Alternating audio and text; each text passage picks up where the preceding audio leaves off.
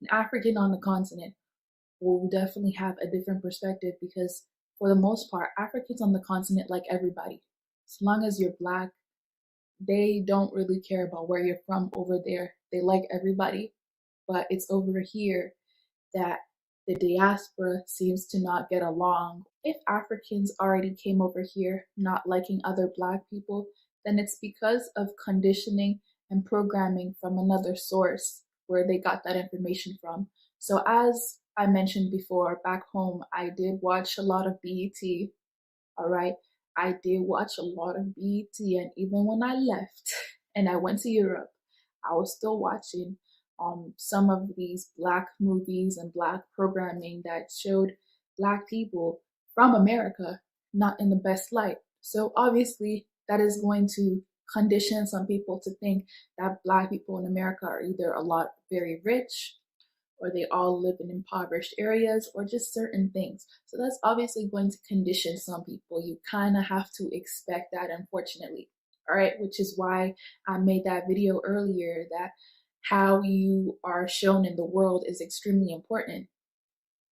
People got mad at me, but I mean, if my first introduction to you is a movie in which you are not seen in a good light, I could be ignorant. I could choose to be ignorant and actually run with that.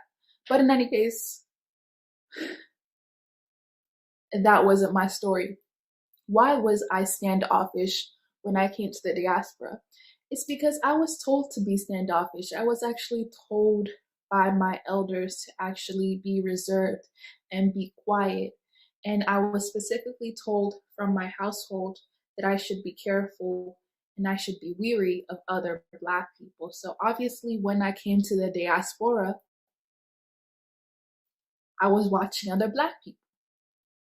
It's not that I wasn't connecting with them, but I was a little reserved. I was a little not, oh, do you want to hang out? No, thank you. Do you want to go to my house? No, thank you. Do you want to go to the party? No, thank you. Like, I was a little more, no, I don't want to hang out with you. Like, I'm not trying to get to know you like that. Why? It's because I was told to do that. And culturally, I will say this. See, there are so many reasons, so it's hard to cover everything, but I'll try. A lot of Africans culturally are shy. A lot of Africans culturally are reserved. If you're somebody who visits a lot of live streams, especially on here, just to give an example, you'll notice that a lot of continental Africans, the ones in the diaspora and the ones on the continent as well, they don't speak as much. They don't participate as much. They'll be in the comment section, but they'll rarely click the link and actually share their voices or their opinions. Why? It's because culturally we're told to be quiet. We're told not to speak unless we're spoken to, or we're told not to speak about certain things that we don't know much about. So a lot of Africans, especially the ones on the continent, but we're focusing on the diaspora, especially the ones who left the continent not long ago on the diaspora, still hold on to a lot of those cultural practices of just not speaking much. So it could be a case of Kweku or Kofi. It's not that they don't like you, but it's Kweku and Kofi. What are they going to talk to you about? So how are they going to open up to you? It takes time for people to open up to you. All right.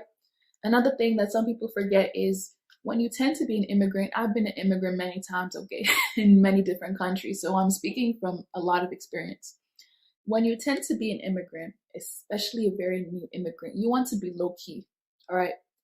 You want to be low key because even though you might not be watched, you feel like you're being watched because you're trying to get something, you're trying to do something, you're trying to get your papers, you're trying to get your citizenship, you're trying to get your green card, you're trying to get this, you're trying to be low key before you start acting out, or not even acting out as in doing bad things. I mean, acting out as in even just acting, like even just doing stuff. You want to be low key, get your papers, get comfortable before you start doing certain things. All right. I spoke about this before. When I was in Europe, when we were in Europe, there were certain things that we didn't do. There were certain things that we didn't say. There were certain places that we did not go because we were not safe. We didn't have a certain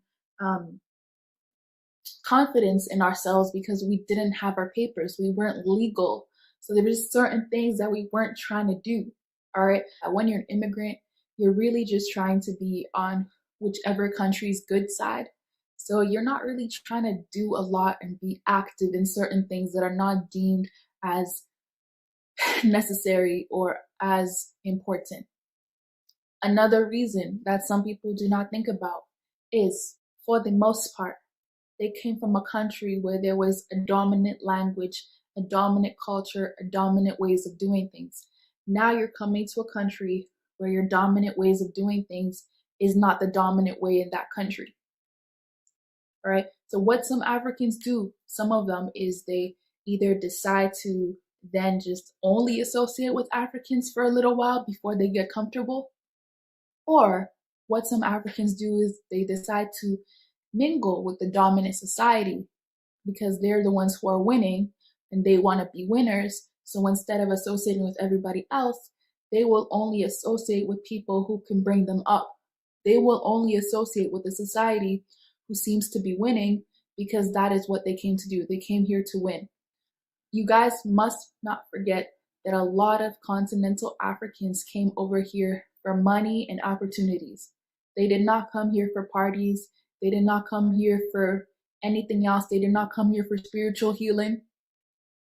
The reasons why the diaspora from the continent come over here are extremely different from the reasons why the diaspora from over here go to the continent. People must remember and understand that, okay? Continental Africans aren't coming here to reconnect with anybody. And I say that with all due respect. I'm not saying that as a jab. I'm saying that with all due respect. Continental Africans, number one reason is not here to speak to even other Africans. To eat their reason, continental Africans' number one reason is not to come here and reconnect with anybody, not to come here and see where their common ancestors were. Continental's African number one reason usually is to make money and be successful over here. That's literally it. They're here for the opportunities. They're here for the work. They're here for the education, whatever those things are. That's why they're here. They're not necessarily here to connect with anyone. A lot of some continental Africans might not even think that reconnecting with anybody matters. And you could tell, right? Some are completely fine with the individualistic freedom that they have over here, and that's just what they want to do. So that is another reason why. I think some people are looking too much into being accepted, being liked and being loved. I keep saying this. The continental Africans in the diaspora who want to connect, who want to connect, those are the ones who will connect. Those are the ones who eventually their walls will break down and they'll get to know you. The ones who don't want to connect, there's nothing you could do about them. If continental Africans come over here and act like they're better than anyone else, I don't like that. But at the same time, that's their prerogative. And if they're going to do that, they're going to do that. There's going to be a percentage of them who do that. And there are historical reasons as to why. Okay, hi everybody. Welcome to the show. So my name is African Millennial, and thank you everybody for being here. So the topic today is African Reacts, because African Reacts did this video, and we're gonna. Whoa, sorry, my bad. 1 second. Sorry about that. So African Reacts did a video. I know most of you guys have seen it, and the video is called "Do Africans Hate African Americans" or something like that. So we're gonna react to that video. I have Kaizo here also in the background, and I'm just gonna let him in. And he wanted to speak about this, and I'm really not sure why. I feel like this diaspora war, like, I'll be honest with you, I feel like most of this diaspora war is online. I don't really see a diaspora war in person, but then again, I don't live in America. So I guess because I don't live in America, I don't have like enough experience to talk about it. But in my opinion, I feel like if Africans are separating from the other diaspora, what's wrong with that? Like, if people are separating because they're different, I don't see how that translates to hate. But we're gonna delve deeper into that. So yes, trigger warning activated. Um, we're gonna let the Africans come in, and I don't know. I don't know if African Reacts is gonna come in today and explain his side of the story.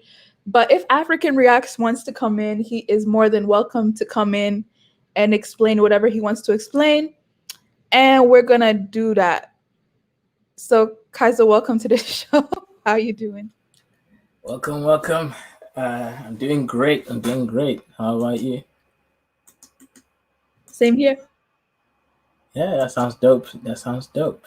So, yeah, our brother over here made an interesting video. We can play small clips from that video, and it'd be interesting to see why he would make such comments. Let people think: is he right? Is he wrong? Or despite whether he's right or wrong, is he divisive? That also matters. Is he creating union or disunion between our people? And I want to know what's going on in his mind. Was he bullied by African Americans? Was he made to feel less than by African Americans? I think, Was and this is what I think, right? And before you go on, I just want to interject a bit. I feel like people who have strong opinions about someone else in the diaspora, whether it be African, Caribbean, whoever, I feel like they had to have an actual bad experience to come to that conclusion. So African Riaz has never explained why he feels that way. And I think that's very important to note because African Reacts, everyone's throwing out his name, but no one has asked him why he feels that way. What happened that he feels that way? Was he ever bullied? Was there something? What happened? Why does he feel so strongly about that? And I want to get into that. What happened?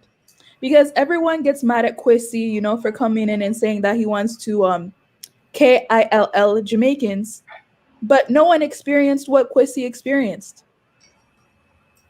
I'm not hmm, justifying what Quissy's going through, but there's trauma behind that. No regular person is just gonna say, I want to KILL someone. No regular person is just gonna say, I hate these people. What happened? hmm. King of Dust says they beat him up, man, and took his lunch money. He beat it now. Do you think that's what happened? Do you think that African Americans beat him up, turned his African eye into a black eye, and that's why he's mad?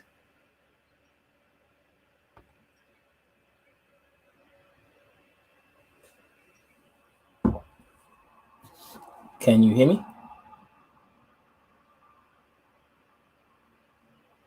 Can everybody else hear me? Please put one in the chat.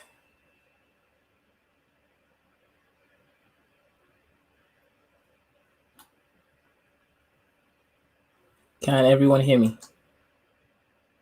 Okay, good, good. Yeah, so I'm going to share a screen and just play a small segment of the video, just so that everyone kind of is in the same line, so that we start from the same place. 1 second. Yeah, so What is up, guys? this is quite common.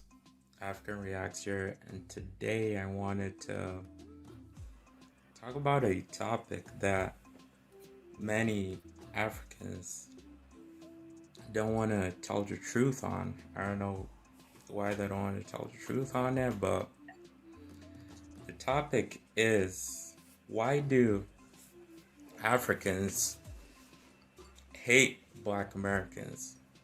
That's the topic.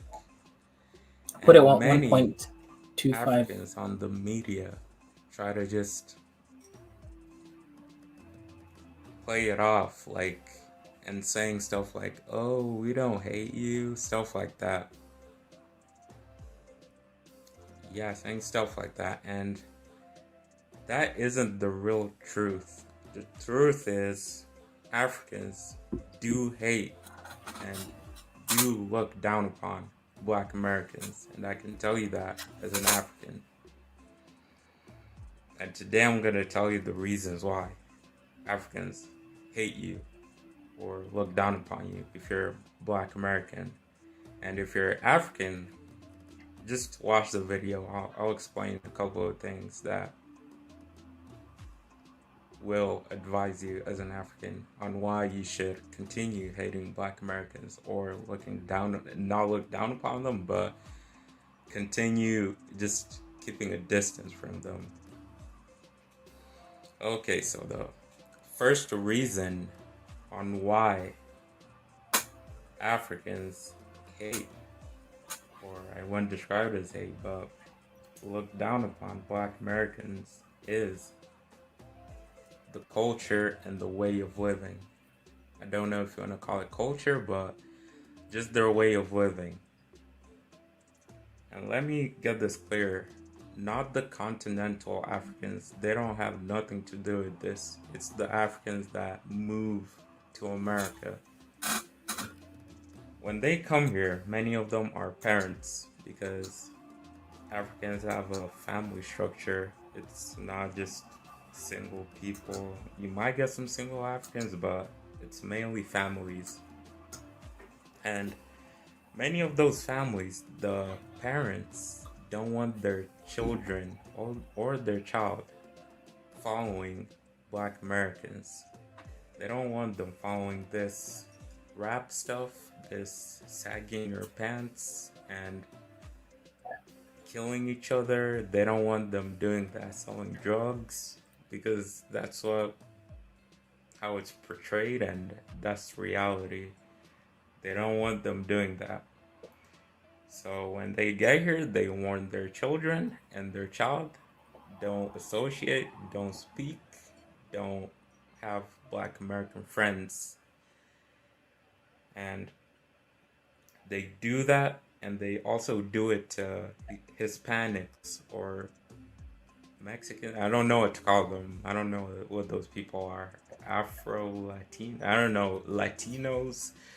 I don't know what to call them, but just those people down in South America over there. And they don't want their kids associating with those people too. They're starting to. Now more Hispanics or Latinos are coming to America. And the reason is Hispanics are following Black Americans, so it's just like a copy of Black Americans. Africans see how they act, and they don't want to associate or speak with most of them. So that's the first reason. It's the way of life of Black Americans and the culture. And Africans do hate or look down upon Hispanics too, just because they follow Black Americans. They copy you guys. So that's the first reason. And the second reason is many of their kids come home complaining about teasing or bullying at school when they go to school. If they do attend somewhere where it's majority Black Americans, they come complaining and that they're getting bullied at school. The African kids go complaining to their parents. So that's the second reason. And they get bullied, and these Black Americans say stuff like, oh, you come from a poor country, stuff like that. They say stuff like that. So that's the second reason. And that when their kids come complaining to the parents, that even adds on the looking down upon or the hatred. So, and me, if I had to tell my story, I didn't really experience bullying, but I used to live in the state called New Mexico, Albuquerque, and I went to a mixed school. So, but I didn't associate with Black Americans, or I had Hispanic friends, but just the cool ones, the ones that are not on that gang stuff. I don't know what to call it, but gang stuff, or listening to rap stuff. just the cool Hispanic. So I had white friends and Hispanic, a little bit, like minor Hispanic friends. And I never really got bullied, but if you're an African listening to this, or an African parent right now, and you live in a state that has majority Black America, I don't know the situation you're on, but just don't take your kid to a majority Black American school. That's my advice to you. I've seen the complaining over the web and from people from different places. Even Haitian people get bullied too, or teased about their country. So if you're Haitian and listening to this, I would advise you to. I guess. I don't know if any Haitians are gonna watch this. And that's the second reason. And what I wanted to say towards the end is, if you're African or an African parent, please continue, and I beg you, please continue to hate or look down upon Black Americans and Hispanics. If you do that, please do. And if you're an African who doesn't do it, please get on board, because the majority of the Africans already do. And it's working pretty good. There's no African modern rappers. There's no African gangs in America. So there's no African American, but Africans in America who are trying to do that rap stuff. And there's no African gangs in America. So that's what I'm saying to all my Africans. Please continue to hate and look down upon Black Americans. If that's what they want to call it, hate and looking down upon them. But it has worked pretty good. And Africans, if you think about it, Africans are the only group of people that are not following that Black American rap, sag my pants culture. Africans are the only one who are not following it and are not in that,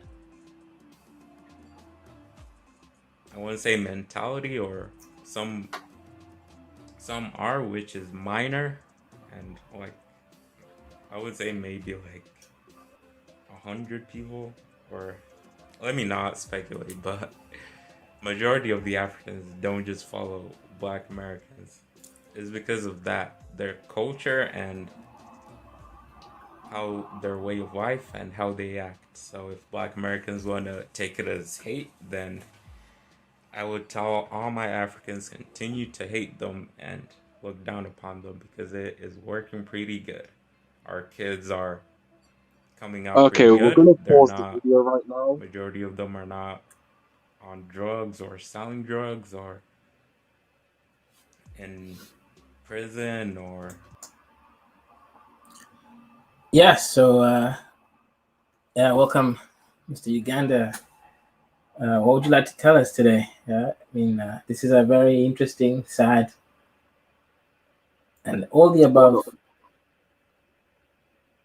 I actually had nothing to say, but no, AM was just trying to type to you through the live chat, but you couldn't see it, so I had to come on here and I didn't expect you to bring me in the show. I thought you would leave me backstage, but you can put me backstage, and I'll converse with you in the private chat if need be.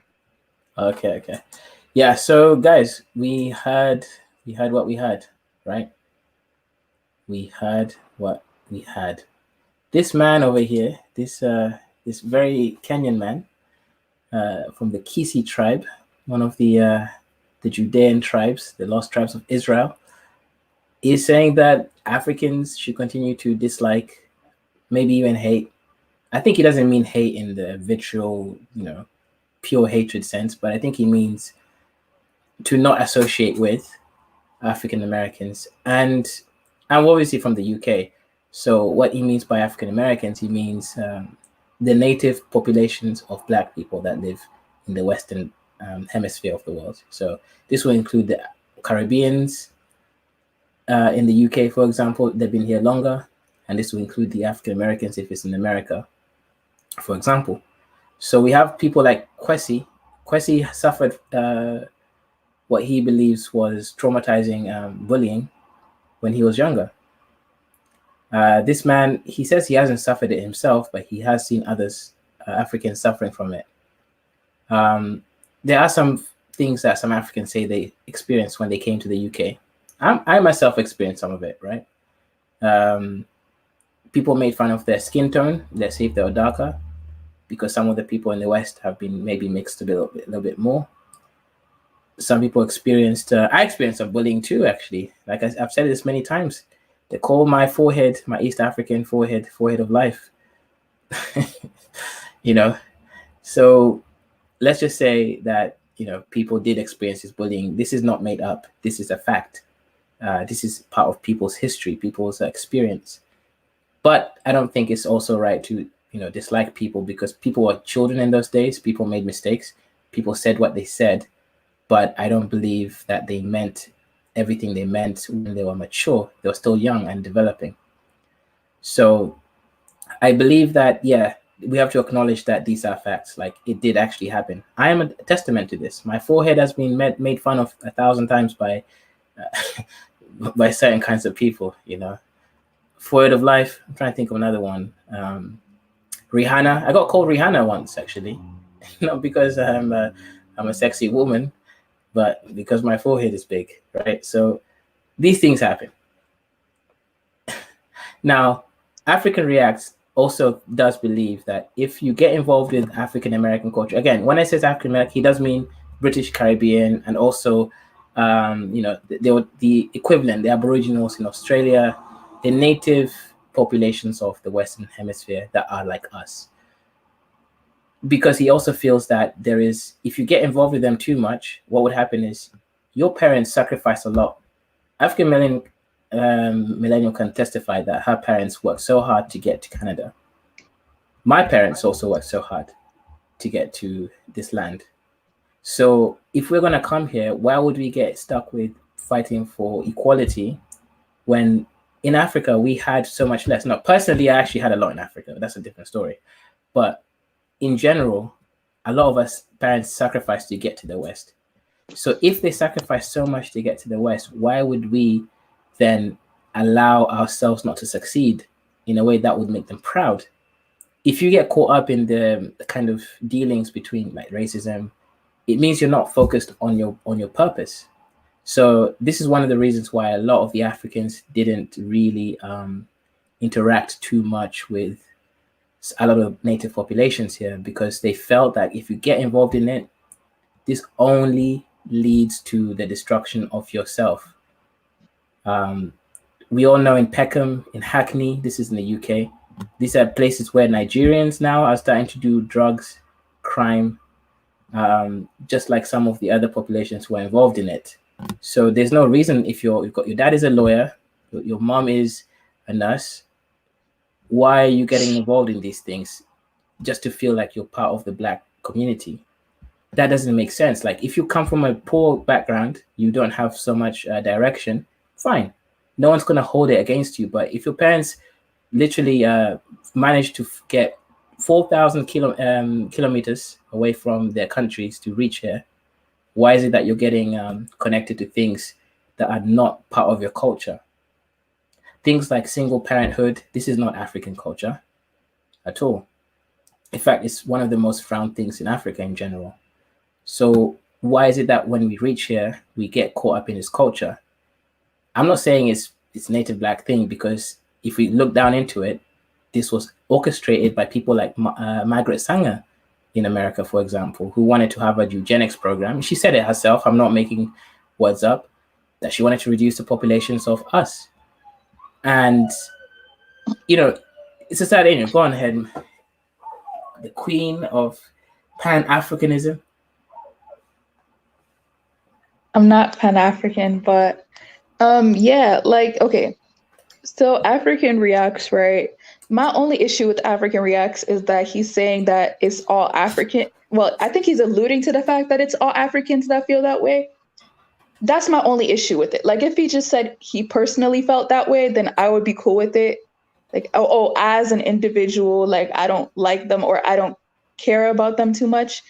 But just don't say that it's all Africans, because you can't use your experience to say all Africans feel that way, because there are some Africans in the comment section who live in America right now, and they're saying that they don't feel that way. So it's like, when you say all Africans feel this way, then it's like now all Africans gotta come out and say, no, you're wrong because you're representing me, or you're representing this person, or you're representing that person. That's my only issue with African Reacts.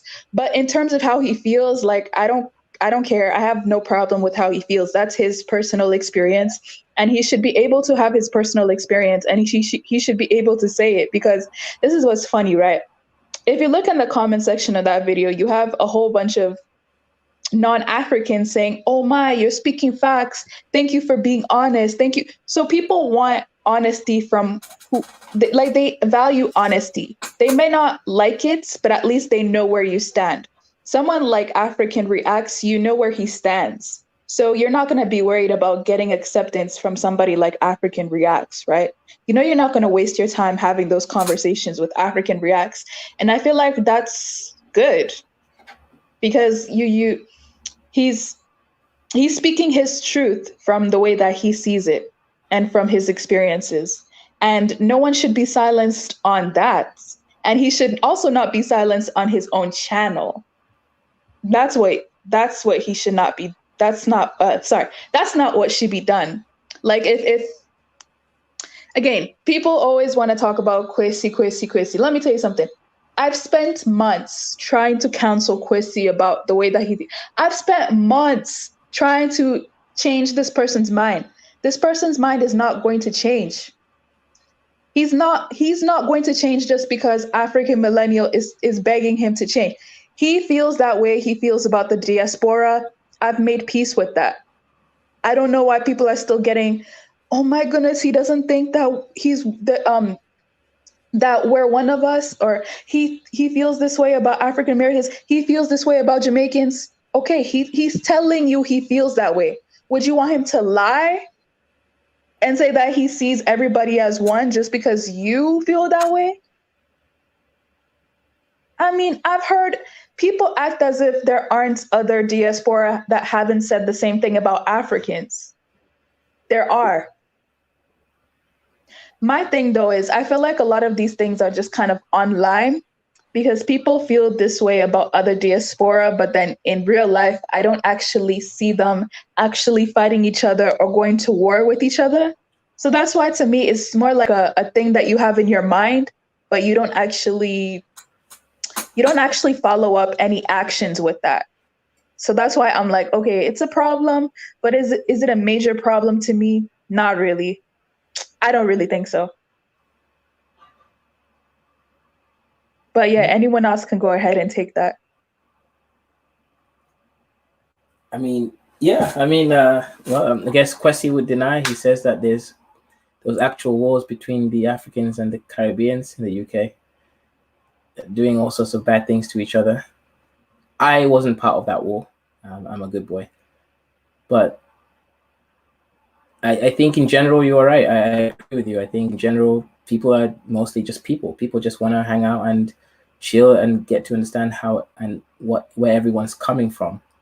I think this idea is going to cause divisiveness, because at the end of the day, the Kakuna does not think, hey, that's a African, that's a African American. The Kakuna sees only you. They see a dark brown, beautiful chocolate man or woman, and they judge that due to envy or whatever reasons they have. That's it. So unless you become a Pan-African, Sanaja would say, we are doomed. Now, obviously, Mr. Uganda and African millennials aren't exactly Pan-Africans, but I do believe that Pan-Africanism is the way forward, because we need to first understand that the world sees us in a particular way, whether we want to or not. That carries stigma. That carries a lot of responsibility. Okay. So I just want to say that we will start letting people come in about 10 minutes because I feel like if African Reacts wants to explain anything or if he wants to call in, he should have the first opportunity before anyone else because this is a video about him and this is, us reacting to his video. So if he wants to, he can. If he doesn't want to, it's fine. But he should have precedence before everyone else. I just think that's fair. But what I wanted to ask any of the panelists up here is, do you guys think that Africans disliking other people equates to hate? Because unless I'm just stupid, and if I am, that's fine. But unless if I'm just stupid, I thought that hate is the opposite of love, right? So if you don't like somebody, that doesn't mean that you hate them. But I don't know. What do you guys think? Well, I actually believe that you can only hate something if you have the potential to love them. And you can only hate them if they've done something to you that goes against what the idea that you guys came together with. You can only hate your wife, your children. You can't even hate your enemy, because to hate them means you could also love them potentially. The feeling of hate is just as strong as love.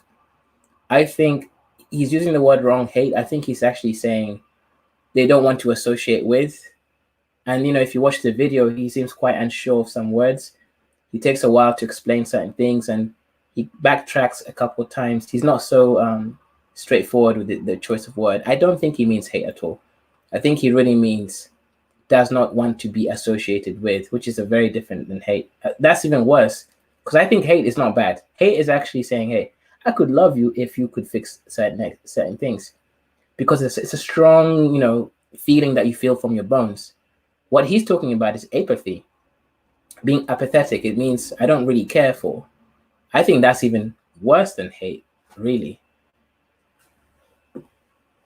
Yeah, I think that he means that he just doesn't care for them, and he basically wants to separate from them. Again, I don't know why. Like, what happened? Why does he feel this way? I have no idea, but I don't know. I mean, I'm not in America, as some people will say, so I have no idea why that is. It's hard to know, really. Yeah. Is he in the chat, or does anyone here have his email address? We can summon him. Give me a moment. You guys can keep interacting. I'll sort it out. Okay, no problem. So we're gonna go ahead and finish the video. Might as well, right? Yeah. Let's continue. Just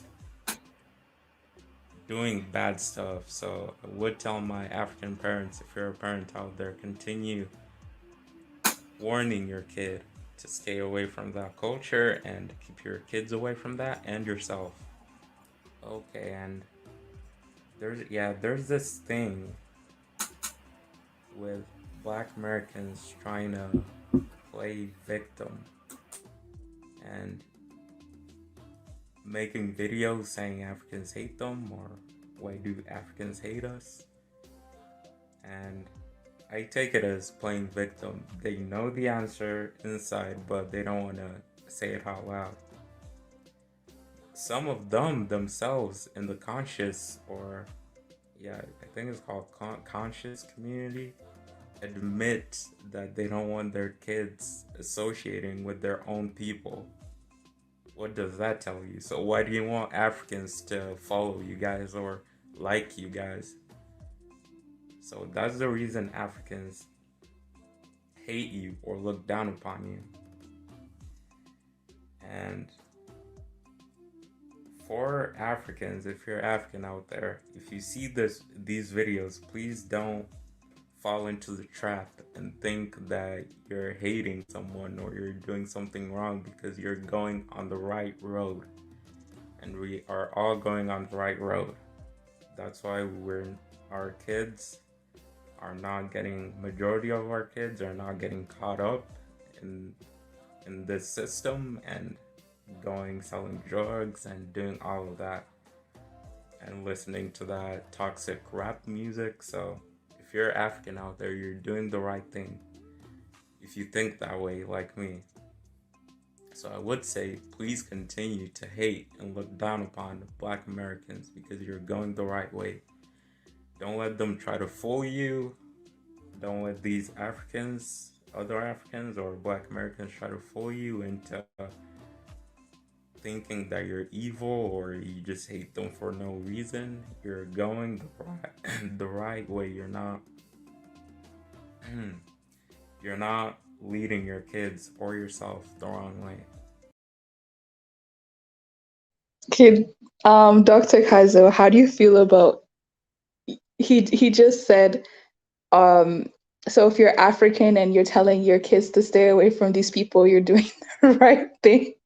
This guy sounds like, one of those old African uncles.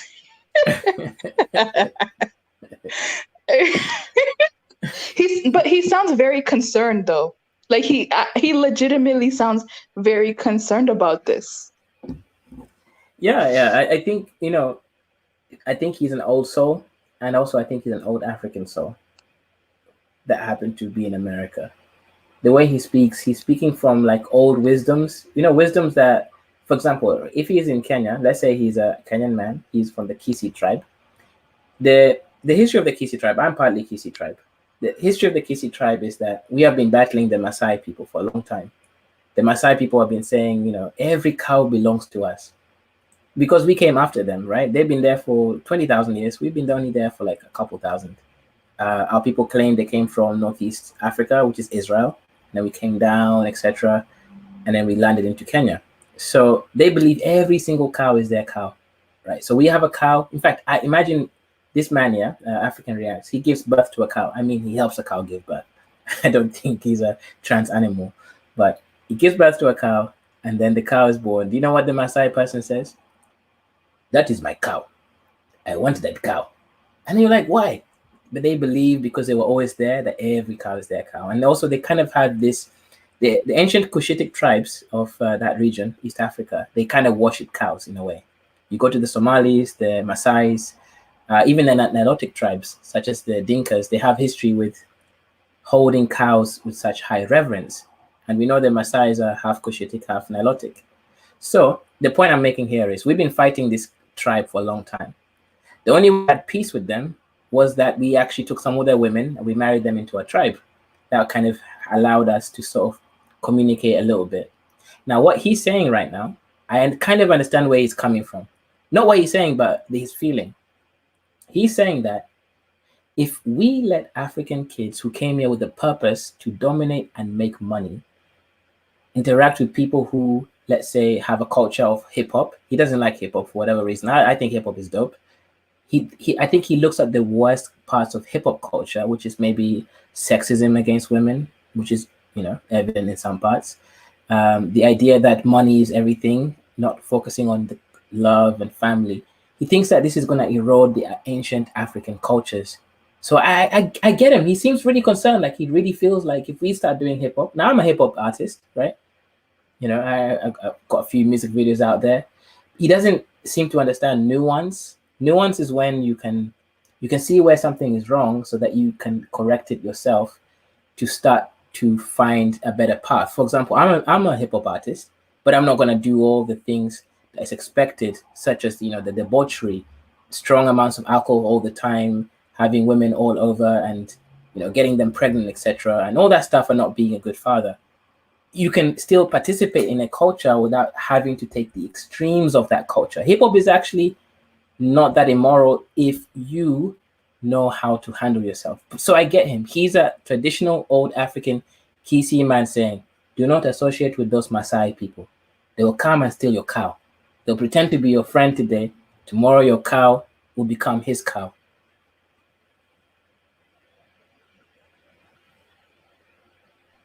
Right. Yeah, so it's an interesting thing. That's my take on it. Africans do hate Black Americans, and I do like why they hate them, if you want to call it that. So I am going to continue to hate Black Americans and look down upon them, and Hispanics too. So I wouldn't want to Stop the video for a second. I want to follow make a culture comment or quickly. my kids. And I'm not gonna raise my kids. Someone in the chat, Kim Afro No, says. don't. Okay. Leave Okay. Kim. Leave Kim. Okay. Leave Kim. Over It's here, cool. so It's cool. they're Just not gonna it's cool. get to see that. And that's it. I don't think I have anything else to say. And please share this video to Africans who try to hide this topic and just play it off like we don't hate Black Americans. We do. Majority of us do hate them.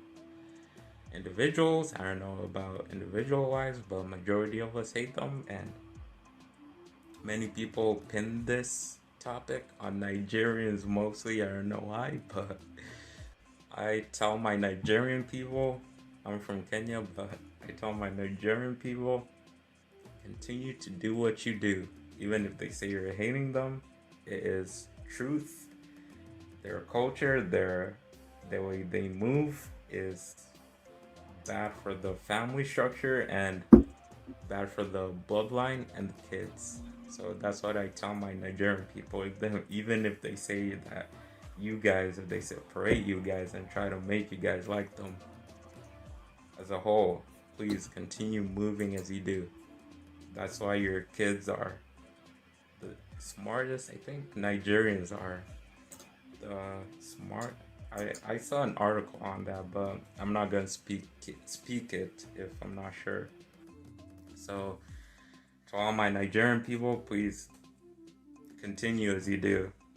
Although they try to blame it on you, but you're not evil, you're not hating anyone, it's just facts. You don't want your kids moving that way and operating that way or associating with those kind of people that do gang stuff and rap. So I'm saying Africans are going on the right way, and to all my Africans, continue moving that way. Please hate Black Americans if you want to put it that way.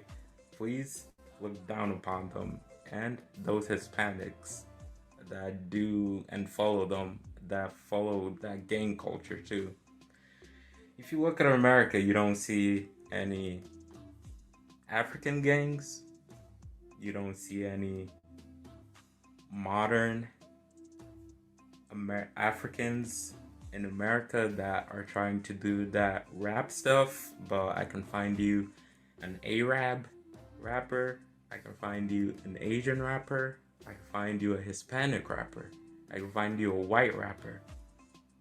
We're the only ones not following that toxic culture or thing that's going on in America. So to all my Africans, please move as you're moving in America. If you see those videos, don't let them convince you that you're evil or anything. It's just facts. Protect your kids, guide your kids, tell them not to associate with Black Americans or Hispanics. Or just minorities, if you want to call it that are moving around and copying that Black American culture. And Africans have been smart to that.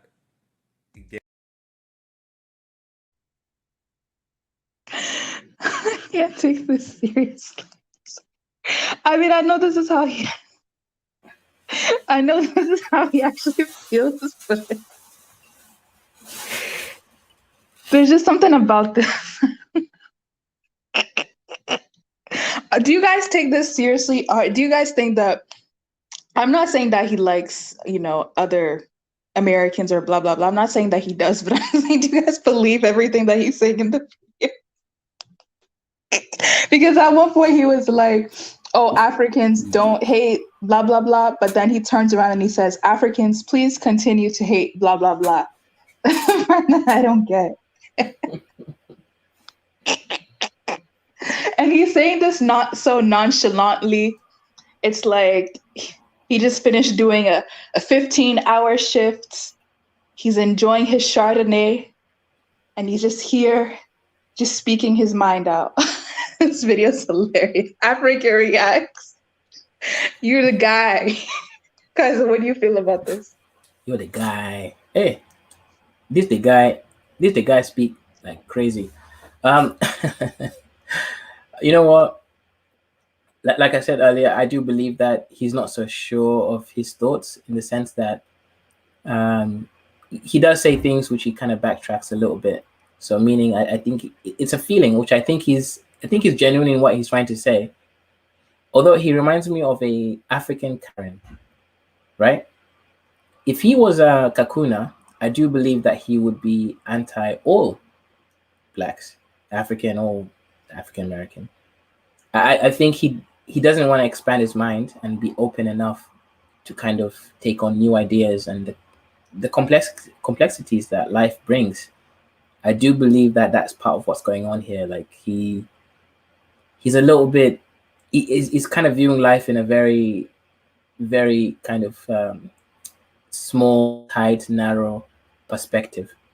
I do believe if he meets more African Americans where he can kind of communicate with them, he can experience more with them who are similar to him, his mind's going to open up. Because there are some African Americans, when he's explained like that, but a lot of them are not. Most African Americans are normal people that have jobs, have families, or are children themselves who just lead a normal life. So I think he's buying into this stereotype. And to him, or maybe he's had a couple bad experiences with bullying, or he's seen people who's had a bad experience with bullying, and he's allowed it to take hold of his spirit. So I think he's not a bad guy. Like I don't sense like an evil spirit behind him, like I have sense in some people. I think he's truly trying to figure things out, but he's a young man and he needs some guidance. That's my analysis here. But I wish he would, answer the call, and it would be good to kind of see where his mindset is at, where what he really believes, what he's seeing in his heart. Mr. Uganda, did you have any comments on that? It's on like because I can't speak on a context that I'm not a part of. So whatever he's gone through with Black Americans, it's taken place in the United States. But what I can say is that everyone deserves an opportunity to heal. So if you've been through things, you owe it to yourself to try and work through your trauma. It's very unfortunate that we don't treat each other with respect. But yeah, he's 17, so he is quite young. I remember being 17. It really wasn't that long ago. Like I harbored a lot of ill feelings towards people who wronged me back in my childhood and all of that stuff. But emotional intelligence and stuff such as like getting over deeply seated emotions, it does come with age, and it comes with a willingness to want to be open. Something interesting, I know Diogo isn't here, but he did mention that because he mentioned how it isn't a hate for Black Americans, but rather he's trying to project his experience. I wasn't listening too much to what it is, but I just wanted Diogo's opinion to be heard because he was in the background, but he couldn't stay. But yeah, that's all I have to say. Thank you. Interesting. Actually, Jay Everything makes a really interesting comment because, I mean, if it was an American saying this about Africans, would Africans take it as hate? I'm pretty sure they would. Okay, maybe the continental. Maybe the continental back home. I know I would try to understand because I always try to see people's perspective. I try to see where they're coming from, like what they've had to deal with. And I know a few other people who are like that. They wouldn't just rush headlessly into the notion that this person's bad because they're saying certain stuff. We're quite understanding people. We would try to understand where it's coming from. Then maybe if we view it as trivial, then we might just class you as a bad guy. Well, to be honest, I don't think in the real and the practical world, nobody has time to really ask questions and really dig deep into where this is coming from. Except for instances like now where we're literally asking, where is this coming from? Why is this happening? In the real world, people don't have the time or the care, to be honest, to dig deep and to try to find that information out. That's true. That's true. But then, To be honest, African, he needs to be over here because we have to explain for him, and he's like, if African Reacts, if you're watching, just click the link, because you need to, you can explain all of this for yourself, because really and truly, I don't think I can even explain it, because my attention has been between the chat and the video and other stuff. So I want to be able to relate to what you're saying as far as, converse with you, but it's hard to do when you're not here to explain your pathology, Exactly. I mean, he seems to have grown up with that. You're not honest about what? I don't even live in America. What am I not honest about? These panelists are not honest. Oh, that's an African who. So some people agree with the African Reacts in the comment section. I think Lion King is one of them. Lion King, soon you'll be able to give your own thoughts. Well, it's funny because there were other Africans in the comment section saying that's not true. We don't think like that. So that's what I'm saying. Like, I don't see this as all Africans think like this. I think some Africans think like this. And that's what I'm saying. This is an individual's opinion that's being painted on everybody, but not everybody thinks like that. That's the difference. Oh, but what specifically is the dishonest part? That's what I would want to know, Lion King. Is it a way we've expressed something that's dishonest? Yeah, just let us know in the comment section so we can, have a go at what you're saying. Thank you. Yeah, so we'll give you some time to actually explain what we were being dishonest about.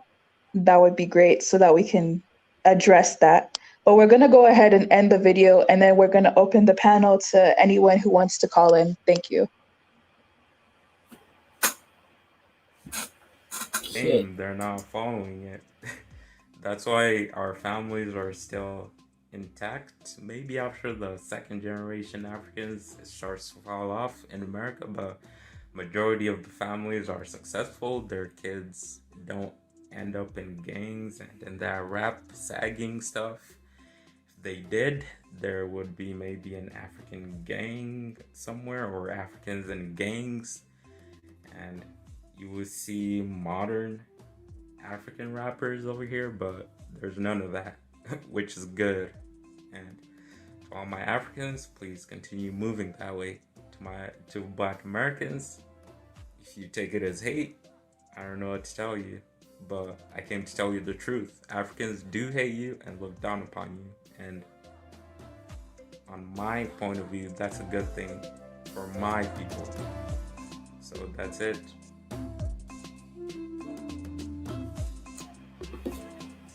Man came with fire like the Holy Ghost. By the way, this guy's videos are fire. Like, his cinematography is fire. I really like it. Like, even this song, African Reacts, I can't. Anyways, let me stop the video. No, he's a talented brother. So if we go by Helping Brothers, right? He's a talented brother. The man knows how to have good video, good cinematography out there, and he's going to keep improving. And you know what? Along the line, he's going to meet people in this space, people like me, Mr. Uganda, the queen of Pan-Africanism, even though she says she's not Pan-African. And he is going to interact with African Americans like Donnie Goes In, etc. Right? All these brothers and sisters who are going to help him reach the next level. He's only 17. He's got some of us who are in the middle between his age, like Mr. Uganda, some of them who are a little bit older like me. And he's going to learn from us. And guess what? I really do believe that his mindset is going to be different. I don't know if it's going to shift, but it's going to be different. I believe that. I have hope. How is it going to be different if it doesn't shift? He will at least accept that some African Americans are good. That's progress, We can't expect to win the war just yet, but we can have some progress, I believe. All right, no worries. So we're going to let Sir Will go ahead. Thank you for calling in. And thank you for being patient. We were just waiting for somebody, but it's okay. I understand if that person appreciate does it. not want to call it. Yeah, appreciate it, man. I've been seeing that video, my blood was boiling. I'm like, this okay, I'm gonna try to be nice. All right. So this kid is 17 years old, right? So where is he at? Is he in America? Yeah. Okay. So and this should go for like every African who is in America. Okay. If you hate African Americans, yours should go back to Africa because all of us who are in America, we are benefiting from the effort, the sweat, the blood of our brothers who are African Americans. What they've been through in this country, we are just benefiting from that. And some of us are coming. Me, I went to engineering school and things like that. And guess what? I benefited from what they went through. So I can never, never in my life say that I hate my brothers and sisters who are African American. Now, here's the thing.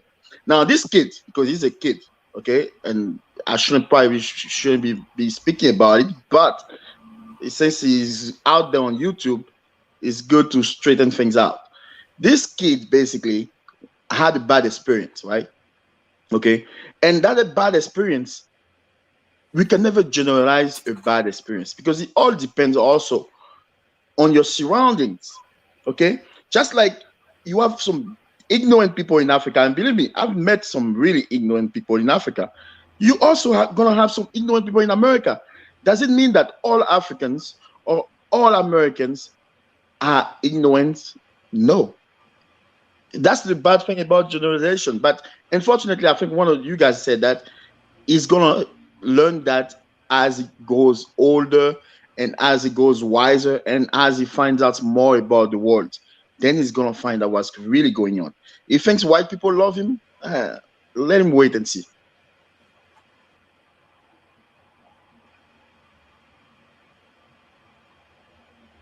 African reacts. Would you ever date someone who's black but not African? I'm just asking. Would you ever marry one? Because if I could get that answer, then I could kind of maybe see what's really going on here. But anybody can take that. Anybody can take that. Yeah, I mean, yeah, what the brother said is, I agree with what he just said right now. Is in time, the brother will get to see the world and how it really goes, because there's multiple things in life, right? In life, you're gonna have people who have been demonized, and the media or the mass propaganda has portrayed them in a certain way, and you're gonna feel by not associating with them, you're gonna benefit. And let's say you benefit in the system that's rigged against those people, fine. But then you're gonna think that the people, the kakunas, who have been rigging that system are okay. Then you're gonna realize kakunas are not gonna promote you at work. Terry from sales is gonna get promoted over you, even though you're the person that brings in $200,000 a year due to sales. Terry's only bringing 110. You gotta realize this. This stuff happens all the time.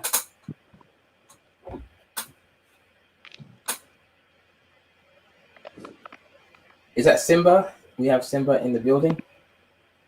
No, it's Lion King. Lion King is the one that said that we were being dishonest. So it's actually good that you called in Lion King, because I want to know what was dishonest. And yeah, thank you for calling in. Yeah, thank you for having me on the panel. I guess you can speak your mind. And can everyone watching please like the video, please? Yeah, thank you for having me on the panel. And this is the first time I actually called in the panel. So excuse my inexperience and my English, because I'm from Africa. I'm from Senegal, so I speak French. My English is not that good. But what I would like to say here, I think what. Bonjour, comment t'appelles-tu? Sorry. Bonjour, comment t'appelles-tu? Je suis Kaizo. Yeah, what did you say, Kaizo? I said, how are you? Yeah. Well, I don't know how to pronounce it, but yeah. Could you speak a little bit louder? Yeah, please speak louder. Comment t'appelles-tu? Yeah. Maybe my phone. Hello, can you hear me? Yeah, we can hear you. Please continue. Yeah, I think what I would like to say is that I think the what African React says is real. I mean, I totally understand him what he say. So when I say you guys are not honest, because I think what you guys did is that you are nitpicking what he says on his video and then make a comment on it. But I think he was very specific. He was very specific. He say African hates black Americans who are gangbanging. You know what I mean? It's very specific. It's not all black Americans. It's just talking about those killers, those, you know what I mean? He just talk about those guys, but it's not talking about all black Americans. You know what I mean? I really understand what he's saying. No, that's not what he said. He said that he hates African American because some of them are gangbangers, some of them are into rap music and things like that. What he does not know, Yeah, that's what what hate them. Hey, brother, what he doesn't know is that I'm we from have rap Africa. music in Let me Africa. tell you something. I'm from Rap Africa. music originated from Africa. So No, so let me he, tell you something. No, let me okay. tell you Wait, something. let Lion King finish. Let's hear what he I'm has Yeah. to from say. Africa. I'm from Africa. You know, in my own family, if you gangbang, you will get really checked very quickly. Anybody in Africa will not tolerate that kind of behavior in Africa. You all know that. And then I think what he's saying is talking about those people gangbanging. You know, those murderers, those baby daddies. You know what I mean? I mean, he's talking about those irresponsible ones, not the good black Americans. You know what I mean? Well, those gang bang that you're talking about, we have the same gangs in Africa. I hope you know that, right? We have that, but we don't like them.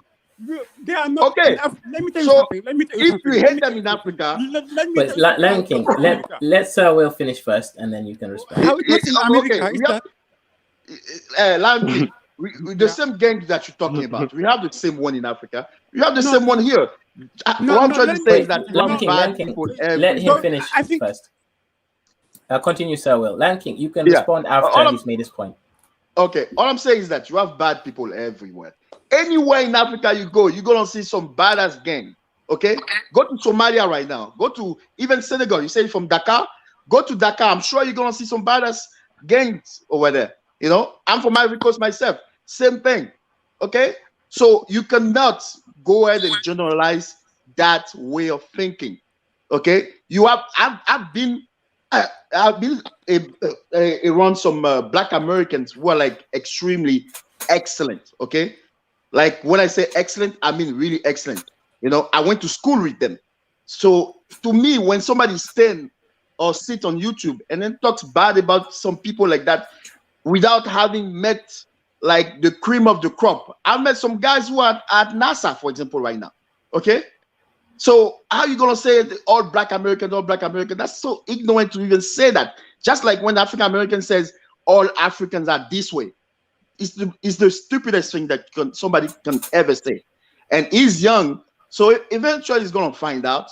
And when he finds out, he's gonna feel real stupid for having said that.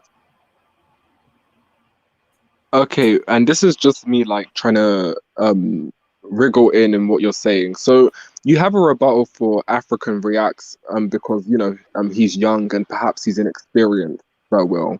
But what do you have to say to Lion King? Lion King sounds like he's up in age. So how would you refute what Lion King's saying? Like what Lion King is saying is based straight out of ignorance. Straight up, ignorance doesn't have an age. You could be 80 years old and be ignorant. You could be 15 years old and be ignorant. So what he's saying right now is based out of ignorance. Once you've been around enough African American, you learn to form a certain judgment. You know, and you learn that what some people are saying is not true, and basically you move on. You don't never generalize. That's what I'm trying to say, because we don't like it when people generalize when it comes to Africa, because you have bad and good people in Africa. We don't. It's not smart for us to generalize when it comes to American as well. That's what I'm saying. Okay, all I have to say though is, again, and to clarify, I think the title was Why African Hates African Americans, but he's saying it's not hate. It's why do Africans, when they come here, they don't associate with African Americans. So he's not talking about actual hate, but it's like we're still distancing ourselves. We still don't want to be associated with them. We don't, and let's be honest, a lot of us don't want our kids to have that culture, whether it be African American culture or just pure American culture. You don't want your kids to have the culture of over here. And for some people, they take that as hate, but it could just be like, I don't really trust you type of thing, you know? And is that wrong? Or it's because I can't lie. Listen, I can't lie. I don't know if people came in the beginning of the video. I literally played the part where my own parents told me to be careful of other Black people. My parents told me that. So I'm not gonna sit here and act like, oh, I've never heard those things before, or I've never experienced it. I'm not gonna lie. I won't lie about that. But we're gonna let, I think it was St. James that came in. So St. James can go, and then Tribal African can go ahead. Okay, thank you for letting me in. I really appreciate it. This is an interesting topic, you know. And I don't agree with everything that the boy said, but you said he's 17 years old. So I would like for everybody to understand that he's 17 years old. He's going through something that all of us may not know exactly what's going on in his head. But for me, living in the United States, and when I talk to Africans that went through the schooling system here in America, I'm talking about elementary school and high school, African kids have gotten it worse. This is not my own opinion. When I ask the question, this is what they tell me. You know, they've been through stuff that we may not even have experienced ourselves. So the first step for me is to ask for the people on the panels and anybody else that is listening, the grown-ups. I believe it should be time for us to talk to these kids, to get through their heads, because he said he hasn't gone through it himself. Maybe he's lying. I have my own cousin here. You know what happened? One day he woke up and he said he doesn't want to go to school. And his daddy asked him why. He said, no, nothing. I'm just tired of this school. It took him months to understand there was some bullying going on in the school. And the kid did not want to talk about it. So being ashamed, being embarrassed to talk to your parents, it's something that every one of us should understand. You know, I see a lot of bashing. For me, I understand. This is wrong coming from a child from Africa. I get it. But what he's saying, we need to listen to it and see if we can fix it together instead of bashing him. I'm seeing people also saying, oh, I haven't gone through it. Have you went to a private school? Did you go to a better school than he went to, or the other kids? Because I see that here. Let's not neglect the fact that it happens. Sir Will, please, you are an African, so you should know. These things happen to the kids. It happens. Let's not come here and talk about it should be ashamed of himself. He's 17. Okay, St. James. Let me finish. Use the opportunity. Use the opportunity to reach out to him because he's 17. You can mentor this child instead of telling him, oh, he should go back to his home. Maybe he doesn't have that grown man like you in his home. That's why he's making those mistakes. So take that opportunity because he has a YouTube channel. Try to reach out to him and reason with him. I would appreciate that better than telling him he should pack and go. He's not an adult. He's still 17. He's trying to figure something out. Help him out instead of trying to tell him to go back home. Thank you. So, okay, so you're using the age thing, okay? Just like the man is on the chat. Wait 1 second. African React is on the chat. African React. Awesome. Call in. Lanky is not 17 years old. Lanky feels the same way. So what would you say about that, St. James? Oh, I did not get the question. Listen what I said. I say I really. But you need to speak louder. You need to speak louder. I can't hear you that way. So Can you I speak think a little it's bit my louder? phone. I think it's my phone. Maybe I need to change my phone. Lion King, I know. Yeah, I know the I connection will- is not so good in the jungle, but Oh, no. you're the Lion Yeah, King. He said that. He said it's his phone. So yeah, maybe you need to leave and come back. I change my phone and I'll call back in. Okay. Oh no, it's good now. It's good now. Can I say something? Hello? Can I Yeah, it's Yeah. speak? good now. Can I Wait, speak? let Can you hear Lankin me finish now? his point first, Tribal. Yes, go ahead. Okay, no, what he's saying, what the guy is saying, Lanky is saying the same way. I say I understand the guy. I think there's something you guys, I think we need to differentiate, you know what I mean? Mm, Taking from what he's saying, taking just one point of view and generalize it. I think, in my opinion, I think he is not generalize. He is not generalizing about all Black Americans. He's talking. He's just talking about those bad apples. That's what I understood listening to him. It's like when Anton said, Anton. I don't know if you know him. He's a YouTuber. He's a millionaire. He's a Black American.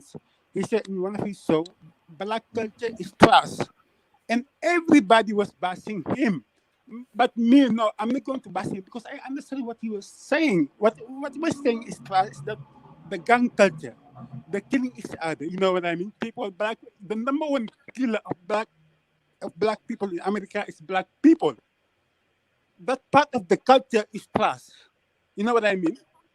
Killing, stealing. You know what I mean?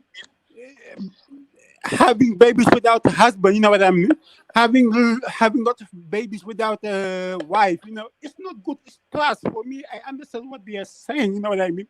So I'm not going to say he's generalizing about all Black Americans. No, he's not generalizing about all Black Americans. I know very well the history of Black Americans. I know George Washington Carver. George Washington Carver. Maybe you guys know him too. He's one of the most knowledgeable people in the world. You know what I mean? If you don't know him, go Google him. George Washington Carver. I know there's a lot of black good Americans in the world, here in America and in Africa too. But what I don't like about the culture in Black America, you know, in Black America, you know, especially the hip hop culture, you go, you kill somebody, and then go put it in your music, and everybody's following you. Everybody, all the community will like you because you know you kill somebody and you put it in your music, and then just doing that, you have a lot of followers. It's not right. It's not right. We must not. We must not encourage those kind of people to do those sort of things because in Africa, you all know me. I'm African. I'm from Senegal. If I kill somebody in Africa and people know, I would be going to jail very quickly. And in America, you can kill somebody and the whole community know, but nobody will say anything. Everybody will praise you. That part of the culture is class. I don't like it. And I want it to be changed. You know what I mean? So what African Reacts is saying, I totally feel him. I understand him, and I totally agree with him. And I don't think he hates all Black Americans. I don't think that way at all. No, I want to hear what St. James has to say now. Before Since he that, was talking about the age situation, what do you have to yeah, say St. about James. that, St. James? Before you respond, St. I James. don't. Can you formulate your questions because I don't understand what you're talking about the Let me age. just say something, you know. So, We got Tribal African and Jahari need to go first, then St. James. well, you know, coming from people like us, like Pan Africanists, sometimes when you listen to an African speaks like that, it makes you worried. Okay, but sometimes if you just sit and listen to the little man, he might have some sense. Okay, it's factual. It's I think no one can deny that he has gone through some kind of bullying in with in America. That is his experience, and that is not. He's not like it's not particular to him. Many Africans will tell you the same kind of bullying from African Americans. So speaking about bullying is something we should take it like really serious. Yeah. So that is his experience. That's one thing. He's speaking his mind. So I was about to say something, and African millennial just said it. The truth is that Africans, like first generation Africans, they don't want their children to inherit the African American culture. That is a fact. No one wants the children to associate with African Americans. When they say African Americans culture, we're talking about the culture that is being projected to us, the gangster culture, the twerking culture, the baby mama culture, things like that. That is somehow, I might be wrong, is normal in African American society. Africans' parents don't want your children to be part of that thing. Is that really hate? Is that does that make them hate African Americans? I don't think so. I just think they're just being protective of their own children. And he has made it clear. He is not saying that we hate people. We don't just want our children to be like you. We want to distance ourselves from you. We don't want the children to get that kind of a culture. If you consider that is hate, okay, then you might take it as hate. But what you are going to say, we're not gonna let our children be like that. And when we say like that, it's the trash culture, as my brother Lion King was just talking about. You understand. So it's not really hate, but as I said, from a Pan Africanist point of view, we feel hurt when we see a fellow African speaking like that. We just want to go and batch him. But if we just take time and say, "Oh, what's the issue? Why do you think like that?" What's going on? How can we fix this? Is there something we can do, or is there something, or it's just an end game? There's nothing we can do about it. Yeah. So let's not batch him. Let's try to reason with him, and let's be realistic. What's the force now? What's the things that don't go well in this society that we don't want to be? We don't want to be part of it. And it's true. African Americans, they don't like to listen. They don't like to hear you talk about it. There's a lot of fatherless children, and fatherless children will be the ones that be more prone to bullying people because they don't have the right home training. It's uncommon for an African to bully someone else because it's not just part of their culture. They teach them, wow, you can't bully somebody, you respect your elders, respect your seniors.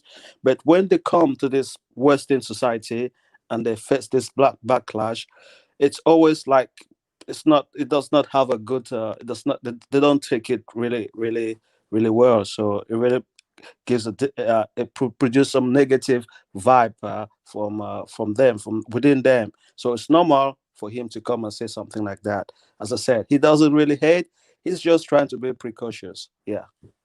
Well, he's here right now, so he can actually fully explain and Ah, clarify okay. all Okay. his positions. So, Yeah. African React, thank you for coming on behalf of the chat. Again, Yep. people listening in, like the video and support the channel. Donations are accepted, and we're very, very gracious for those who have donated to the channel. Thank Yeah. you. Okay, Uh, for the person who said I went through bullying, that's a lie because I didn't come here as a refugee. My parents live in a white area. And secondly, I met Congolese and Rwandan kids who went through that. That's why I decided to speak on it. I didn't actually go through that. I actually went and did my research because I met kids who went through that. So what kind of bullying do they get? One actually wanted to commit suicide, and some of them don't even speak in school. So I don't get why he's picking up on it. Makes you think I actually went through it So it boils Yeah, down to because what I are you never. my saying, parents are Gerard? doing well. I didn't land Yeah, here as a refugee, so I wasn't put in a black area. I live in a white area. So African React. So based on your Yeah. video that we are just showing, so most of these kids don't want to speak about it, right? Correct? Yep. They don't want to talk to the parent. They are so ashamed of what's happening in the school system. Yeah. Okay, thank And you. if you live in the Midwest or the Kansas area, I would tell you to go and try to speak with the Congolese kids, and they'll tell you all about it. And Rwandan kids. I is it haven't met because any other area of the United States, so I'm not going to speak up on that. Does it go further than them being called African booty scratcher? Does it go further Yeah. than that? Can you be Yeah, and the specific? Give girls, us, give yeah, and the us. Black American girls telling the African girls that they smell, stuff like that. okay? Jahari, do you have any questions for African Reacts, the Kenyan Kisi man from the greatest tribe of all of Africa? the Judeans. The The Judeans. Judeans of Africa, exactly. The lost tribe of Africa. Can you hear me? We can hear Yeah. you Yeah, well. I hear it. Okay. African React. I totally understand everything that you're saying that goes on because I have a family that are Nigerian and the dad, my cousin, is from Barbados and Jamaica, and their kids have gone through that, and they're very young, and they have actually moved to California because of it, because they were living in Kansas, Wichita. So I understand it. The thing that I want to be clear on, though, is that, you know, like I was born in the UK. I'm going to use myself as a reference. I was born in the UK, and I'm Rastafarian. So I'm born from Afro-Cuban and Jamaican parents. And I went through bullying so much to the fact that I was traumatized and had to leave and move to the US. And I have US family that have been through bullying from Africans. You know what I'm saying? So it goes both ways. We have to, I feel like we're just generalizing a lot and using the word hate. Like Kwesi, I was on Pan-African Strikes Back channel yesterday, and Kwesi flat out said, I hate Jamaicans. You know what I'm saying? And I've been on panels and defended him, because when he came on the last time and said what he went through, I actually contacted my family in the UK who live in Peckham, Lewisham, Catford, most of Southeast London, and asked them if that was going on. And some of them said they don't know about it because they don't get involved in all of that stuff. And some of them said they do know about it. You know what I'm saying? And they don't partake in it. So I have been going on panels and actually defending Kwesi, but Kwesi has been really disrespectful about how he talks about it. See, there's a way that you can put it across that doesn't have to attack everybody, because listen, I was traumatized by how those Muzungos treated me as a Rasta kid growing up. You know what I'm saying? Those gypsy kids in the UK, they were wicked to us. You know what I'm saying? And I had to leave UK and move to the US to free myself and actually save my life and some of my family's life, because how we were traumatized, because my mom was a single parent of 7. So I say this to say, we have to be careful about you flinging out that word hate everywhere and making sure that we educate each other, you know, in a different way. Like you guys, we're here talking about it, but when you start flinging that word hate, and if you go to Ghana, you're going to do this. Excuse me, I can go to Ghana anytime I want. I grew up with friends that are from Africa that I have no issues with. So when you say that, you're one man talking and you don't represent Ghana. So I'm just saying that to say, like, let's be respectful. We can talk about our traumas, but be respectful. I can't go around saying I'm going to kill every white person because they traumatized me. We can't do that. So we have to be realistic about our situations here, because it's not going to work out. It's not. If you have to coexist, you have to amalgamate with people. That's just the way life is. I'm not walking around with revenge on my back saying that I'm going to slaughter every white person because of what they did to me. I'm not even going to go through the things that they went through. I was suicidal too. That's why I left the UK. And it went on for years. They put bombs through my family's door. You know what I'm saying? Petrol bombs through my family's door, throwing things, you know, smashing glass and all of that. Terrorized all the time. So I understand it, but at the same time, we can't be going around inflicting. And it seems like this YouTube thing is so toxic with it, because in real life, it's not really going on. And African Reacts, you didn't go through that yourself. So is it possible that the people that went through that, you know what I'm saying, don't have a channel to talk about this, or they don't have an avenue to talk about this? Because I'm not denoting that it's not to be talked about, but at the same time, you know, it's a difficult one, man, because we all want to defend ourselves, you know what I'm saying, at the same time. But it's like when you're going around saying that, oh my God, like and some of the things that you said, like every African American is not a whole and is not represented by the hip hop culture. My family are not. My family live in New York and Miami, and they don't have nothing to do with hip hop, and they're not hoes and biatches and all of none of that. So we have to be careful with how we put that out in the universe. I'm sorry, and I'll yield the mic. Can I ask you a question? Who calls it hate? Isn't that the word that everybody? Kwesi says straight up yesterday. He was on the panel straight up saying, "I hate Jamaicans. I don't hate the African Americans." I never watched that panel. When you use That's those shocking to words, me. when you use that, he said it. I was on there. I was on there yesterday, and I've been in panels and actually supported him and said, no, he's young, he's been through some things. You know what I'm saying? And actually defended him. And for him to sit there and say that straight up, and he was in there, and actually Brandon was taking the mickey out of him. And then he sat there and said, "Oh, I don't hate you, Brandon. You're cool. I hate the Jamaicans." And I reacted to that. I did react to it, not in a disrespectful way, but I basically said, I understand his hate for Jamaicans that inflicted that on him, but I wasn't one of them, and neither was my family, and neither was the people that I know. So I'm not gonna take that on. I'm not gonna take that on. See, I gotta be honest here. I was bullied by Jamaicans actually as well. Jamaicans are the ones. Yeah. Jamaicans. Sorry, go on. Listen.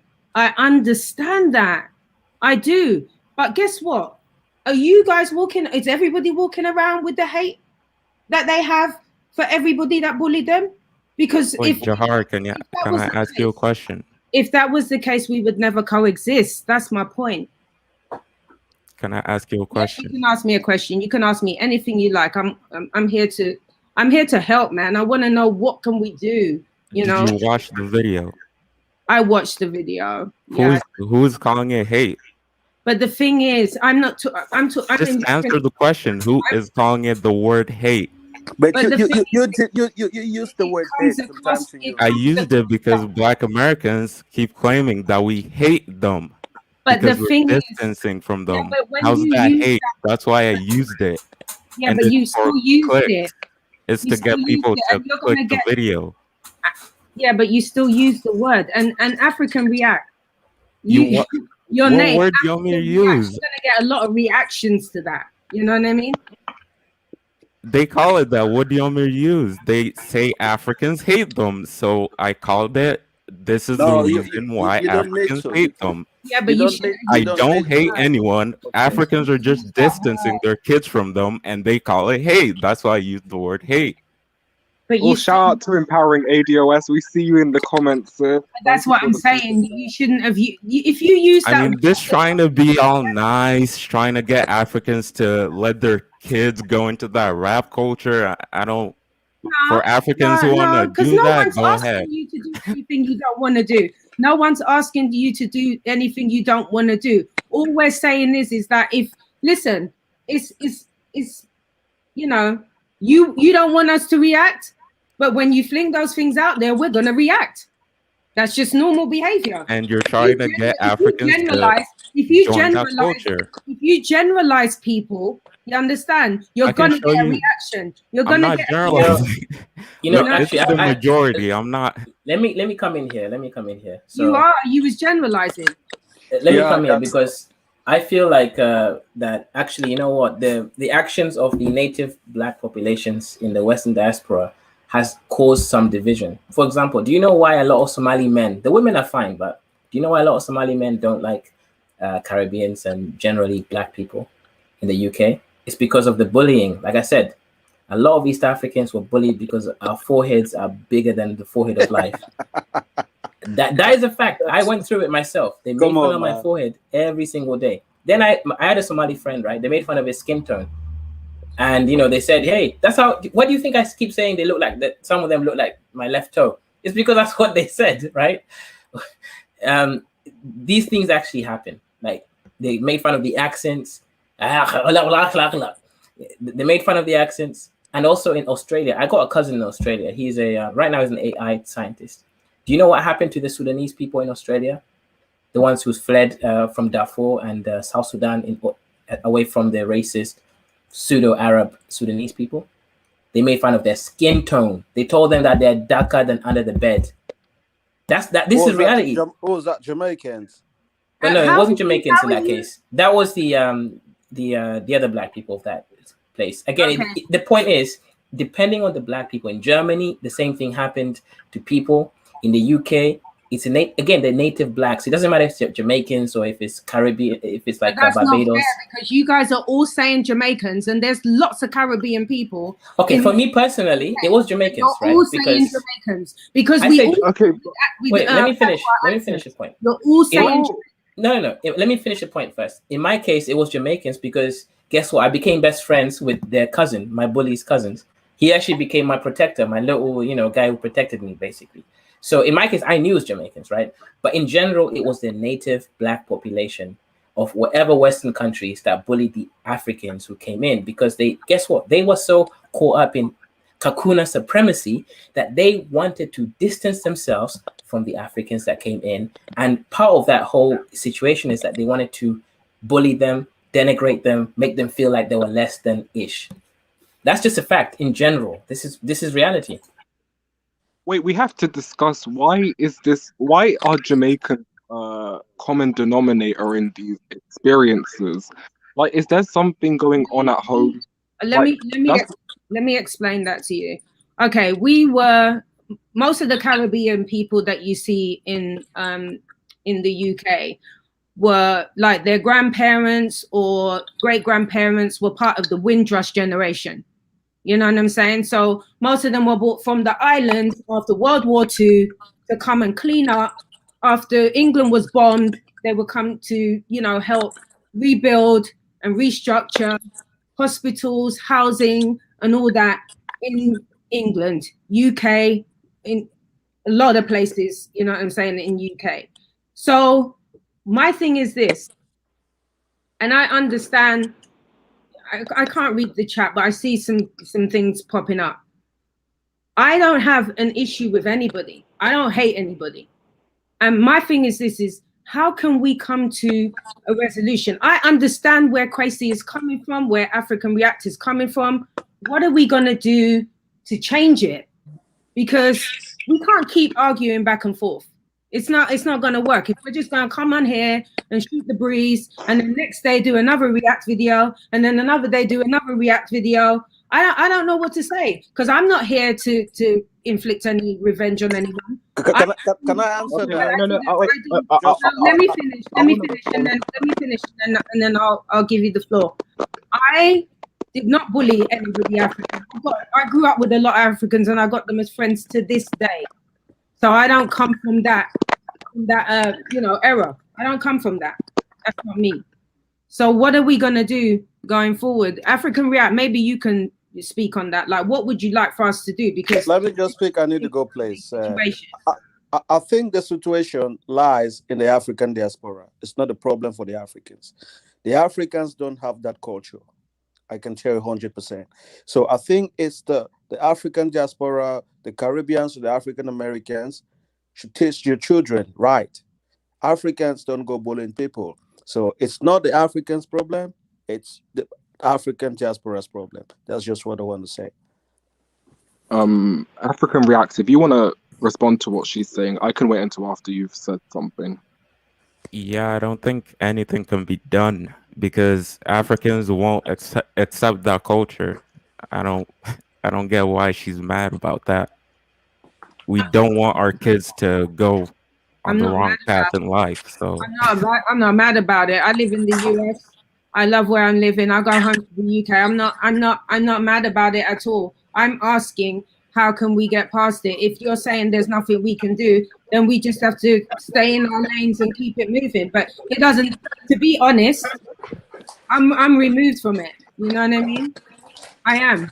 But I just wanted to hear. And also, when I talk to when I'm on panel with Tracy, he makes me laugh because he does all the he can do all the big hoo-ha when he's out there. When Brandon was taking the mickey out of him, he couldn't even defend himself against Brandon. You understand? And that's when he came around and said, because he couldn't defend himself to Brandon, he turned around and said, I don't hate African Americans, I hate Jamaicans. That's your ammo. You can't defend yourself when somebody is disrespecting you, so you go ahead and disrespect somebody else.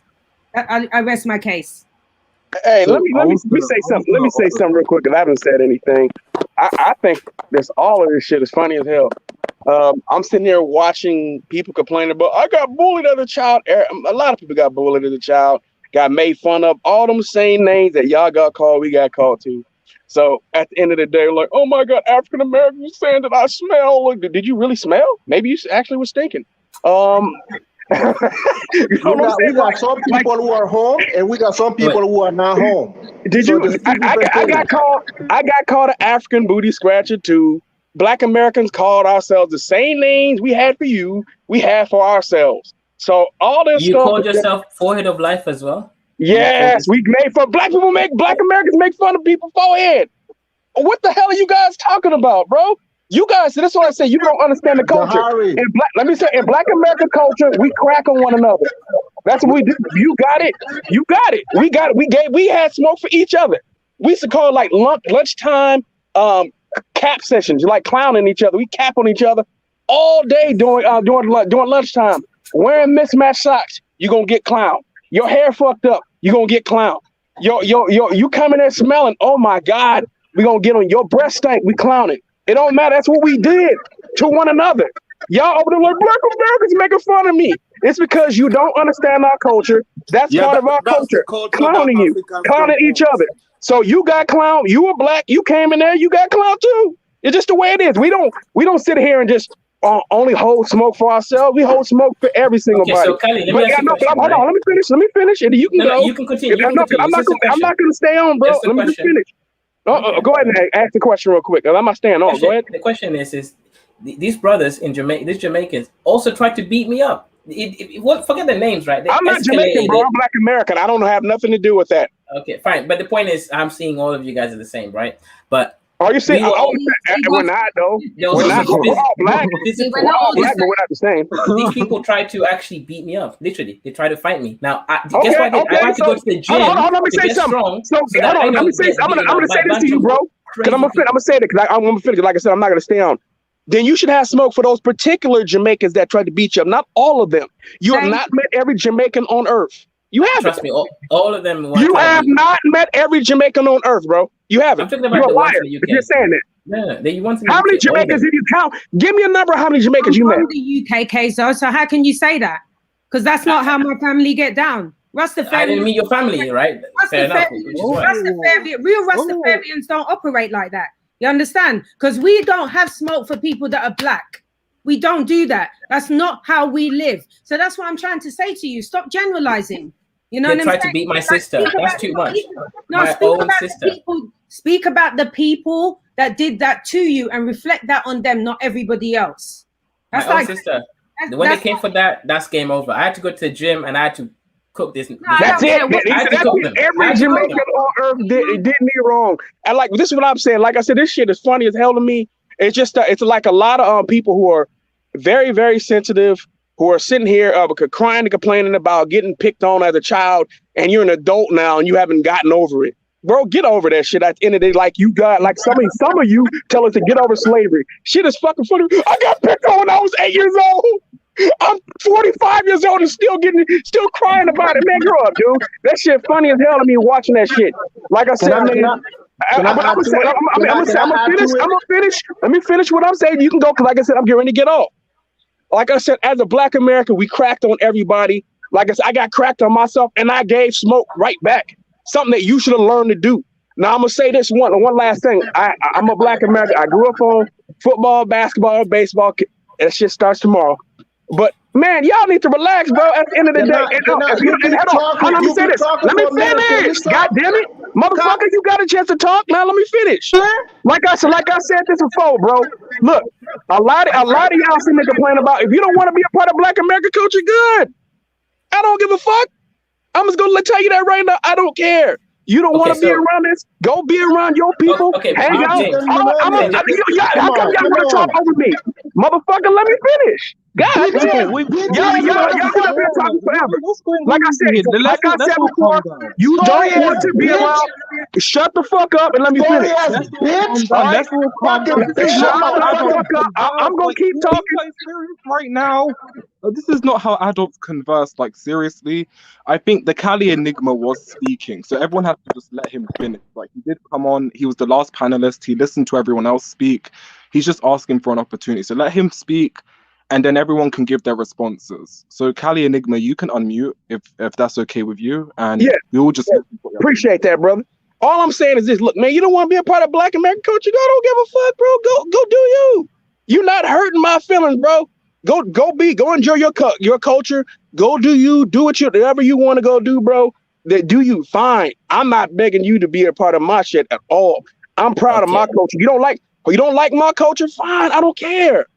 I don't give a fuck. We're not sitting there worried about it. I know there may be some Black folks who are concerned about you not want to be a part of the culture, bro. I'm done with that shit. I don't need you as part of my culture. My culture is already prevalent and prominent, so I don't care. So bro, why you want to talk when I'm speaking? Relax, God damn. Yeah. Bro, I didn't even bet. I literally just unmuted me and you already talking. Man, you walking back like a bitch, man. Can you finish? Oh, your mama a bitch. Now shut the fuck up. No. Damn, man, man, being disrespectful. Fuck you, bitch. I need to get my MacBook. It's easy to be. You real tough on the internet, bro. Shut the Calm down. Calm down. Listen, guys. Let me tell you about my culture. Wait. St. James. Can I talk to you? No, wait, one second. The host in this show is African Millennial, then it's Mr. Uganda, and then it's me. Kali Enigma, you have to respect me. If you're going to be in this chat, you got to respect Mr. Uganda and you got to respect African Millennial. I was asking you a question, so you must fall in line with the respect. But go on, finish your point, then St. James. Oh, well, bro, this is why I don't really come to these spaces anymore. Y'all don't want me to say it. All I'm saying is this. You don't want to be a part of my culture? Don't be a part of it. I don't care. That's all I'm saying. You can do whatever you want, indulge in your culture. You don't like Black American culture, you think it's ratchet, you think it's trash, fine. Don't be a part of it. I don't care. That's all I'm saying. This shit is funny to me, but man, stop crying about being teased because we did it to each other. Period. I'm out. Can I go, man? Can I go? Yeah, but before you go, let me just ask a question to you, St. James. Let me go, because the reason why we're doing this, right? The reason why we're doing this is because of African React, because he's 17 years old. These are kids. I'm a grown up. So we're doing this the way I'm speaking. You guys may not understand. This is the kind of energy that a bitch ass nigga just need. You see what I'm saying? Because the police officers over here, they don't let us fight. My culture, we whoop ass. We whoop ass, but we can't do that, because when they disrespect, they're gonna go run behind the police officers and like, okay, you can't fight. That's why they have a slick mouth. They can't do what we do, because my culture, we whoop ass. You talk slick, I whoop your ass. So tomorrow you're not gonna talk again. But we can't do that because this is America. That's why you can come here and talk about this culture. That's part of their culture. They pick on one another because they can't do. That's why they shoot one another. That's why they shoot to kill. They can't fight. So for us, it's gonna hurt us because we can't respond. We're not skilled to talk like them. You see what I'm saying? So we're gonna fall back all the time. Our younger ones is gonna get hurt. They go home, they can't respond because they can't fight. They can't respond because this is not part of their culture. That's why they have an advantage. Someone like me, this Kali Enigma, I swear to God, he can't see me on the street and talk to me because he know what's up. They know what's up. You see what I'm saying? Without the police, they can't talk. We already settled that on the street over here. We settled it. That's why I can come online and talk about all this toughness. If we pick on one another. Listen, this is a different story. My people here, they get picked different. I understand you guys are going at each other because it's part of your culture. My people, they're going at a different situation. If you don't know how to address it, get the fuck out of there and let people handle it. You see what I'm saying? I'm doing this for the kids, not for me. Because Kali Enigma, he can see me, he won't talk to me. Because he can't. He can't. You see what I'm saying? He come here trying to bully others because he feels like he can, because that's YouTube. That's the YouTube street. He can do it. You see what I'm saying? I'm giving him that energy because I live here, and you may not understand it, but he understand. He understand what time it is. You see what I'm saying? Your culture, you don't need my culture, I don't need your culture, bro. We don't come here needing cultures. We come here with cultures already. You know what I'm saying? We don't need yours. St. James, and the African React. 1 second, let me ask them this to a question, then you can go. St. James and African React. Let me ask you a question. Do you think, because from what Kali Enigma said, right, he talked about how in their culture it's acceptable to bully people, to make fun of them. And in my case, again, like I said, forget the name calling. I don't care if people make fun of my forehead. My sister, right? My younger sister, who was at this age, let's say I was about 12, so she was 3 years younger than me.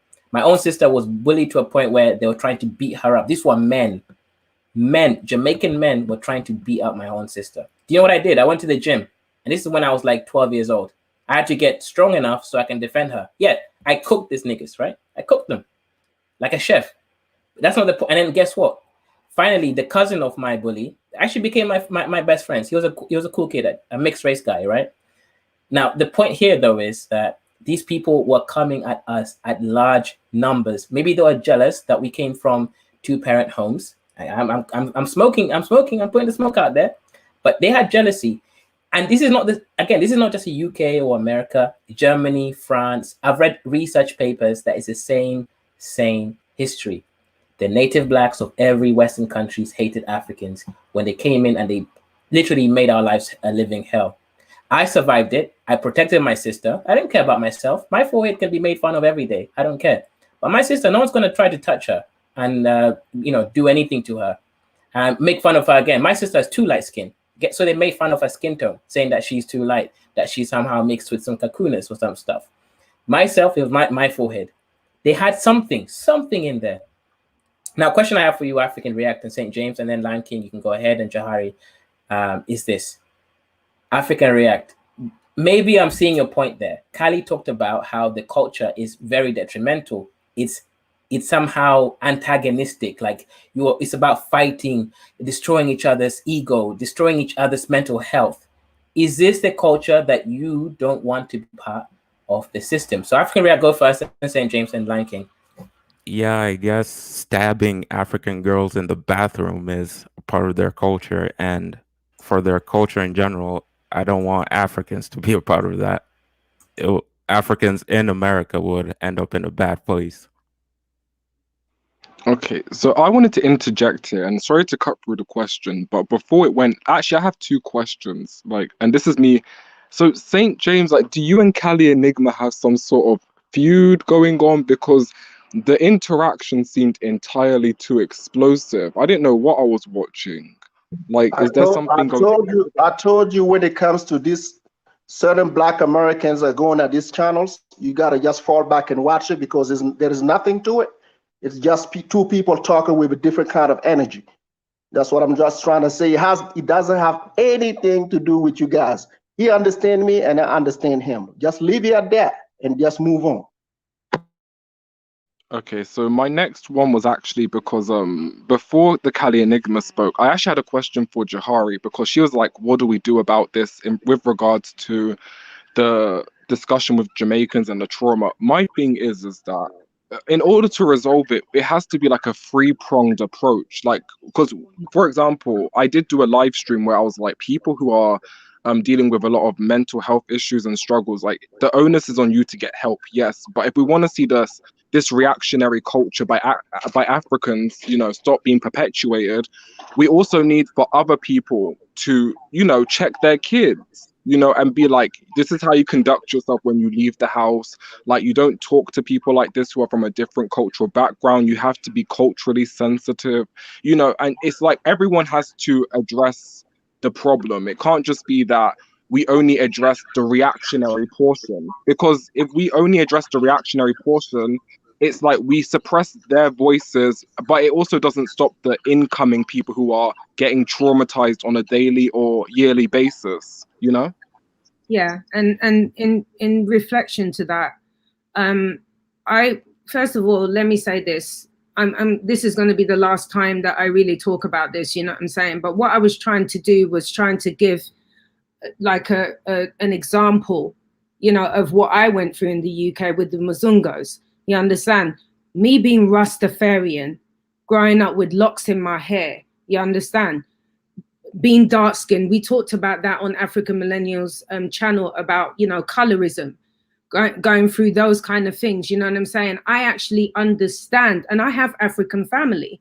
My cousin is married to a Nigerian, and I have Gambian family. I have friends that I'm very close to that I am actually moving to the Gambia to live with, you know what I'm saying? So I understand what you're saying, but this was my thing. What I was trying to say is, I've been going and actually, you know, like supporting the disrespect, you know what I'm saying, to Africans. Like I defended Kwesi on a lot of panels when people were like ripping him to shreds as a Jamaican, because I feel disgusted that that happened to you guys. I really do. You know what I'm saying? And I take that on my back. You know what I'm saying? And this is not even something that my family did, because we have never had any problems with Africans. You know, Rastafarians grow up, Jamaicans, that how I'm raised as a Jamaican, you understand, and an Afro-Cuban. We Rastafarians are African, mama land all day long, you understand, Mother Africa. We are not those types of people. So that's why I was asking him, and I asked him several times, where does that happen? And he said, Peckham, he ruled off all the places that I grew up. And I said, wow, it's not me being naive. It's me wanting to actually support you guys. There's a difference. I'm not sitting here acting like, man, I love that, because I don't love that. I'm not proud, you know what I'm saying, of Jamaicans terrorizing anybody. Okay, that's not something I'm proud of at all. And I want to be part of the solution, because that's the kind of person that I am, you know? That's just what I'm trying to say here. And I've gone there. I tell you what, maybe it wasn't right for me, but I tell you what, no, I'm not crushing on Kwesi. No way. Bantu Queen, you say some stuff that's really out there. I'm not crushing on Kwesi. I was going there to support Africans because of what he said. And I actually went back and spoke to my family about it. And some of them said, yes, it happened, but they were nothing to do with that. And some said, no, they don't know about that. You know what I'm saying? So the real thing is this. What can we do? Okay, Jahari, continue. I'm not stopping you here, but No, I grew up in Reading. What can we do? I grew up in Reading. Reading is supposed to be a nice area. Forget London. Right. So what was I going through? Why is my sister being attacked by grown men? I don't understand. Crazy. I left England at 15 because I went through my own stuff, you know what I'm saying, with Muzungos, you understand, and racism. So I left, you know, when I was 15. But I go back regularly. And I'm, like I said, as a Rastafarian, we're different with Africans. We rise different. I got school friends that I went to that are from all different walks of African life. So I don't know about all of that. That's why I'm hearing it now and I'm acknowledging it. I'm not trying to denote it. And I've said this many times. I'm not trying to denote your experience at all. And everybody in the chat is always saying that I'm doing that. No, I'm not. I want to be part of the solution, because the thing is, some of us that are moving to Africa, how can we go and live in Africa if, you know, if Africans don't want us there? Like, I don't have a problem, because I know I'm going home to Africa and nobody's going to stop me. But I'm saying, if we generalize this, who's going to be able to go there if you guys are saying, no, Ghanaians for Ghanaians, home and I don't know. Continentals love diasporans. They're not the issue. It's the Africans in the diaspora. That's the problem. You're right. cool. You go in any African country, you'll be loved. So the thing that I'm saying here is, it's a bigger problem. You know what I'm saying? Because it's still happening. It's a bigger problem. It's a bigger issue. I don't know how it's going to be resolved. Maybe not. I don't know. Someone already came here and said that's their culture, because they don't know our cultures. Because where I come from, Jahari, in school, if I get picked on, it's on after school, because we can do those things in Africa. You see what I'm saying? But over here, when the kid get picked on, they get scared because they can't fight. They can't fight one-on-one because, you know, the police is here. I'm not telling them to go fight, but when you hold that inside of you, so you're gonna showcase that otherwise, like on channels or certain things. For me, I came here when I was grown, right? So when I see someone coming here talking about their culture, I'm saying your culture is affecting certain people. Yes. So it's okay because you guys understand one another. You live around one another, so you understand that better. Mm-hmm. But those kids that don't live here, they don't come from here, they don't understand your culture. Yeah. How can you help them? And this guy come here, this is my culture. I don't care if you don't want to come. Listen, that's what I'm telling you. So we can't even have the conversations if somebody doesn't even take the time to understand. Mm-hmm. If you move in Africa with your kid, Jahari, and your kid get bullied in school, you will see the community behind you. That's a fact. All the Africans here, they can attest to that. Because we don't want our kids going around bullying other people. You see what I'm saying? We're gonna come and help. I'm not saying it's gonna stop, but at least we will show that we are not for that. And St. James, I understand that because that's what happened to us as Rastafarians in the UK. You understand? We had to rally around and support each other because the Mazungos, you know what I'm saying, and the Gypsies were terrorizing us, and the football crowd and all of that. So we went through it with a different race of people. But my thing is, at the end of the, and Queso, like I said, I'm sorry that you went through that. And for all the African people that went through that, I'm sorry that Jamaicans did that. And I've sat here and said that time and time and time again.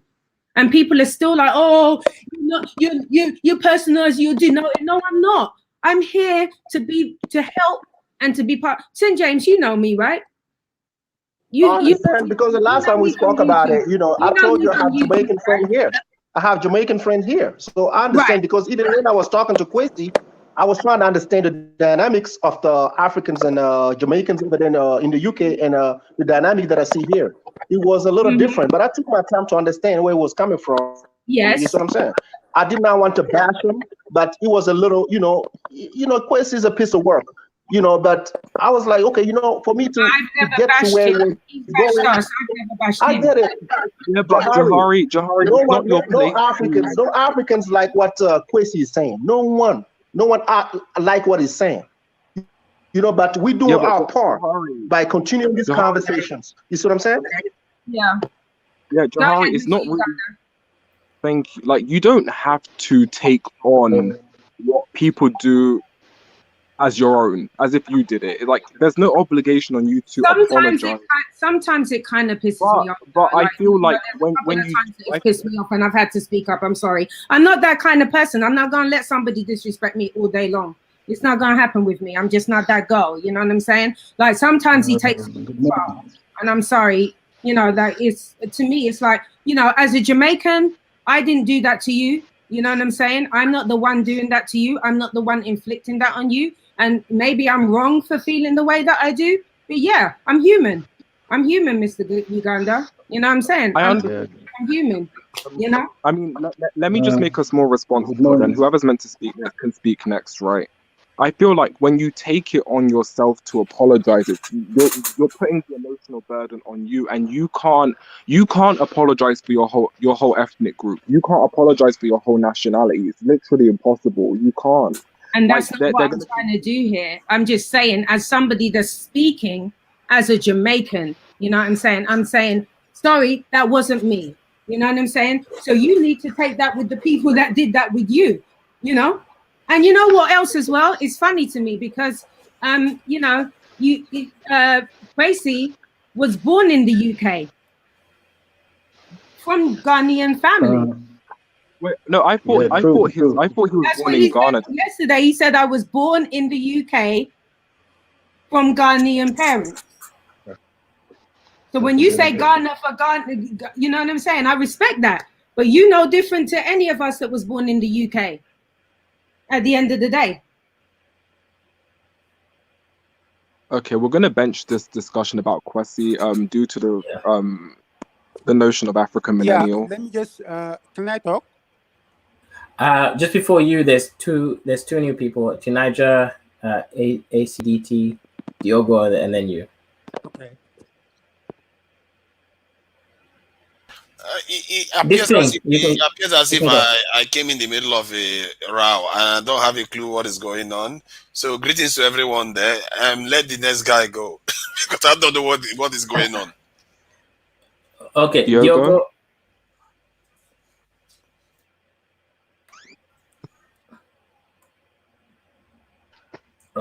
Tonight, you can go first, man. I'm doing something. Go first. Okay, I'm not gonna. If I'm gonna talk, I'm not gonna talk about anything that has happened. So it's gonna be slightly more on what I saw. Don't worry. We'll skip you to Niger. ACDT, go ahead. Go ahead. Okay, let me go right now. So, good morning. How are you guys doing? I'm doing great, brother. Yeah. So I want to know who's controlling this panel first. It's a trinity. It depends. Who's It controlling the depends what you panel? have to say. It depends what you have to say. Why? There's a trinity controlling the panel. Okay, so I want to suggest people start adding time because the conversation not being productive because everybody's speaking the same topics all the time. You see, the first thing is for whoever is controlling the panel, there should be a certain degree of respect here. You see, you have when we Africans go to their panels, we don't come here being a loud mouth and throwing cuss words. We don't do that. So when they come here, there needs to be a certain degree of respect to the people in this panel. Okay, second thing is, tell you something. You see, in life, when you get into a position and it's not working, you try a different time with a different plan. If it doesn't work, it seems that the position ain't for you. You understand? So you can't keep taking L's and amounting L's. This is advice I give to everybody else that thinks this relationship can work amongst people from the continent and diaspora like that. It's not possible to work. You can't keep taking L's and L's and L's and still think it will work. This is not the solution. So I agree with what African Reacts have to say. It's just a complete different kind of values that we have for things to work. You understand? So it's not possible to work. No animosity, but sometimes things are better when it's actually true. And the truth is, it's not going to work. So it's something people gotta embrace and move forward.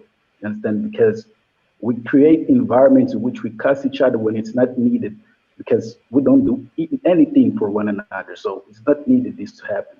So we gotta focus on our own things and do our own thing. So I understand completely what you're saying, African React, St. James, and I agree. You understand? So this is my stance. Yeah, so ADCT, do you have a question for African Reacts? The African Reacts can react, and then Lion King Simba. And I feel like No, she's going to talk about the Caribbean matter. I'm not really gonna waste energy on this type of topic, to be honest, because it's too hostile, and with hostility, it's not gonna get anywhere, to be honest. But I really just wanted to address Jahari. You have to take your feelings out of something like this, you know, really and truly, because you do sound too emotionally invested in people that you don't know and trying to apologize. And I get it, because I've been trying to understand the same thing, but you know, you can't reason with the unreasonable. Trust me, We're talking about one person. Yeah, I hear you, Queen, and trust me. After yesterday, I know, but it's like I'm done. I'm done. But you should have never had to spend yourself like that. You sound spent. You should never reach to that kind of a point. When it comes to these kind of discussions, you know what? I'm not spent at all. I'm not gonna have. You can't. I'm just saying that's how you sound. I'm not gonna have nobody. You understand? You know, it comes to a point where it's like, look, at the end of the day, I mix with Africans all day long, you understand? And I wanted to get an understanding, but you know what? When you're defending people and they just keep on the attack, see, this is not something that I do because I don't really do that. You know what? You're right. You're right. Exactly what you said is right. And from now on, I'm done. I'm good. You know what I'm saying? You won't hear from me. Just be done. I've been insulted by the same person, and I'm not gonna cling on to it. You see what I'm saying? Like, you know, we're talking about. I haven't. Sorry to cut you. I haven't been in these streets as long as you guys have. So I think that for me, when it's a constant, always, and you know, he's always referenced it. You know what I'm saying? And sometimes but don't even mention he's he's one person, Jahari. Jahari, you have to understand that this is one person. Let me just finish what I was going to say because I'm going to jump off because this is not relevant for me. When he's referenced my name and you know highlighting and all of that, I don't have time for that. You understand? At the end of the day, because I'm not the person that inflicted that on you. And he says I wasn't bullied. He says he was pressured. So 1 minute he's bullied, then he was pressured. It's fine. It's fine. Speak your experience. I'm not denoting no one's experience. You know what I'm saying? I'm not denoting anyone's experience. Your experience, African React, your experience is your experience. I understand it. I get it. And after today, I'm done. I'm good, man. When did I say I was pressured? I never say that. Not you. Not you. Oh. Can I just respond to that, right? I will say, as someone that's been watching this from the, well, not exactly from the beginning, but about 15 minutes into the stream, you see, it does become problematic when if the discussion is how Africans feel about them being bullied. If you were to come in and just say, well, I was bullied too, and gypsies did this to me, it can come across as insensitive. And kind Gaslighting. of, Okay. yeah, I was going to say, it That does come wasn't my across as intention. gaslighting. Oh, sorry No, about I that. understand that's not your intention. You're trying to be relatable, Yes. but you're kind of not the person that's in the world of hurt when it comes to this type of a discussion. But again, you can't invest emotion into a discussion like this. This is a great discussion, and it has the potential to be a productive discussion and one of understanding, but people have to take the hostilities out of it. You have to take your emotions out of it. Don't personalize, don't bring people's names up from other panels and all this sorts of stuff. You see what I'm saying? He was in the chat though. He was in the chat. He was in the chat earlier. So No. But you see, but Jahari, that doesn't matter. It doesn't matter. I got you. It doesn't matter that he was there. You can see him and don't see him. I totally understand what you're saying, Queen. Totally understand what you're saying. And I agree with everything that you're saying. Noted. Yeah, African React. You heard what Khalid. No problem. And just remember as well, this isn't a Caribbean problem. I know. Sorry, can I just say as well, this isn't a Caribbean problem. This is a UK and US problem. People back home in the Caribbean are not thinking about this. They're not honest. They're struggling with life and death every day, and this damn government trying to force them to take vaccinations, and they're getting shot up with rubber bullets. They're not worried about this type of stuff. That's true. Right? This is a Western problem. This isn't a diaspora problem in the sense of people back in their original countries. And that's funny. You know what's funny? All of this stems from, and I say this, and I'm saying, maybe it's not for me to say it, but I say this stems from a bigger issue than what's on the surface. It's deeper than that. So yeah, thank you for saying that. And Queen, thank you for saying that. And I take what you said, Mr. Uganda, Mr. Keizo, African Millennial. I'm going to jump off. I've said what I had to say. I don't have anything else to add. I've heard what everybody has to say. African Reacts, I ain't got no problems with you. I think you're a cool guy. I see some of your channel and I like what you say. And that's all I got to say. I'm done. Speak to you later. Bye. African React, you heard what Khalid Enigma said earlier. What do you think about that? And then Lion King, go ahead. Yeah, I just wanted to say it does get physical in the United States too, because there's African girls getting stabbed in the bathroom at school. You serious? Yup. Man, that's messed up. He's totally lying when he says that it's only like just saying stuff or mean stuff. It does get physical too. If I may add something, I think some of the stuff what he just said about being stabbed, I think that can, African American, they stab each other too. So, but do Africans stab? See, so that's their culture. Africans have to get stabbed. No, the point is that I'm trying to address the fact that tonight the question here is, do Africans stab African Americans? Africans.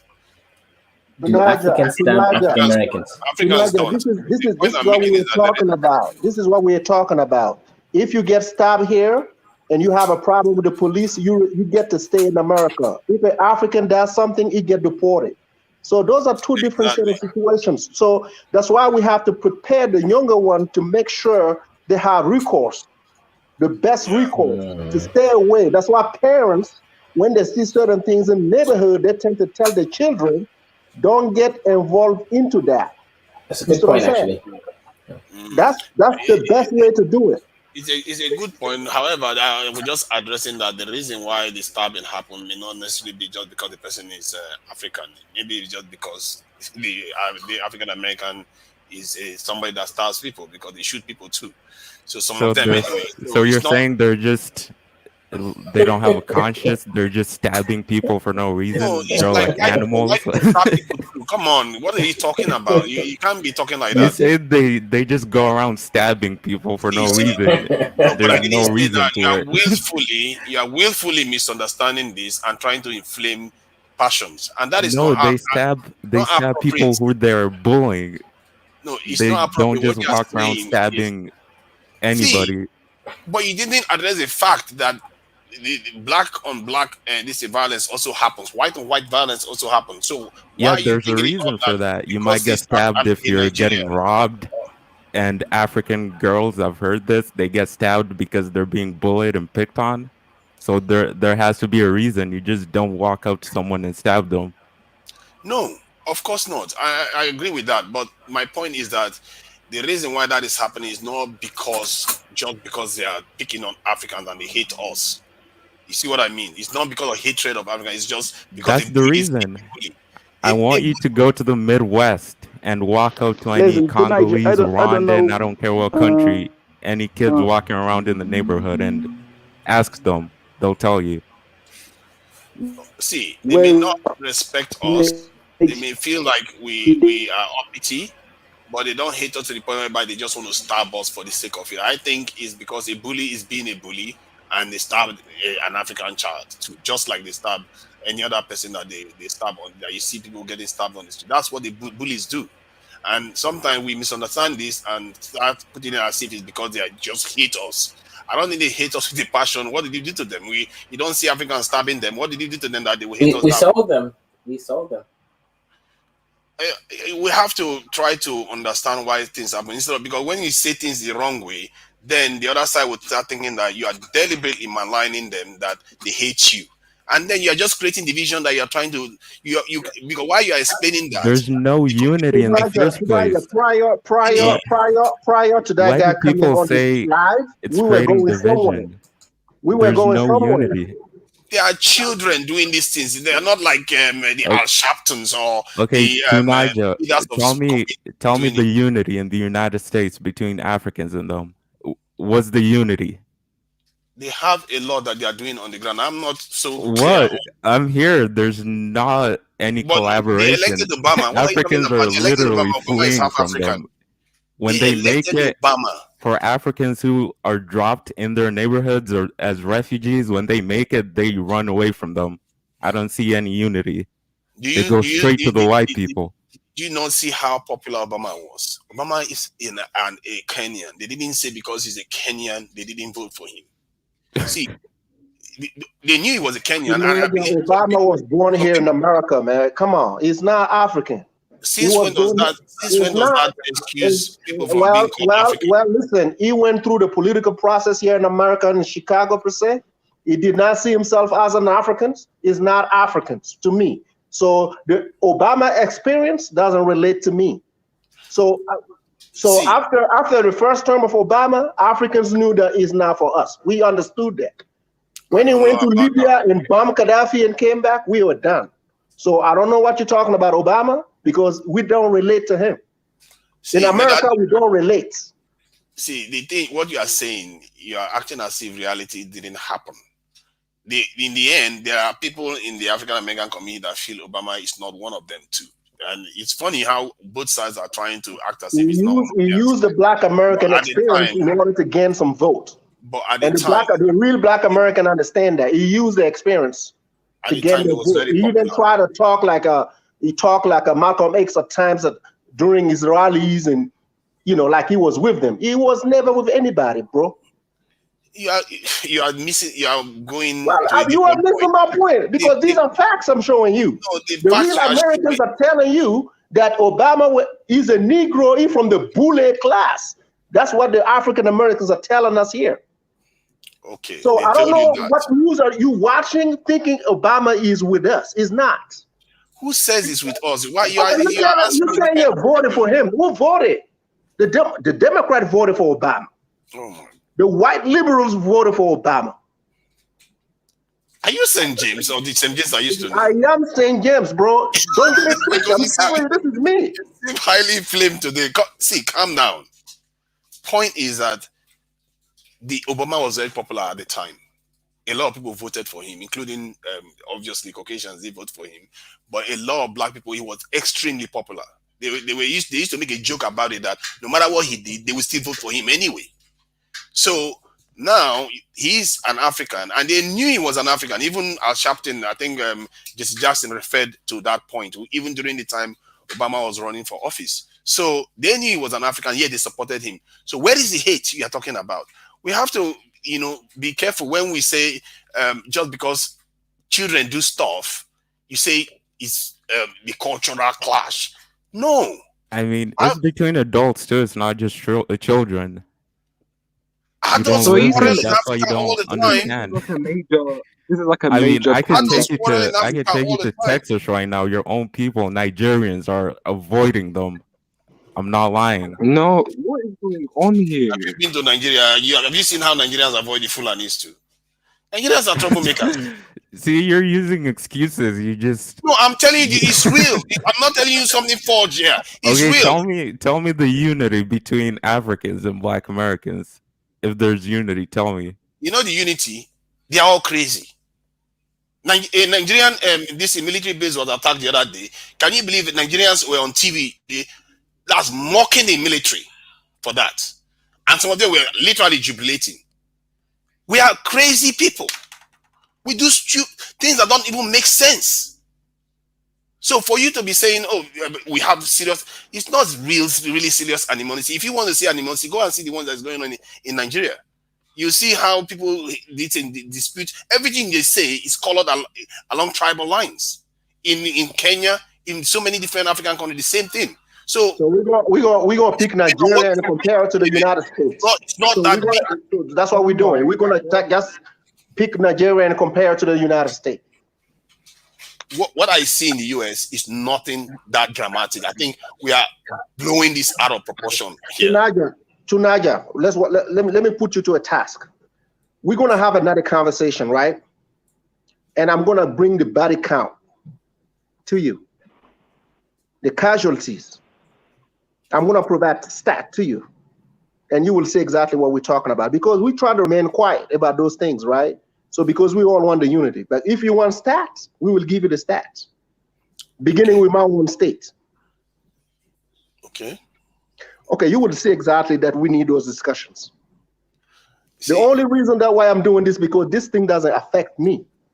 I'm worried about the little Africans that come here that don't know exactly how things work. I'm not saying stay away from whites, stay away from blacks, but I'm saying these topics, we need to think through about them. Because these kids, when they talk, we need to listen. Oftentimes, adults, we tend to ignore that. You see what I'm saying? I have my own cousin, like I said, his daddy couldn't even get him to say anything about the way he was being bullied. And it was so bad. And when they found that out, the kid got expelled from school, but the damage was done. You see what I'm saying? So we cannot sweep this under the rug talking about somewhat. He just came here. You see my energy. He said, this is their culture. So we have to adapt. I agree. We have to adapt. But the way it was coming at it, like, okay, you guys are a bunch of softies.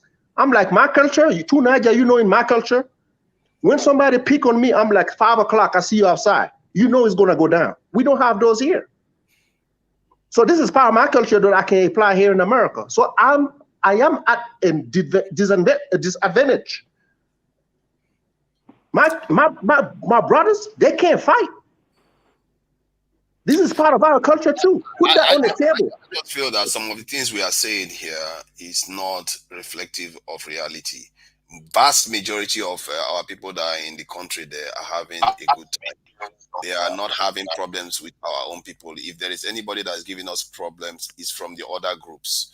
And how we are now talking about this. If anything, what I tend to hear is the opposite, that African Americans think that Africans hate them, which that too is overblown. Africans are trying to avoid trouble.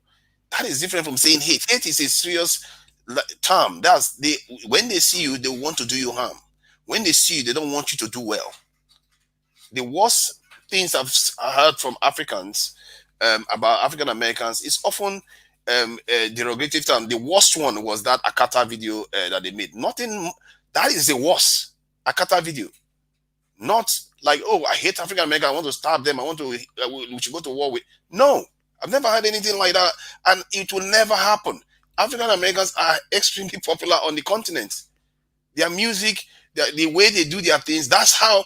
Have you seen those Gambian boys on this YouTube? when they are talking their Tonight, what does this have to do? The fact that people are popular, we're having a conversation here. What does that have to do here? What it has to do with is that we shouldn't blow it out of proportion. I mean, they're the ones calling it hate. It's not us. They're the ones calling it hate. It's not being blown out of proportion, my friend.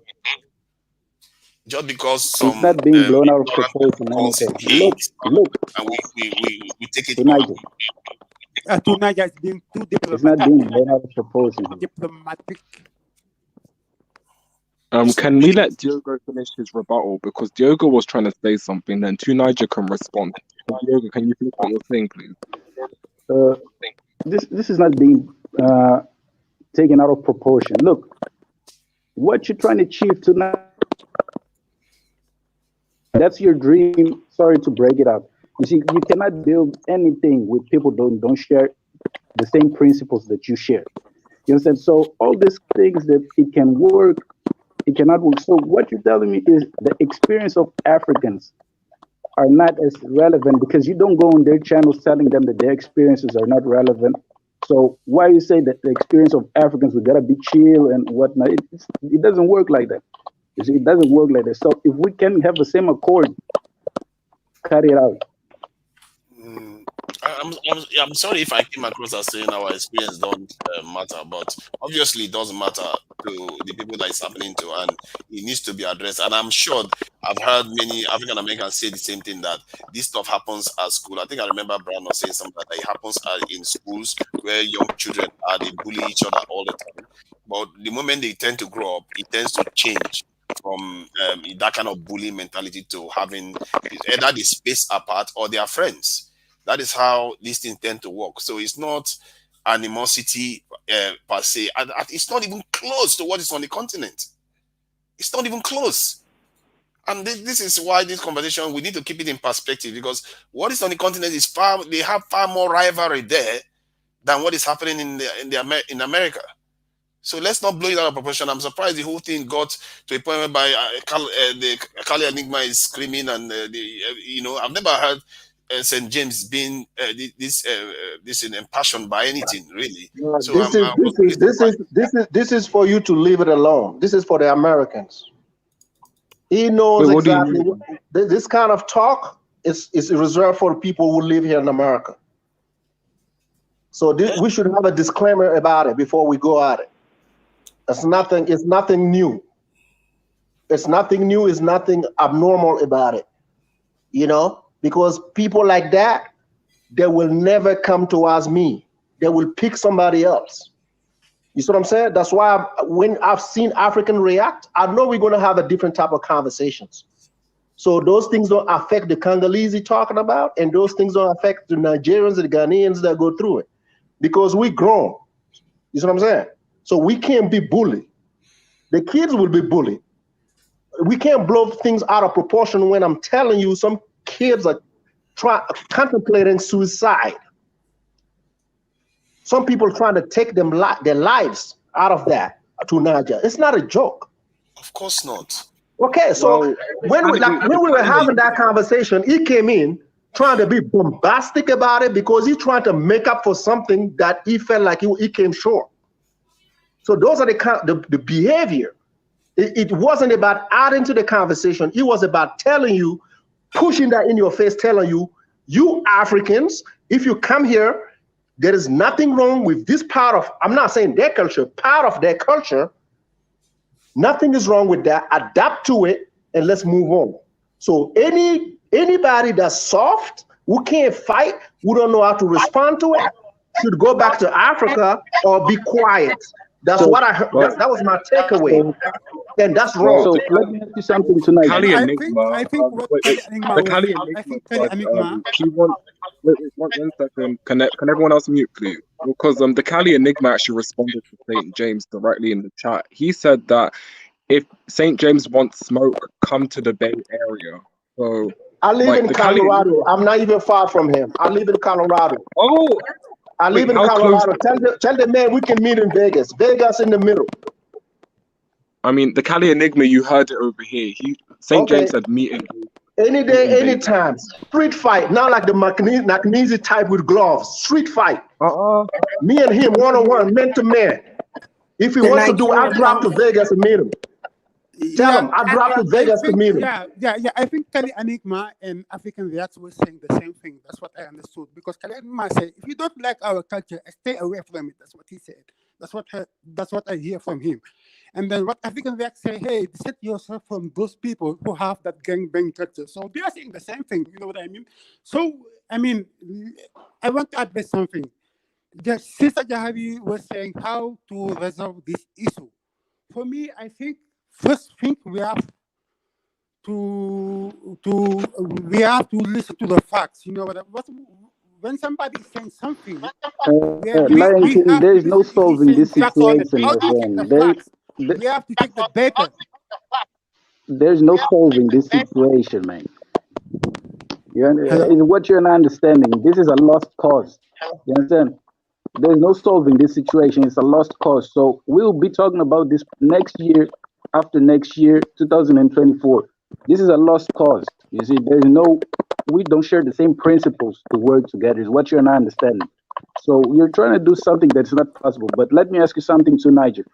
So what you're saying is we should adapt to the thing they dish out to us. But when they come to Africa, why should we be the ones adapting to what they want Africa to be like? So if you can answer that thing, I'll be happy. I'm not saying we should adapt. I'm saying we should address it with the measure of seriousness that it deserves. When a community there is misunderstanding, we don't say we go to war. We start discussing and finding ways to get around it. You work with African Americans, and if their parents are not aware of what their children are doing, you let them know. I don't think their parents are probably going out encouraging their children to be rude to African children. This is what children do. If a child comes in with a limp, the others will look for a way to pick on them. They pick on difference. That's what children do. This is not what children do. I mean, why do Africans Who have a told you that better this is what children do? This is not what in children white do. schools? If you're talking about older people, like at work, and you see that African Americans are picking on Africans, which I rarely hear of any case of that. If anything, is the opposite, that they feel like Africans, a kind of brown nose to the boss, and find a way to shove African Americans out of the way because of, especially Nigerians are competitive. That's the kind of stuff you hear about. So if that is the kind of stuff we are talking about, that's the kind of stuff that needs us to start understanding each other, that we shouldn't be doing these things to each other. But because it's not even war. I've seen a video of an African saying, like, African Americans they are not serious people. They wear their trousers down their waist. Everybody must have seen that video. That is some of the worst things I've ever heard Africans say about African Americans. And that is not even hate. That is just mocking them, that they are not taking advantage of their country. You see what I mean? So it's not even hate. We have to keep things in perspective there. And that kind of attitude is not supposed to be encouraged, because some people will hear it and think, what's the perspective? You can keep the things in perspective. What's the perspective?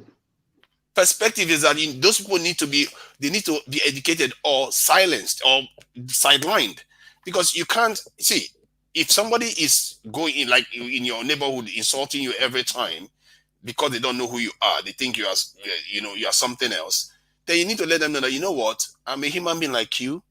But if you do that and they still carry on doing what they are doing, you take the necessary action that you need to take as an individual. This is not a society, it's not a community thing. Because if you want to know that African Americans support Africans, let an African have a run for office in any position. They won't care whether it's an African, they will vote for him. Even if they say they don't like that African, they will still vote for that African. So that's how you know. It goes beyond this thing. Look. Nation. So you cannot run for position. You cannot run for office here if you are African. So you're talking about an American, somebody who got his citizenship. Yes. So I don't understand why you keep bringing African. You know what? I'm saying that an African that was born there, that is capable of running for office, well, he became an American.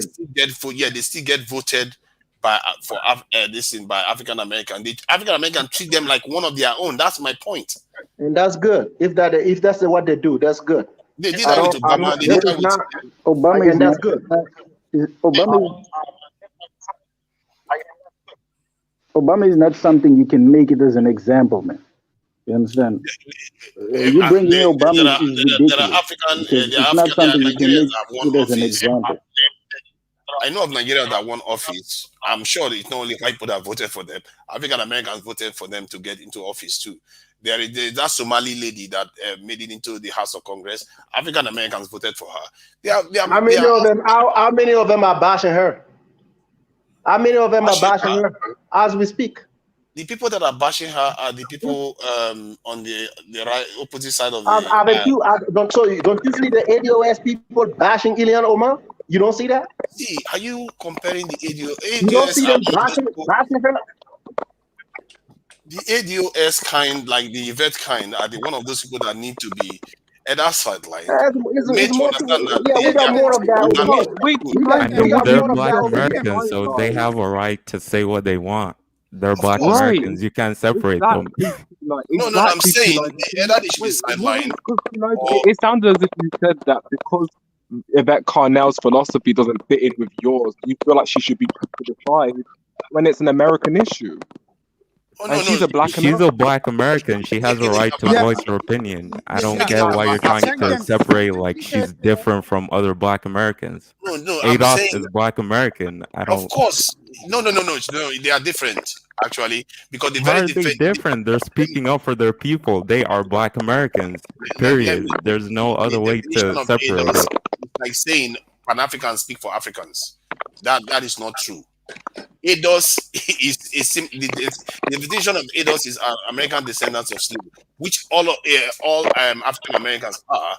But technically, they don't speak for all of them. Just like Pan-Africanists don't speak for African Americans or Africans. Isn't that fair? But they're voicing their fair opinion. when some of them get to criticize Ilhan Omar, and some of them get to appreciate what she's doing, because this is what is called America. I'm not gonna use the race because it doesn't apply here. You know what I'm saying? Some people like her, some people don't. In the same way with Obama, some African American liked him, some did not. So I'm not gonna call it as an African thing because we are in America. If Obama cannot fight for your interests, you can't vote for him based on his race. That's not possible. You can't do that. I just think that we need to keep this in perspective. It's not that it's not like a war here where you say it's just differences of culture. And Africans, if anybody should know this, you all know you have this at home too. So how is it that we're acting as if we don't understand these dynamics? Wait 1 second. Lion King, can you mute your mic, please? I feel like Lion King, yeah, that's perfect. And tonight, just before, I want to ask you one quick question before we let Mickey speak. I mean, actually, this is actually to the Americans, the people in America, I should say. What are the proportion of people who are for Ilhan Omar versus those who aren't for her? Because Tunija did say that we need to keep things in perspective. So can someone in America give a perspective as to how well she's received or how badly she's received? So no one has a perspective. I don't focus on Somalis, so I don't know. In America can go. Okay, the Somalians put Ilhan Omar in power. The Somalian from Minneapolis put Ilhan Omar in power. If it wasn't for the Somalians over there, she would have come short. Yeah, I'm not there's saying a bunch other of them people in did that not state. help out. They did, but the Somalian did over there because they have a large population over there where she's at. They're the one who put her there. They were the reason why she got that nominations. You're saying the African American, but eventually she did get some help. I'm sorry? Did African Americans not vote for her? They probably did. That's not what I'm saying. I just said she was able to use the size of the populations there, the Somalians. They have a strong base in Minneapolis. Are black people too. Which are black people. I'm not debating you. I'm not debating you, Tunaja. I'm just giving you the numbers. Okay. Ilhan Omar in my state of Colorado, she couldn't win. Yep. Bantu Queen said, "Can we buy a ticket for Tunija to go to America for a week?" Yeah, Don't worry, T9, it sounds like when I go there, I will find an excuse to end up in the US for 3 months. he'll enter the No, politics. no, you see, with Tunisia, it doesn't matter if he's in the UK, America, he'll still have the same rhetoric. Tonight, I got a Tunisia whole bunch Oh, of come is a points that I on. pan. haven't used British I will Airways. When's change that? my views completely No, when I no, get no, to the no, no. US. Tunisia, you're basically a Pan-African propagandist. When I'm king of Africa, you'll be my top propaganda specialist Oh, in stop with the communications. propaganda. You see, I don't believe in propaganda. I believe in just calling things as they are. It's not No, propaganda when you Tunisia, are trying to you're call things as propagandist. they are. Propagandas lie. Propaganda is lie. They No, lie no, when no. they see something that is wrong and they say it's true. I don't buy. I Yeah, don't go for that. you're If refusing these Africans people's are screwing up, experiences. I'll call them out for what they are doing. I don't care. See, that's why I don't appreciate people just calling me Pan-Africanist or propagandist. Okay, I just call things Nadia, as they that's why we let's brought move on. African Let's React move on. here, because we all gonna give him our opinion. Everything that is said, we don't agree. That's why he was called here, so we can have that conversation. But the conversation got a little derailed when somebody else came here and tried to voice his opinion and trying to look down on certain people because what he does best in his culture may not be what we do best in our culture. That's why we're here trying to have to match those culture so our little one can understand their culture better so they can defend themselves. Yeah. Oh, This is what okay. we were trying to do here. We have to move on to Mickey Taylor because Africa Millennial wants us to get to the new panelists, which would be Mickey Taylor and Akmizi. Mickey was here first, so Mickey, you can speak ahead. And sorry that it's taken so long for it to get to you. I'm gonna kindly ask that those who are listening in, please like the video and feel free to make a super chat. You guys are viewing, so yeah, just give back and thank you guys for watching. So yeah, Mickey, unmute, please.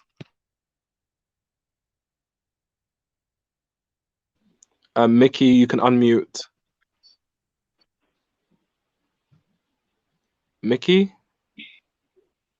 Can anybody else hear her, or is it just me that can't hear her? No, she's still He's muted. not speaking. Yeah, we can go to you and Akmizi, to be honest. Yeah, and then we can go to Mameza afterward. Okay, so hello everybody. I'm back with the Africans. So I got a StreamYard link, and that's no disrespect. If you're African and proud, then be that. Saying that this is gonna go left. I'm familiar with something with African Reacts channel. He and I have very respectfully collaborated or spoke with each other. So I want to know, what are you guys talking about?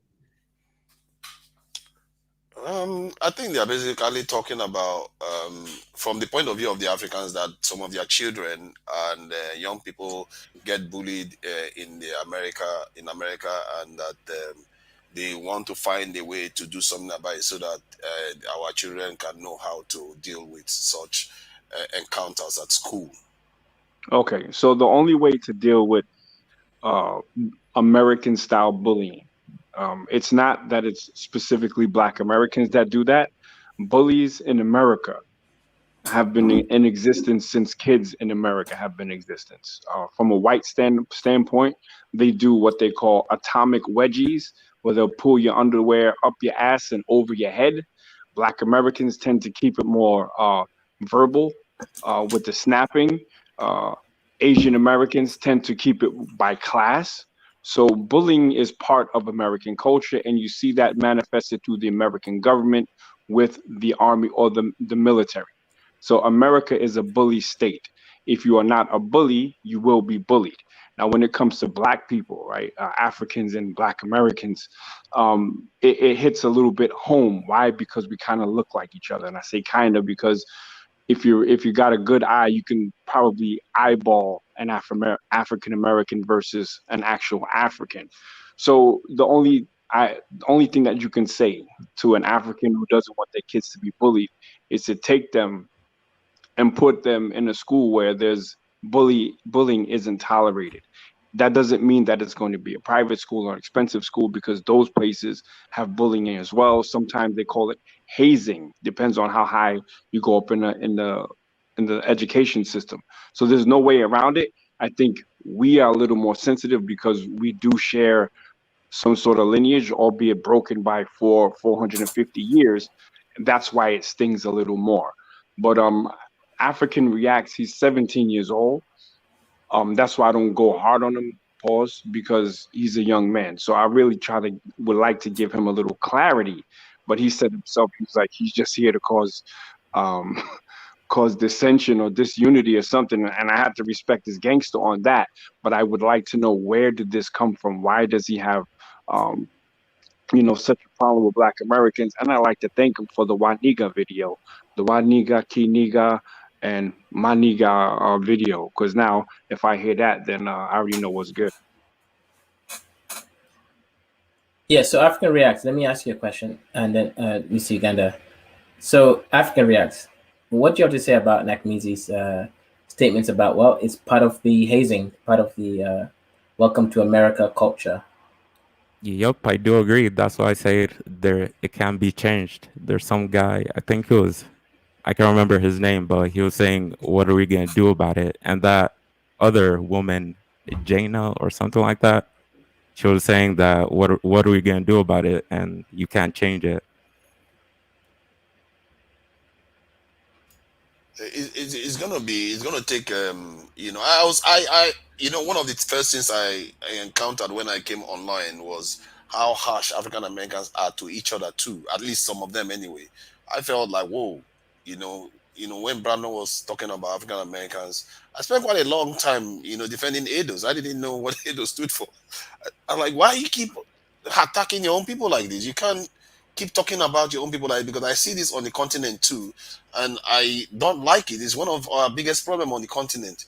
And so if they can do this to their own like that, there's this harsh way we talk to each other.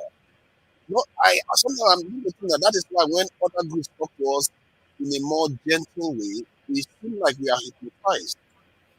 Because we talk so harshly to each other that when other people talk nicely to us, we just listen to them more, and we feel like, oh, let's just do them. They are nice to us. And I think that may have something to do with, because it's like a parent that is so harsh to their children all the time. Then when some other person is nice to them outside, then the child will not listen to the parent anymore. You see what I mean? And there's an element of that is going on among our own people that I feel maybe something that has to do with the way they treat Africans too, because the harshness is even among themselves too. I like to hear from African Reacts because he's the youngest here. He's actually in America. I'm a Black American, so I've grown up bullying, got bullied. It's part of the culture. The best way to deal with a bully is to punch him in his nose, and that's a fact. Then the bully wants to become your friend. But I want to really understand what's the psyche behind African Reacts, that he would create a video, a YouTube channel just to kind of troll Black Americans.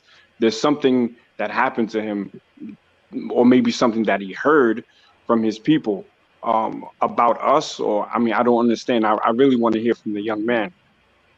Yeah, I met some Congolese and Rwandan kids while I was in the Midwest, and they told me all about it. That's why I created a YouTube channel to give them a voice. And I went to a white school, so I haven't actually experienced that. I didn't live near like Black Americans. It's mainly Mexicans and white people. So I just wanted to voice their opinion. All right. So, what I know that you're not dumb. I can tell that you're educated. But do you think you should be the voice for someone and you don't even know that didn't happen to you? You're basically telling a story through someone else's lens. And that could be true, it can be untrue. So when your stories have more credibility when it actually happened to you, I understand you want to stand up for those guys, but if you understand Africa, you already know that. I don't know what country you're from. I guess it's an East African thing, right? Let's call it an East African thing. If you want to be the defender of your people, I think you should have a little more teeth in the game to say, well, this happened to me, because right now you're saying that nothing happened to you because you didn't live around us. So for you to create a whole YouTube channel just to throw shots at us is kind of like when I speak on stuff that happens with Africans, it's stuff that I've actually experienced myself. And my biggest thing coming up I'm a former Pan-Africanist, no longer believe in that garbage, because even Africans don't really believe in that garbage. That's a pie in the sky ideology that comes from Black Americans that are not proud to be Black Americans, that want to be something else. But in Africa, They know that there's a difference between them, between countries, ethnic groups, religions, and things of that nature. So there is no one Africa, right? So when you stick up for another African, on the strength of what they told you, you don't really have the credibility, in a forum like this to have an intelligent conversation about bullying if you weren't bullied by a Black American. I mean, it does happen. That's why people are speaking about it. So I've To met you people though, who, you got the channel, bro. huh? You have the channel. Yeah, that's why it's out here. African kids go through that. It's not a lie. You're acting like I'm just here lying and telling other people's experience, and it's a lie, but it's not a lie. No, I'm not saying you're lying. I'm saying that it didn't happen to you. If I were to make videos, right, and you can do what you want, it's YouTube, about Africans did this and Africans did that, and someone said, "Well, when's the last time it happened to you?" Well, no one actually ever called me an Akata, but I heard that they call other Black Americans Akata. All my credibility is gone. You understand what I'm saying? So So you the just want question me was to stay answered. silent and No, you can do what you want to do, but then you just look like, then you give credence to people that say that, you guys have something against us as well. Now we're looking at the chicken versus the egg.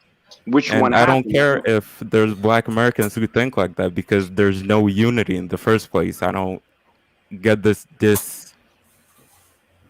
thing that I'm dividing something because there's no unity in the first place. No, you're right. There is no unity, and there will never be any unity because Yep. black people, black people as continentals and Black Americans, Caribbeans are always divided. Even humans, human nature is to divide and to look at the differences between people. North Koreans and South Koreans, yeah, while there is the DMZ, they're also divided culturally now. Japanese and Koreans divided culturally. They're all Asians. So that's why I say Pan Africanism is pie in the sky, because what it actually does, it strips the African of their individualism, of the individual culture, and it lays this level of flat blackness on them and says, well, you're all the same. We're forcing you to be unified. Bullshit. That's straight bullshit. Yep. You take an African from the Sahel region, let's take him from Mali, and you throw him in Namibia, he wouldn't be able to communicate with anyone there. That's right there. It tells you that they're not the same people. So I agree with you, but if you need help dealing with bullies, then I can put you on game. But being that it didn't happen to you, that's what I'm saying. Now I'm not going to waste my time giving you tips on how to deal with bullies if it never happened to you from my people. So why is it that Africans don't bully African Americans in any significant number? Why is it a one way? Yeah. Okay, because Africans don't come from a bully culture. Like I said, African American, well, America itself, and you can look at America, and anyone on this chat will say that, yeah, America is the biggest bully on the block. Bullying, America was formed on a sort of bullying, right? It was formed on taking it from the Native Americans, not the crazy blacks that say they're Indians, from the actual Indians. It was just straight taken from them. That's bullying. So it was built on bullying and violence, and that's how the world works. The only reason Russia and America haven't blown each other off the map is because they both have the ability they to do. do so. In DC, Somalians definitely bully other people. Hold on, sis, I'm not finished. The And only Easy, reason I why have a question America for you. and Russia haven't blown each other off the map is because they have the ability to do so. So it's like, all right, if you don't become the hunter, you're gonna become food. You understand what I'm saying? So I have a Africans question don't for really you. come from that when they go to So America. They're do going you there have to try any to get money. solution? Do you have any solution to get us from here to where we can be able to protect ourselves, where we can be able to stand on our own? It Do you can't be have any fixed. solution? It'll never be fixed. And to Niger, you're not We are in doomed. America, bro. No, But my point is that if you are saying the picture you've just painted now is that you hate what is trying to help strengthen our community. If you hate that one, what do you have that is going to get us eventually to a point where we control our own destiny? Do you have That well, your destiny is controlled by the individual, because Nice. no people on the planet are totally unified against on one thing. People get on code. That's why I don't speak about unity. I speak about code most of the time, and they work together for a common goal, right? But if the common goal amongst Black people is to just be totally unified, that's not going to work. It will never work. So to No, help this young man is to really give him the reality. Hold on, brother. It's to really give him the reality. Now, he's not even, he doesn't even want it. He already knows. He's 17 and he's smarter than a lot of people on here. This false sense of unity isn't going to work. But I don't know. I don't know if making a channel just straight shooting shots at Black Americans with your face on it is going to be the best idea, because as you know, in Black America, we are the kings of the pull up. And yeah, we get on some weirdo shit, but it's not like Kwesi said it was in England. No African can say that they were targeted in mass just for being African for physical violence, like Kwesi said happens in London.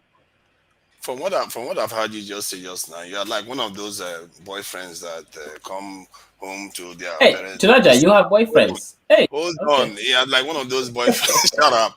Yeah, one of those boyfriend women bring home, and the parents find that they have just brainwashed their daughter into doing all the wrong things in this life. What you just said just now is not a solution to anything. And you see, this is the problem with our people. Some of them are conditioned never to see solutions. They're There's conditioned to no believe that we solution. have That's the point. There's no solution to global unity, bro. seriously. No, no. What you see when we say unity, he Hey, used the but term code.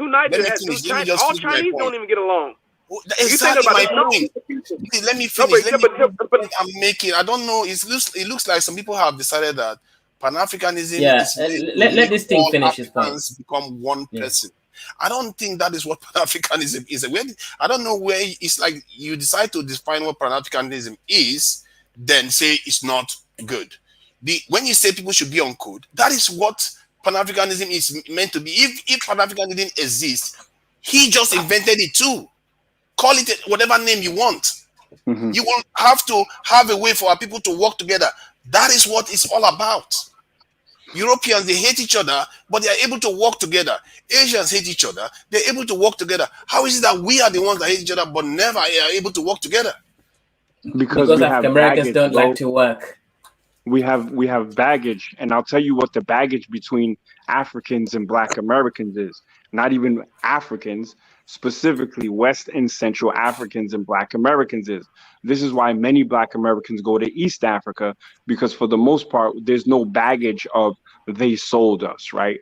Now, the they sold us, we can only say the us because we're here, right? But the reality is that African, West and Central Africans, actually all Africans from all regions, tended to sell each other, but it wasn't themselves, right? So Igbo selling a Yoruba is not them selling themselves. That's them selling another ethnic group. So if we're different ethnic groups, and we as Black Americans are one ethnic group because we're a mix of those tribes from West and Central Africa, there's that little thing like, yo, their people sold us and this. But the reality of it is that we have seller and sold in us.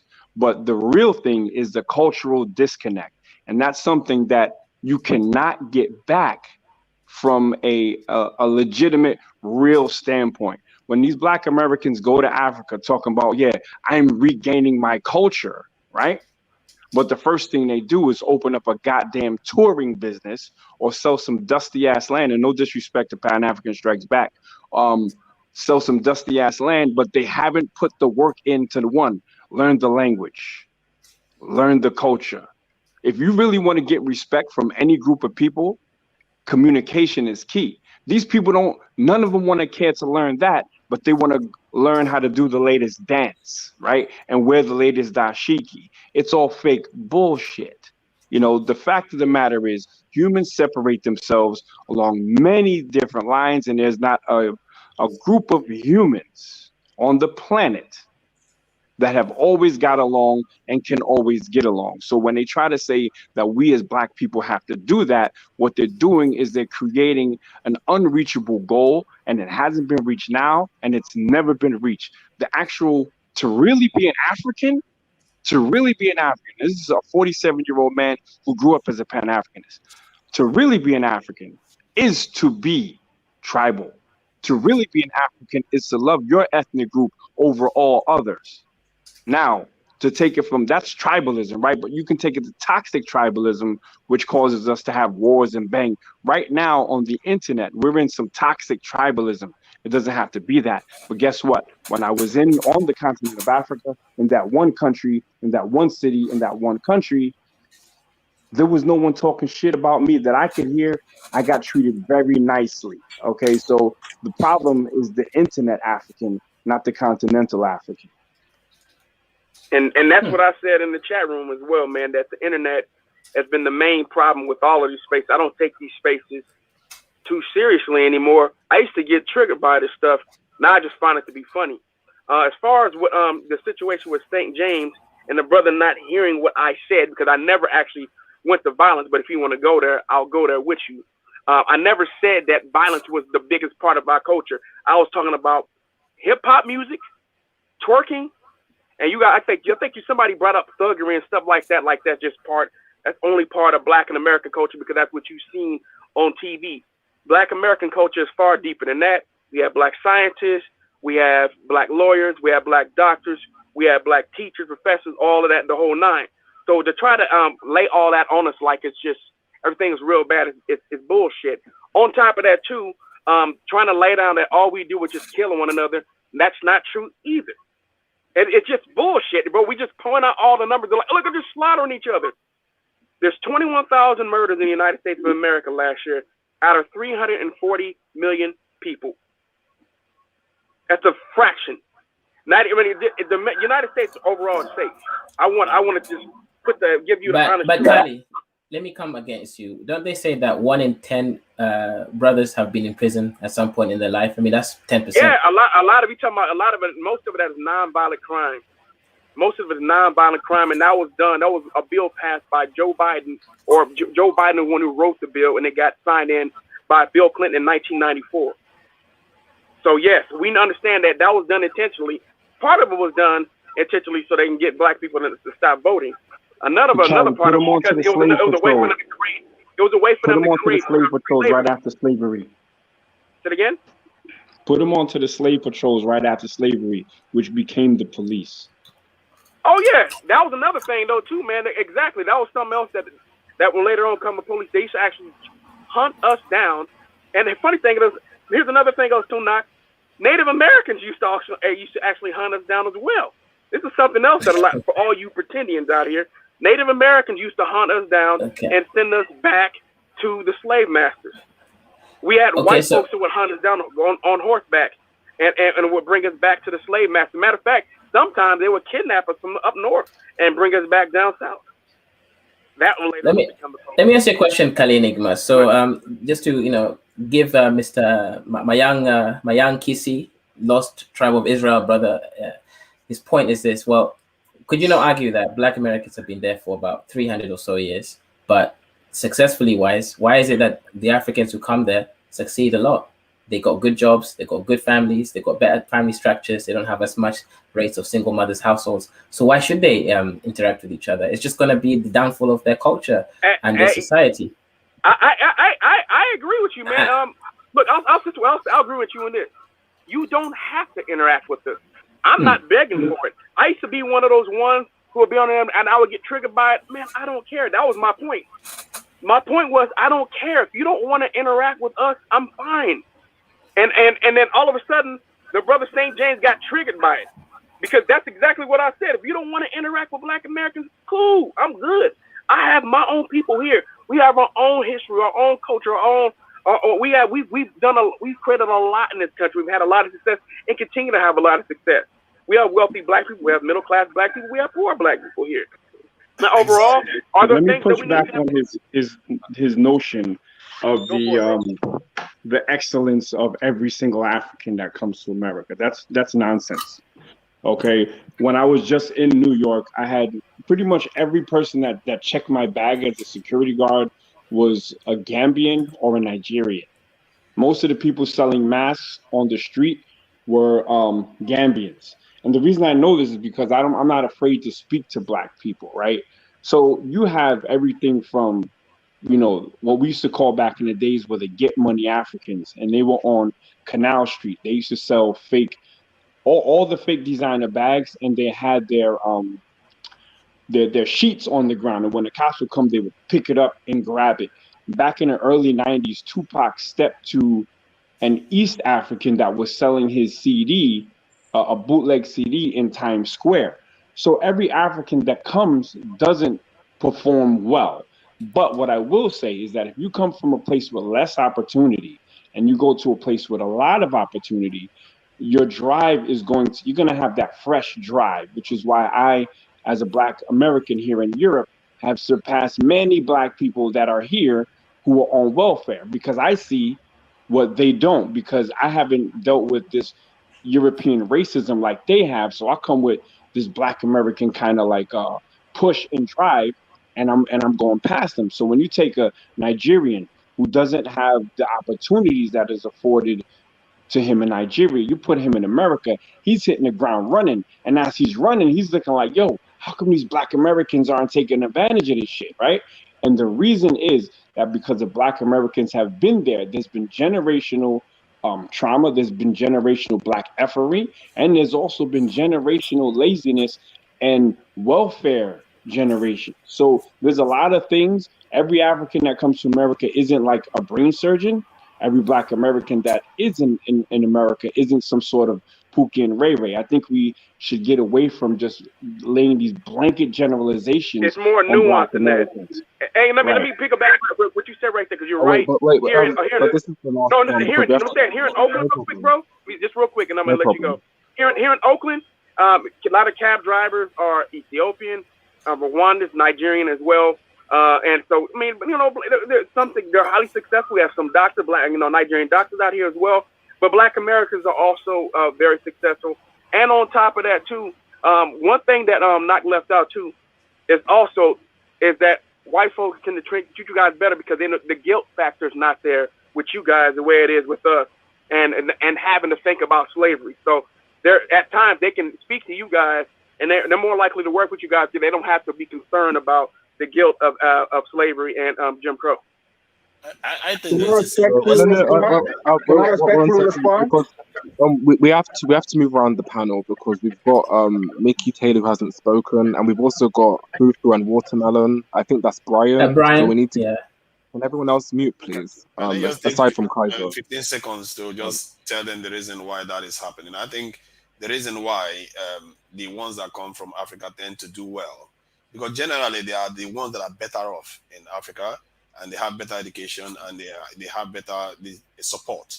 So when they come into the US, they are likely to do well, just as the elites in the US do well too. It's not that mysterious. There's a point here before I give it to Mickey. But what about those cab drivers or those cleaners who then build a family situation where their kids now have a better place in life? You're right about everyone else. Like my family, my mom's educated. She has a master's degree. My dad has 2 master's degrees. They're both well-connected Kenyans. True. Yeah, 100%. But what about the ones who come here and they're doing all these cleaning jobs? We know about those Nigerians. Yeah, come on, Nigeria, be serious. We know about those Nigeria boys cleaning security job. Before they left Nigeria, they spend a whole heap of money. They are not just ordinary Nigerians. They are the ones that came here and their class fell down because they spent all their income and they have to end up on the streets. So they already have that middle class mentality. They understand the idea of delayed gratification. So it's class. They have to make sacrifices. Yeah, it's a class thing. Okay. When I first came to Europe, I felt like somebody that just fell from a mountain. So you have to understand, when you leave your country, with the class you are in, you drop at maybe 2 classes. Depends on how you appear in that country. And that's what happens to some of the people that show up in the US. Even if they are driving cabs, it doesn't mean in their country they were pushing a wheelbarrow. You see what I mean? Right. And now we're going to pass it on to Mickey Taylor. So Mickey Taylor, you can unmute your mic. and you can speak your piece. Thank you for calling in. Again, for those listening in, you can like the video, support African Millennials channel, and if you're gracious enough in your heart to donate, please do so. All donations and contributions are Yes, welcome. I'm here. Yeah, no problem. Thank you for Hello, calling in. everybody. Just like to say hi to the panel. Shout out to Mr. Uganda, my baby, and African Millennial, to Niger, all you guys. Like, I really love the conversation. It really, it's done its work today. You know, sometimes people like don't like to have an uncomfortable conversation, but I get that too. You know, I've made points because there were so many different topics, but like I'll start with Africa Reacts because like I knew it was deeper than just the initial thing. Just, you know, his friends and the Congolese people that he knew and the Rwandans. And so I think his real motivation may or may not, and I could be wrong and you can answer this, was his sister. If anybody, I don't care who you are, like, it's personal at home when you see it happening day to day. Like, I came here at 16 years old. I think I was about to turn, I got here on October 9th, and on November 17th, I was turning 17. Um, a lot of the things, like, I think it is. I agree with Tunija here and the last speaker and Nakamizi when they definitely pinpointed its class. It doesn't mean like, you know, I was born in Hargeisa, Somalia, came from a total refugee situation, lived in Belgium 7 years. Then we moved on to Amsterdam and Rotterdam after that before I arrived in the States. So it just takes some conditioning. And at each place I went, no matter what, like I still knew that basically there were certain behaviors and things that I knew culturally growing up that just were not acceptable. But also as we, you know, the preteen age going into teenage years, I was very impressionable.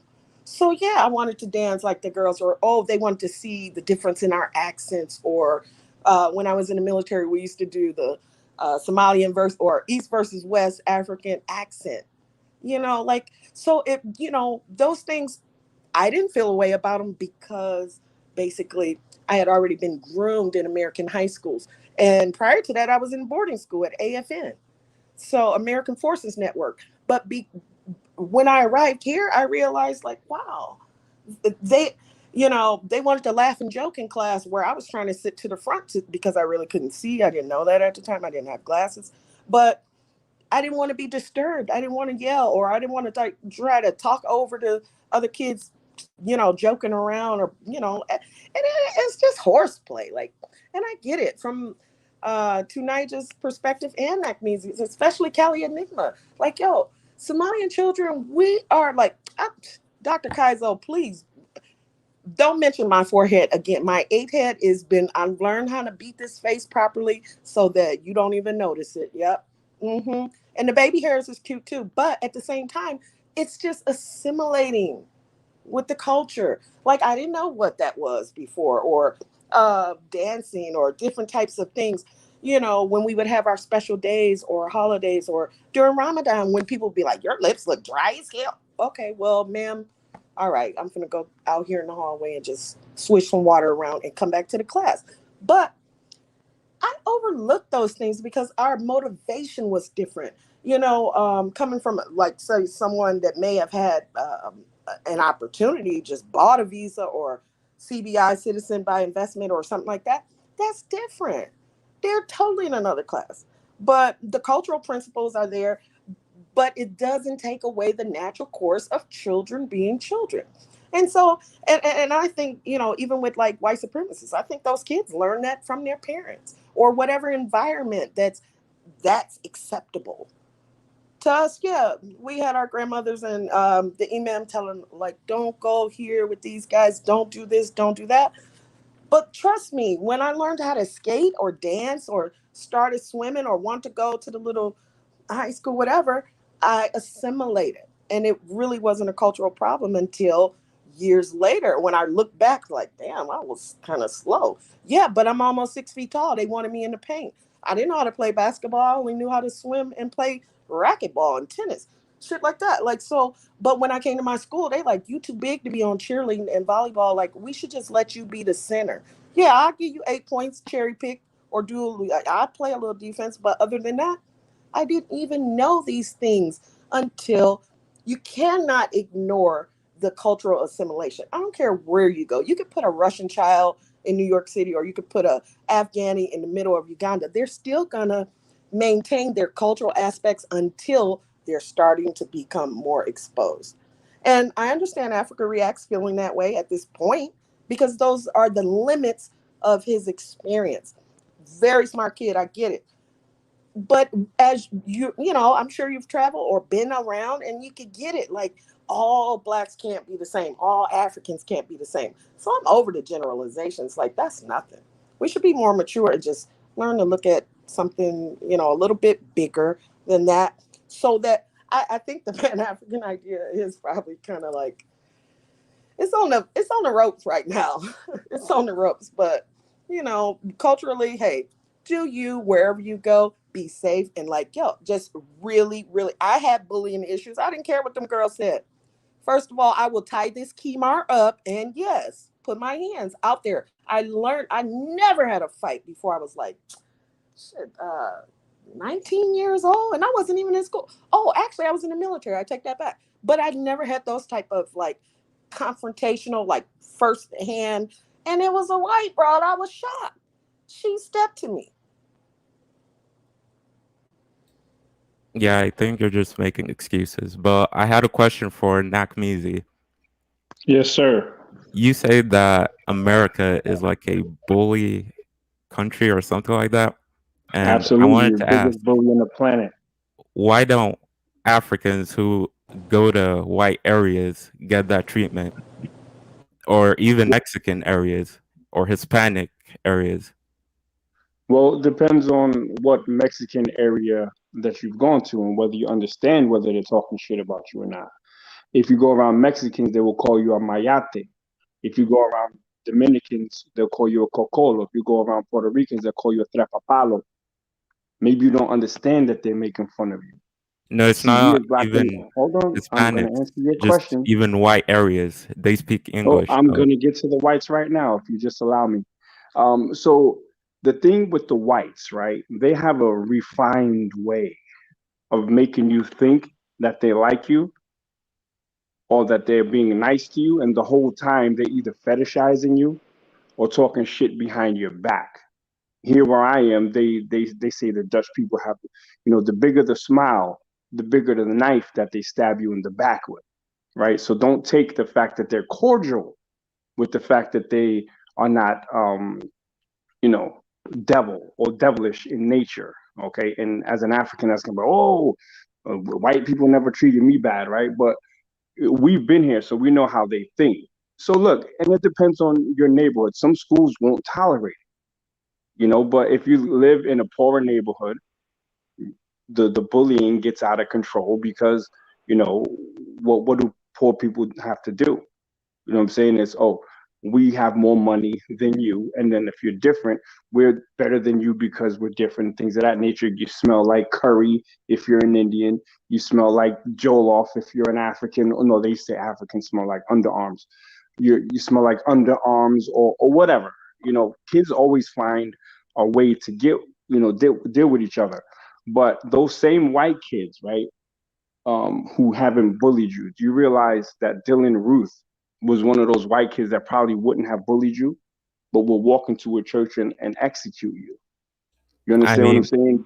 if you're an African, even if you have a deep accent, you can walk into a white school and white girls will be all over you. So I don't get the fake love you're trying to say. I They explained it like already. touch, Hold, they're like hold more on. I love curious. it. Wait, Yeah, hold they're like on, more Calvin. Hold on, curious. hold on. I explained that already, brother. I said that fetishizing as a 17-year-old, I'm sure you want to, you know, you want to feel your oats, so to speak. But understand that they are, what they're trying to do is, you know, find out if what they're watching on Pornhub is actually the truth. That's fetishization. And as a young black man, you know, it's like, yeah, fetishize all you want as long as I, you know, get mine, right?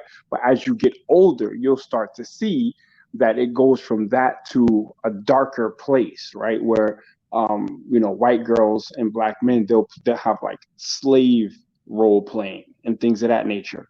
You don't have that with black people. There's many black and African successful couples that you don't have to deal with. You'll have cultural issues that you can get through because you're both black, but with the white and black issues, that is a whole nother level. So look, they will bully you. They do it differently. As far as the Hispanics though, they're on some next shit. Like they'll take their bullying to a place. Matter of fact, real quick, I went to a school called Aldama Elementary School in Highland Park, California, and it was a white kid from Tennessee and a Mexican kid named Eugene. And they would come up to me in class with an eraser. Like, does it erase? Does it erase? And try to erase the brown off of my skin. And I remember the day that it happened, they did it to me outside of school. I picked up a pencil and I was chasing around trying to stab them with it because they were bullying me. This wasn't a black American. These were a Mexican and a white dude. You see, so just because it hasn't happened yet doesn't mean it's going to happen. But when white people strike, they tend to strike real hard when it comes to anti-black aggression. Yeah, I'm not saying that all of them are good. There's definitely bullies in white schools, but for me, like, they're just more curious. Like they touch your hair, stuff like that, or touch your skin. They don't just go straight to bullying you. Nah, bro, And ask you about like, hold Africa. on, Callie, hold on. I'm getting you and I. We have a little we have rapport. When they touch your hair, do you allow them to touch your hair? Yeah, for the girls, yeah, but for the boys, it's uncomfortable. Right, but the boys still touch your hair, though, right? Yeah, it's not like I let them all the time, but right. For So friends. look, when I grew up and how I teach my daughter now is that you do not let white people touch your hair or pat you. Don't let them rub your skin because they try to do that to all of us. When I say all of us, I mean global black people, different, but we have that skin tone, right? So they look at the skin tone as something like they fetishize it. Some of them are turned on and turned off at the same time. Like, oh my God, he's so black, right? But they won't be rude about it. So what I would say is, you're 17 years old. You're a young man. Don't allow another man on this planet, or even woman, for that matter, to pat you on the head or fetishize your skin. You come from, parents that have education. You come from a line that you can trace your roots all the way back. That's something to be proud of, right? You don't want to have that diminished and allow yourself to become someone's, pet dog, so to speak. Yeah, I get your point. I think this issue, this Wait, matter is a one little bit. second. I'm modding, so I need to put out an announcement. We're gonna need just about all the other panelists to start giving closing statements, but we need the bottom right speaker. So I think Fufu and Watermelon, he has to speak immediately, because we have to start closing. So Fufu and Watermelon, you can unmute your mic and give us your perspective. And thank you for calling in. Again, for people who are listening in the background, don't hesitate to hit the like button. And as always, you guys can super chat and support the channel. The PayPal link will be in the live chat. And yeah, Fufu and Watermelon, you can start speaking. Thank you. Yeah. Don't know where to start on this one. I've been listening for a while now and couldn't call in until just now. But it's all about the white girls, man. It's all about the white girls. You know, like that. But I was going to say, I think it was the last conversation that we've had. It was on African millennials as well. Like, I think culture to black people are, at least many groups of us across the face of the planet, our perceptions and concessions to culture is one of the most instrumental prospects of our failure as a group of people. You know what I'm saying? I think we hold to high esteem the most stupid parts of our lives. Like, I'll swear to God on that one, to any God that anyone who use believe in. You know what I mean? Now, I'm going to go back to, I'll start from the African perspective, right? From the Fufu perspective, if I may say. On the last panel that we spoke about most African education systems are now set up to bring kids up into the society, and the level of discipline that they have to go through, almost as if it was scrutiny within their schooling systems, more especially in the relationships with their teachers and stuff. What you have is kids being belittled in order to be able to fall in line to a certain societal order of things, and that culture to us. It's very popular that Africans like to keep a hierarchy within their society via age groups. Now, I think, in my opinion, that's one of the major reasons our nations have failed so far, and they're still failing because of the level of restrictions that we put on ideas and other group of people, which people is the most important resource on the face of this planet. As long as there are people, anything will be created. You know what I mean? But then we come onto this show today, and I pretty much got into paying much attention to the show when Kali Enigma and St. James had their first going, right? And what I heard was there's a set of problems being listed by African React, and I think it was Lion King that called in us at that point in time. And what you have is someone come onto the panel, I think that was Kali Enigma, so, and say that's our culture. Our culture.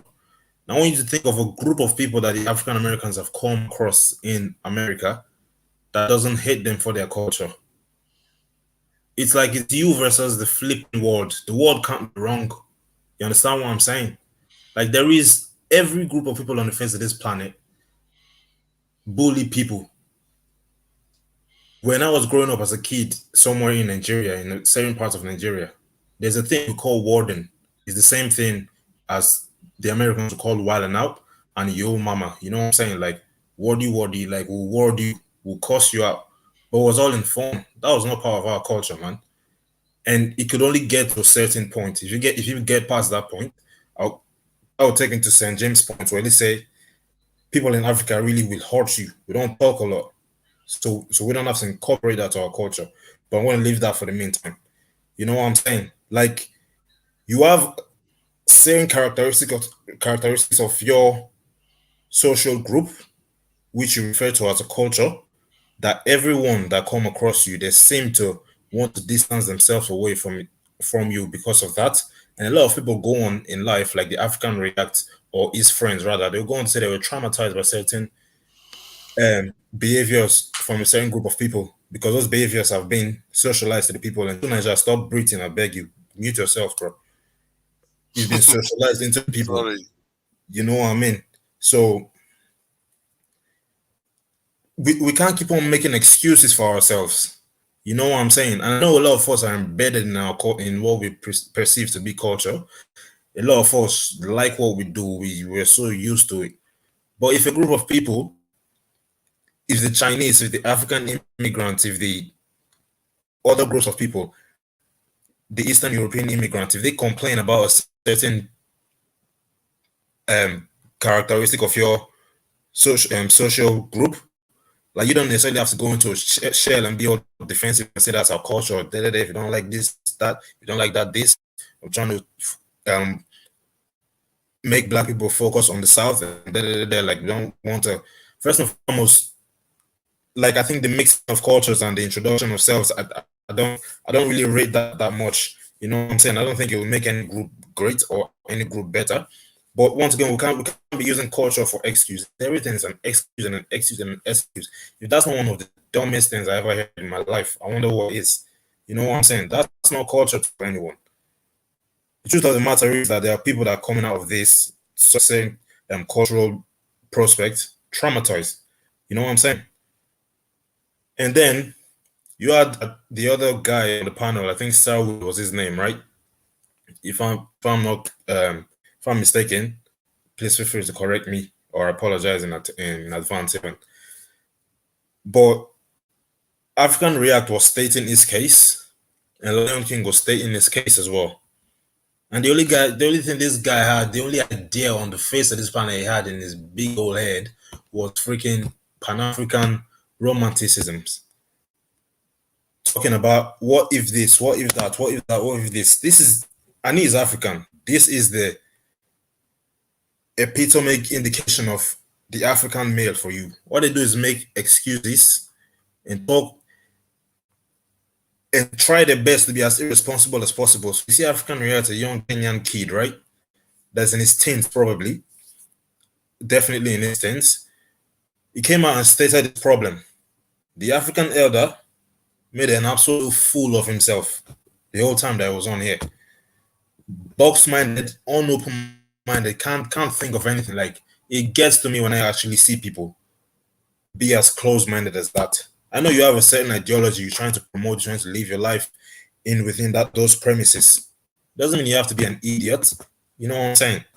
I'm not holding back for anyone yesterday. I'll just say it like it is. I think the cultural, the dimensional dysfunction that's held us back is the only thing that comes out to play on these YouTube panels. Is the only character of us that comes out to play on these YouTube panels. And I just say I'll just call that out. And I'm gonna speak to one of St. James' points, right? And that's gonna be it now for a few seconds here. Like when St. James said, us Africans, we don't talk a lot, so we don't have that as part of our social group, like a behavior within our social group. That's very true, because I remember this just reminded me that maybe that's why Africans we don't have a mouth for words like that. I remember growing up in some, like I said, some part of Nigeria, right? And the further you go in school, especially when you get to your latter secondary, your SS3 is what we call it, that's your final year, senior secondary 3, the more dangerous school will become for you. No matter what school you are, there were intra-school wars and there were inter-school wars. Like, if you get into a fight with someone, you best of doing it in a certain organization. Better be in church, school, an office, or somewhere, because if that kid meets you out in the street, he might as well kill you over nothing. And I'm sure I've said the place I'm from a couple of times on these panels, and some people might remember, and some Nigerians will definitely be familiar with that place. But it's a lot of wars that's gone on there. It's created a culture of kill or get killed. So just like I said, they don't speak a lot there. If you get into an issue with a kid in school, they catch you outside, they can kill you and no police will investigate your situation. The only way the police gets to the crime scene, even anything less than an hour later, is because maybe the school called them. That's why I said it has to be anything that these are within these organizations. So yes, of course, I think like the only reason why a lot of people have the big old mouths to talk a lot and want to scream, "Oh, this is my culture," and that, and everyone comes to freaking YouTube and trying to play the tough woman or the tough boy, is because you hide behind the back of your police. That's it. Every single one of you is here on YouTube, not in real life. You know what I'm saying? There's no soldier on YouTube. No soldier has ever been created on YouTube. No have any soldier been manifested on YouTube or social media or the internet that couldn't give a fuck. You know what I mean? All that red hair and this, that, and all that, but all that's just talk. You know what I mean? Like, once again, I'm from an environment where if you mess with the kid in school and they catch you outside, whether it be intra-school wars or cultist wars, of course, there were cultist groups, whether it be inter-school wars, you're most probably going to end up dead, most especially on a Friday, because that's when it gets hot for the weekend, you know what I mean? And this is the culture that we come from. We don't talk a lot. So these older African guys, when they move into your neighborhoods and stuff, they don't have that culture in them of, let me scream at this person, let me scream at that person. That's the only edge that you man have. You got a whole lot of words in your mouth, and that's just it. And every single one is usually to calm down. So everyone gets away with the excuse of culture, yeah, culture, culture, culture, that. You know what I'm saying? Okay, so thank you for giving us your speech, Fufu and Watermelon. We're going to start closing. St. James, you can go first. African reaction. We're not going to let you close at the same time as other people, because you are the subject matter of this video. So we'll start closing out with everyone else but yourself, myself, and Kaiser. So St. James, you can unmute your mic. Thank you for calling in. Again, those who are listening in, please like the video and show some support to African Millennial, who has devoted her time into facilitating a discourse. So yeah, St. James, you can unmute your mic, and thank you. Who was talking before you? Brian? Is Brian? Yep, he's in the bottom right corner. Yeah, that's Brian. Oh, okay, got you. Right, okay. You know what? You read something for me earlier, right? Mr. Uganda. Sorry. Did you read something from the chat? It was Kali Enigma's. And you read it for me? Yeah, I read it for you. Yes, I did. Okay, you read it for me. I did not see it, and you read it for me. So this is something that I didn't see on the chat, and you read it for me. So maybe you want me to address it. I did not want to address it personally because we were trying today to see if we can reason with African React, right? Nakmizi, you did a good job. I was listening to you, and you did a good job. I lived in New York, and I learned a lot of things, and yeah, I like your approach. What Kali Enigma was trying to do here is something that don't sit well with me, and that's why I reacted the way I reacted. I was trying to give him what he was trying to give people that live here in America, the Africans. That's the same talking point, the same conversation we have. You see what I'm saying? The circular conversation that we have that don't solve anything. So I wasn't trying to have that. So I don't know why he came here today to talk about their culture, because I was like, okay, we also have our culture, and in America we live together. Those two cultures may match sometime, and the perceptions of your culture may be a little harsher when it comes to African kids. For me, who came here when I was an adult, this didn't affect me because I understand it. So you see what I'm saying? So I'm not expecting an African American to come here and tell me this is my culture, put up with it, shut up, because we picked on one another.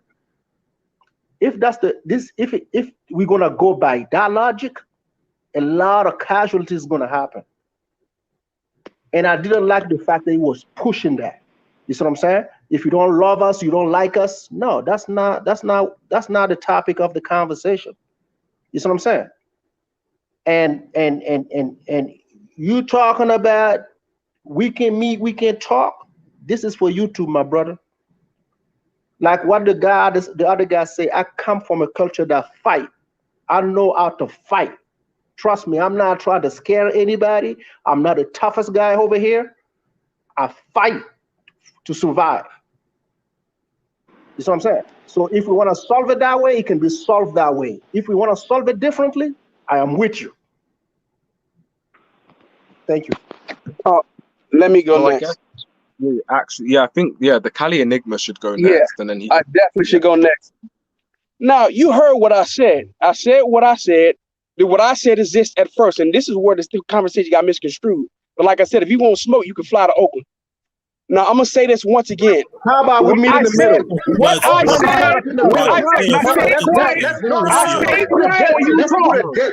said, let's put a date. Make it quick. Make it quick. Let's put a date because you're in Cali, I'm in Colorado. Let's meet in Las Vegas. No, you talking Las Vegas. Bring your ass to the Bay. Because you're a scary dude. By your voice, I'm not a scary dude. I'm not spending money on you. Why would I come on your turf? Bring your ass to the Bay. You're not from the street. Bring your ass to the Bay. You're not from the streets. Bring your ass to the Bay. School you on that. Why would I come on your turf? California. Why would I come on your turf? Bring your ass up. You're not from the street, bro. Like I said, I was talking. Mute this dude. In the middle. Mute this dude. Come to Vegas, bro. It's not far from you. Like what I said, it's not far from you. He let you finish. Vegas is not far from you, my brother. Broke. Nobody paid for nobody's flights, so. Like I said, nobody's broke here. Like I said, I'm going. Can I finish? Can I finish? Because you're a little boy. I will whoop your ass. Give me a second. Little boy, shut the fuck up. Bitch ass boy. Like I said, you a bitch made motherfucker, bitch ass nigga. You want to fight me in your own turf? This a No, bitch move, my nigga. This a bitch move. You want to fight me on your turf? You a scary motherfucker. You scared. You scared. You a whole whole ass nigga, bro. This is not the way. This is disgusting behavior. Motherfucker. Motherfucker. No, okay. Now let That's the what I Cali just nigga told go. you. Boy, don't want to leave Oakland. You don't want to leave. Why you don't want to leave Oakland? I don't live in Oakland. I don't live in Oakland. Okay, we're gonna let the You don't Cali live in nigga go. Nevada either, bitch. Why you don't want to leave Oakland? Oh my god. You know what? Because I'm How not about spending it? money on you. You bring your ass When over did here and this get become slapped. the WWE? Bro, When are we just I gonna will fight? whoop your ass like a... No, you're not gonna whoop anybody's behind, okay? None of you. Now we're going to Nakmeezy, you're next on the panel order, so Nakmeezy can close next. Okay, so this is probably the most livest live in the history of YouTube.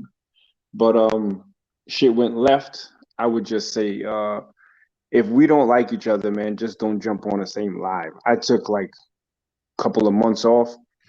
You know, I missed you guys, I'm not gonna lie. But I think tonight's topic, and being the fact that African Reacts is 17 years old, needs to be handled differently, right? Doesn't need to turn into some, you know, some nigga shit, so to speak. So if African reacts the way he does to bullying, okay, I understand it. But it's my job as someone older not to go down to the trolling level. I can do it. I'm probably one of the best trolls on this fucking YouTube streets.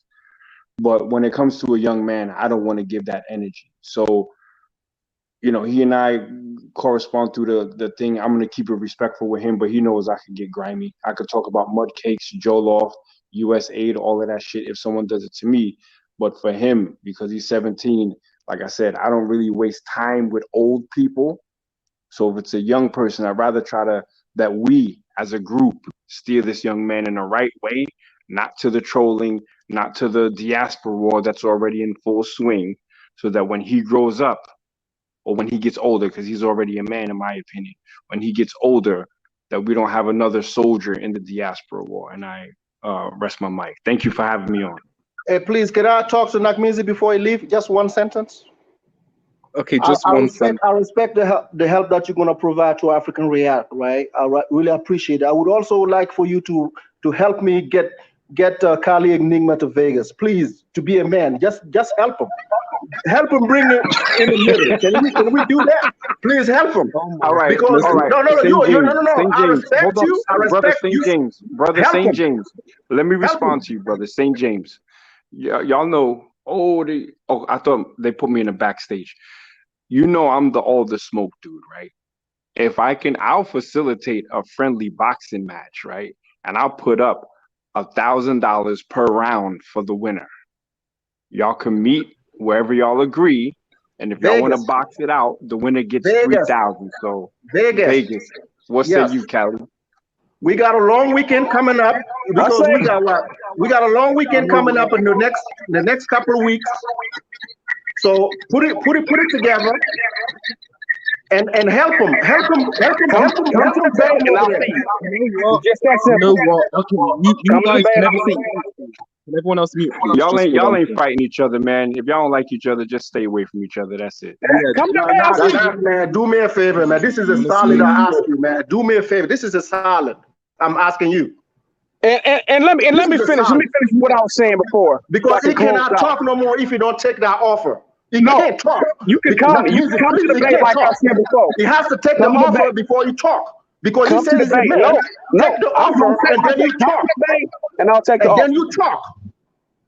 Come to the bay and I'll take the offer. No, come on, bro. You live in the bay. Why would I come to the bay? Just like you already agreed to come to the bay earlier. I'm in Colorado. Let's meet in the middle, bro. You agreed to come to the bay earlier. I'm not gonna. No, not Meezy. You trying to let this go? You agreed to come to the bay earlier. Help that little boy come to Vegas, man. Please. You agreed to come to the bay earlier. Come to Vegas. It's a little boy. Why don't y'all do this? Why don't y'all do a push-up challenge and then post No, there won't be no push-up, man. Real man conversation. Fight each other in real man conversation. And I'm gonna finish up what I said. You don't take that off with my boy. I'm gonna finish up what I was gonna say. I'm gonna finish up what I was gonna say. What I was saying is just like I said, as a part of our culture, clowning people is a part of our culture. My cousin, who's actually half Congolese, she used to get clowned about her forehead all the time. Every day. I clowned her about her forehead. She clowned me about my forehead. My brother got clowned about his forehead. Everybody, every Black American got clowned because of the way they looked, because of the way they dressed, because of the way they spoke, because of things they've done. Like I said before, that's part of the culture. Capping, clowning. Now this idea that you came up with that, thugging behavior, just all part of Black American culture. No, that's not what I said. What I said is that clowning is a part of our culture. Hip hop is a part of our culture. Twerking is a part of our culture, but it's also a part of African culture. So let's not try to act like that all of a sudden twerking is not a part of African culture. It is. What African culture is twerking? Is clowning a part of? What African culture, bro? What are you talking about? No, that's what folks are saying that. Oh, they're making fun of us. They're calling me this. They're calling me that. They're calling us African booty scratcher. We've all been called African booty scratcher. All Black Americans have been called African booty scratcher. All of us have been called big ass forehead. Oh, you stank. Oh, you ashy. Oh, you musty. Oh, your breath stank. All that shit. Everything that you got that was being complained about on the panels, why I said, well, I don't understand what the fuck this is, because we do all this together. We do this to each other on a regular basis, Black Americans. And because you're African and you come here, you're going to get the smoke too. That's just how it is. That's part of the culture. And unfortunately, because you guys didn't understand the culture, a lot of you guys came in and you took it personally when you thinking that we were just picking on you because you were African. No, we do that to one another. Like I said before, and I'll say it again, that's part of the culture. Period. Now, the fact that people are still bothered by it as adults is crazy to me. And that's why I came on and laughed. I came on and laugh about that, say that, and hop off. I wasn't even meaning to be on this live stream that long. Okay, so they write a comment to me. They write a comment to me, and I'm responding to the comment. I never threaten you. Mr. Uganda write a comment to me, and I'm responding. Nakmizi, please, man, help me out. Do me a solid. Because I'm gonna quiet that boy one-on-one to show you, man. This guy come do it. You talk too much. Like what I said. Out here and come do it. Listen, that's all you gotta do. Come to the debate and we can do it. You're not about it. You're not about it. You want to fly out here to the bay. You want to come to me. Fly to the bay. To me, you want me to come to the bay, bro. You come to Oakland Airport. Come to Oakland Airport, bro. No. Have some respect for the other panelists. There's other people who've got stuff. No. Let's bench it for now because there's other people who've got things to do. Okay? Like, we've had enough of this, okay? Like, you guys can have your Rugrat Scrabble in the backstage. Now we're going to go on to Mickey Taylor. And Mickey Taylor, you can give your closing statement. Hopefully, the rest of the closing statements can be brief because we need to go to African Reacts at the end. So Mickey Taylor, you can unmute. Thank you. Okay, Mickey Taylor, you're not here. So to Niger, can you give your closing statement, please? Hopefully it's brief, but we need to keep moving. Can you let me be? I've not spoken for a long time. You've kept me aside and stopped trying to kind of troll me. It's not nice at all. You're trying to make me keep it brief. Look at they've all been going on for how many minutes? It's not nice. Come on. Okay, to Niger, you can go ahead, please. Like, don't take offense to Niger. It's too late over here. It's way too late. Very respectful to everybody, being quiet and everything. And you just say, just take a few minutes to talk while everybody has been going on all this while. It's not nice. Thank you. I just wanted to say, like, that's so elementary. But I get it. Like, if you want to, like, these guys want to fight, like, social gloves or do any of that crap somewhere else. Shut up there. Just really get some work done. I think a lot of conversations that we have, not just today, just often.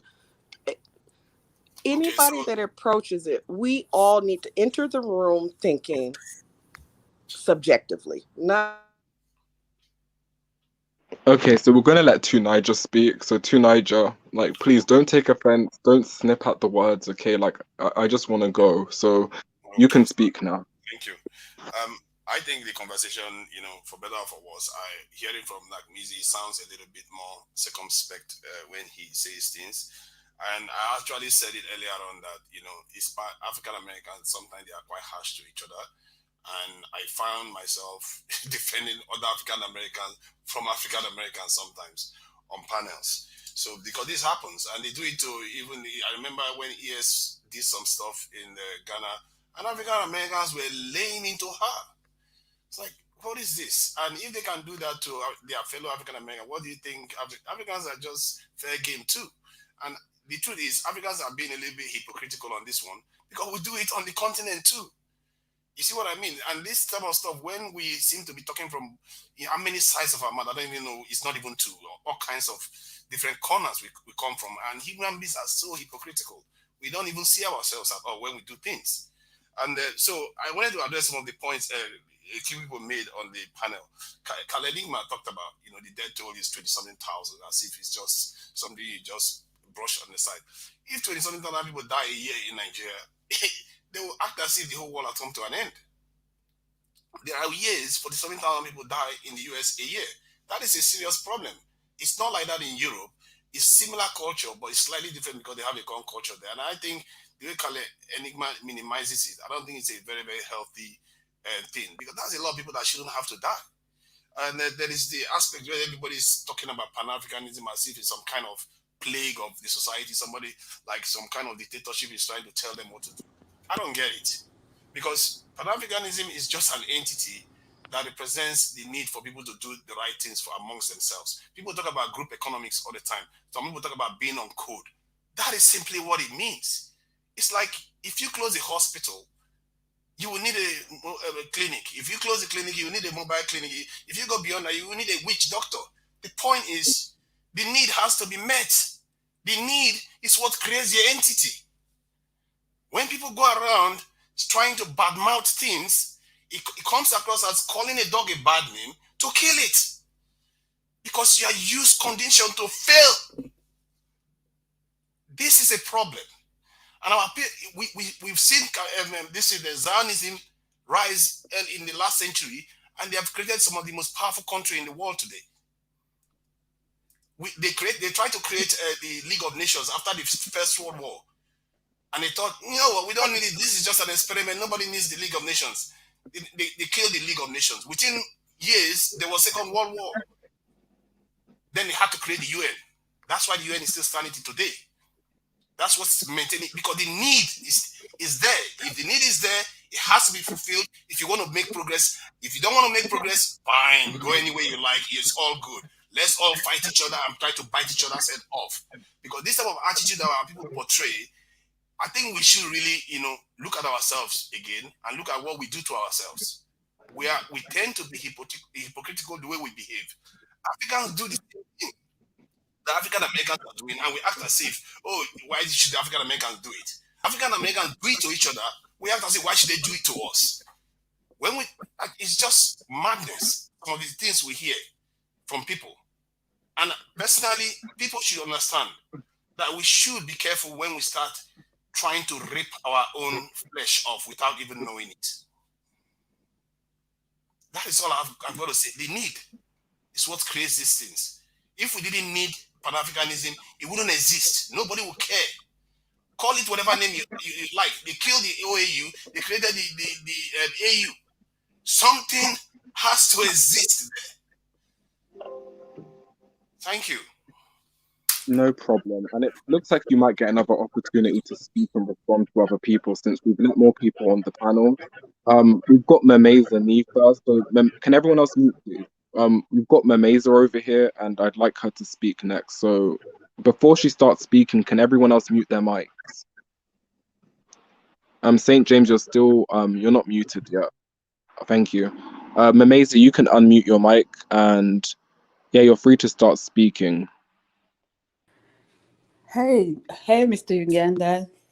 Thank you for letting me come in. I know you're ready to leave, but I really wanted to say something. So I've been listening on and off, so I don't know what everybody said, everything that everyone said. But what I want to say is this. First of all, the bully like they're talking about, yeah, it happens.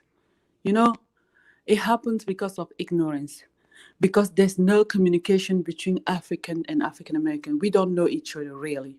So the only way we address each other is through, I mean, the only way, the only thing we know from each other is the thing that everybody talks about, like stereotype and stuff like that.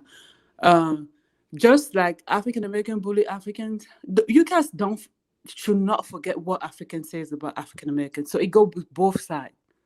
It's not a one-way street. I don't know why people want to make it as if it's only African American coming from Africa for Africans. No, it's not like that. It's not like that. And to me, from what I have come to learn, is that a lot of it comes from the fact that African Americans don't know much about Africans. You know, they don't know much about African or Africa. But nowadays, I think that a lot of those things are kind of like fading away, because now people can learn through different media outlets. It's so easy now to see what's happening in Africa. If you really want to show interest in, if you really want to know, you're gonna know. My kids, they go to school. My son comes home and he tells me the things that people tell him at school, and we work on how he's gonna reply to those things. And it's sometimes it's like I said, it's pure ignorance. That's what they really think it is.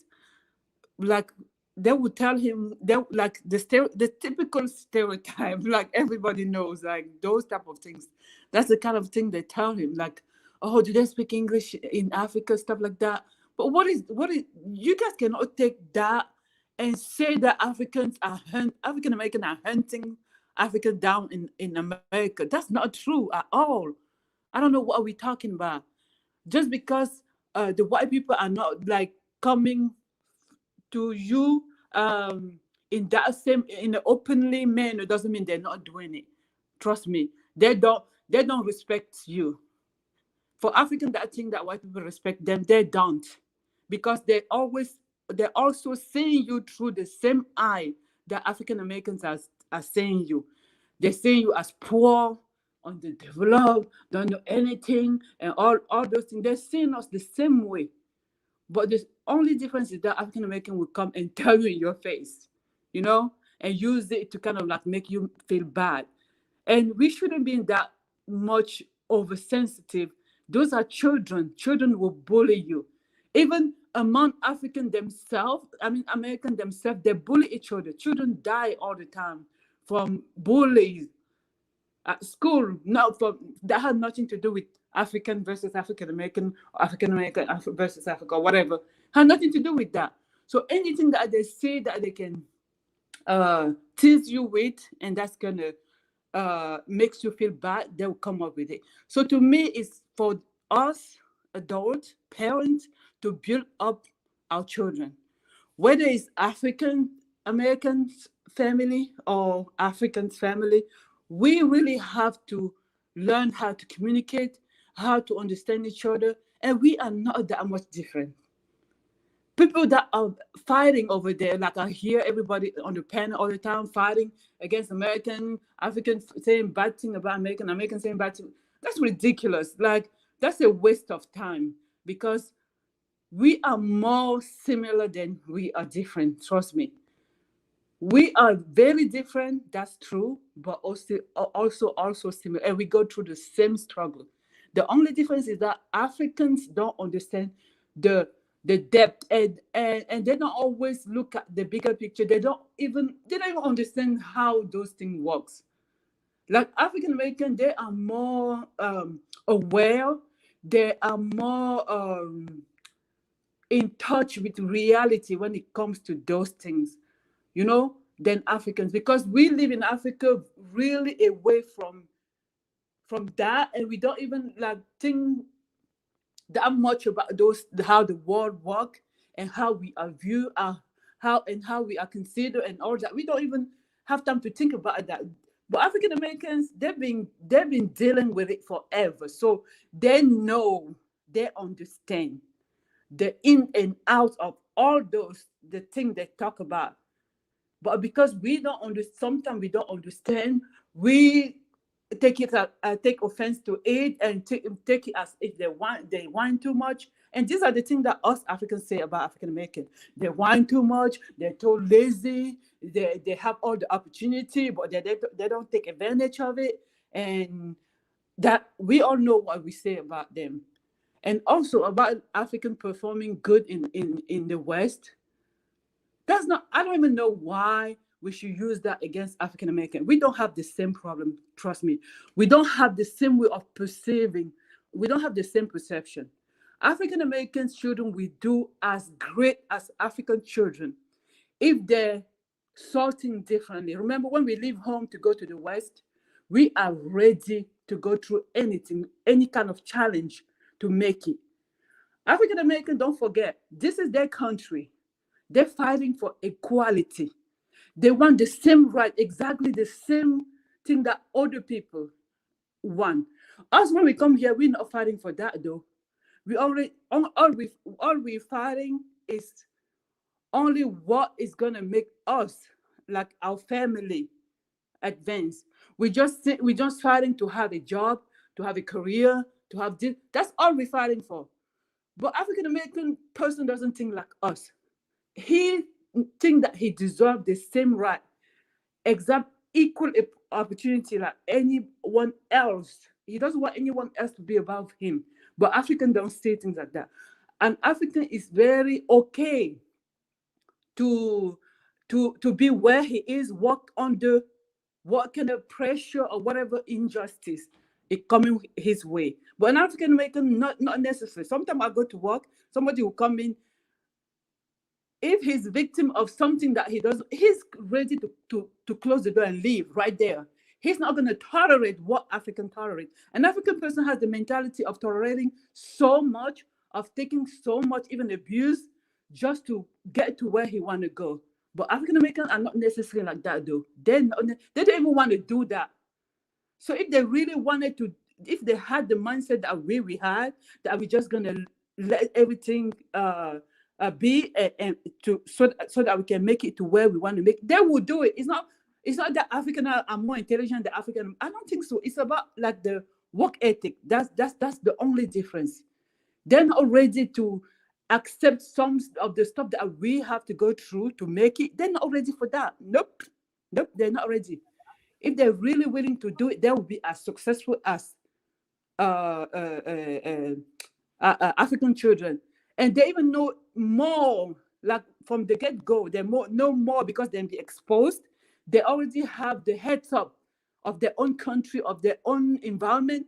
So that if they really wanted to like put the work, like really, they will do it. It's not about African being intelligent, the African American. I don't think so at all.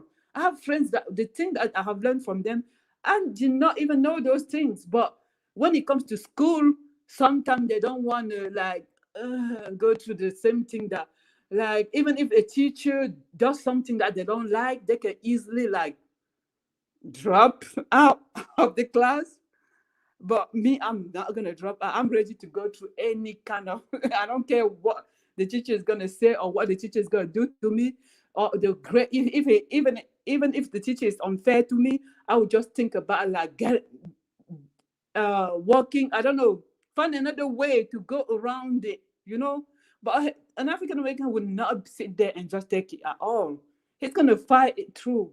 And sometimes if they don't get it the way they feel as if there was injustice, they'll maybe drop out, or they'll maybe like, I don't know, just maybe come back the next semester, or maybe change the path they were on, something like that. So we don't have the same problem.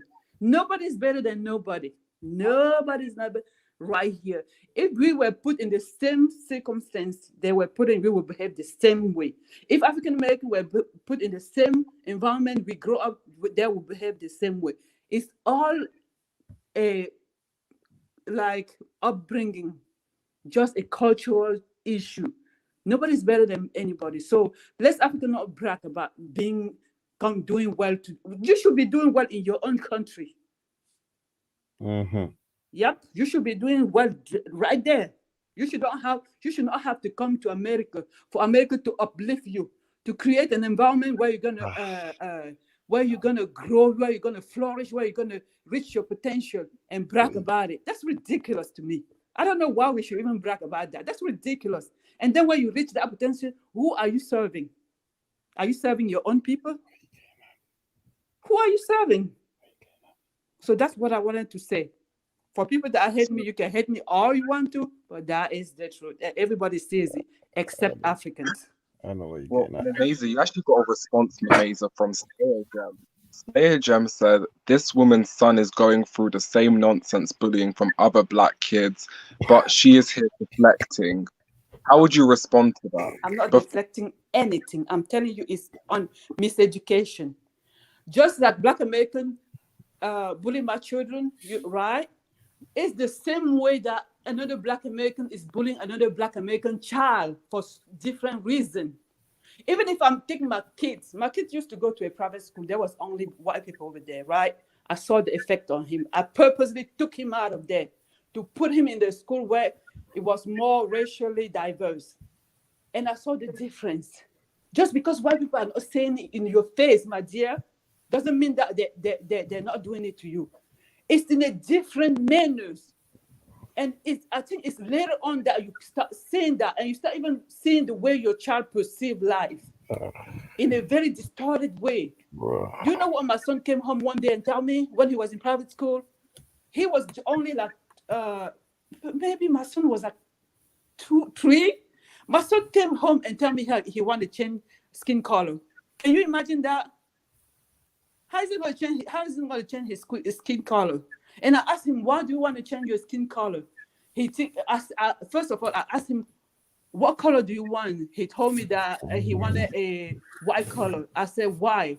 He said, because he thinks that the white color is the best color. And his little older brother was like 4.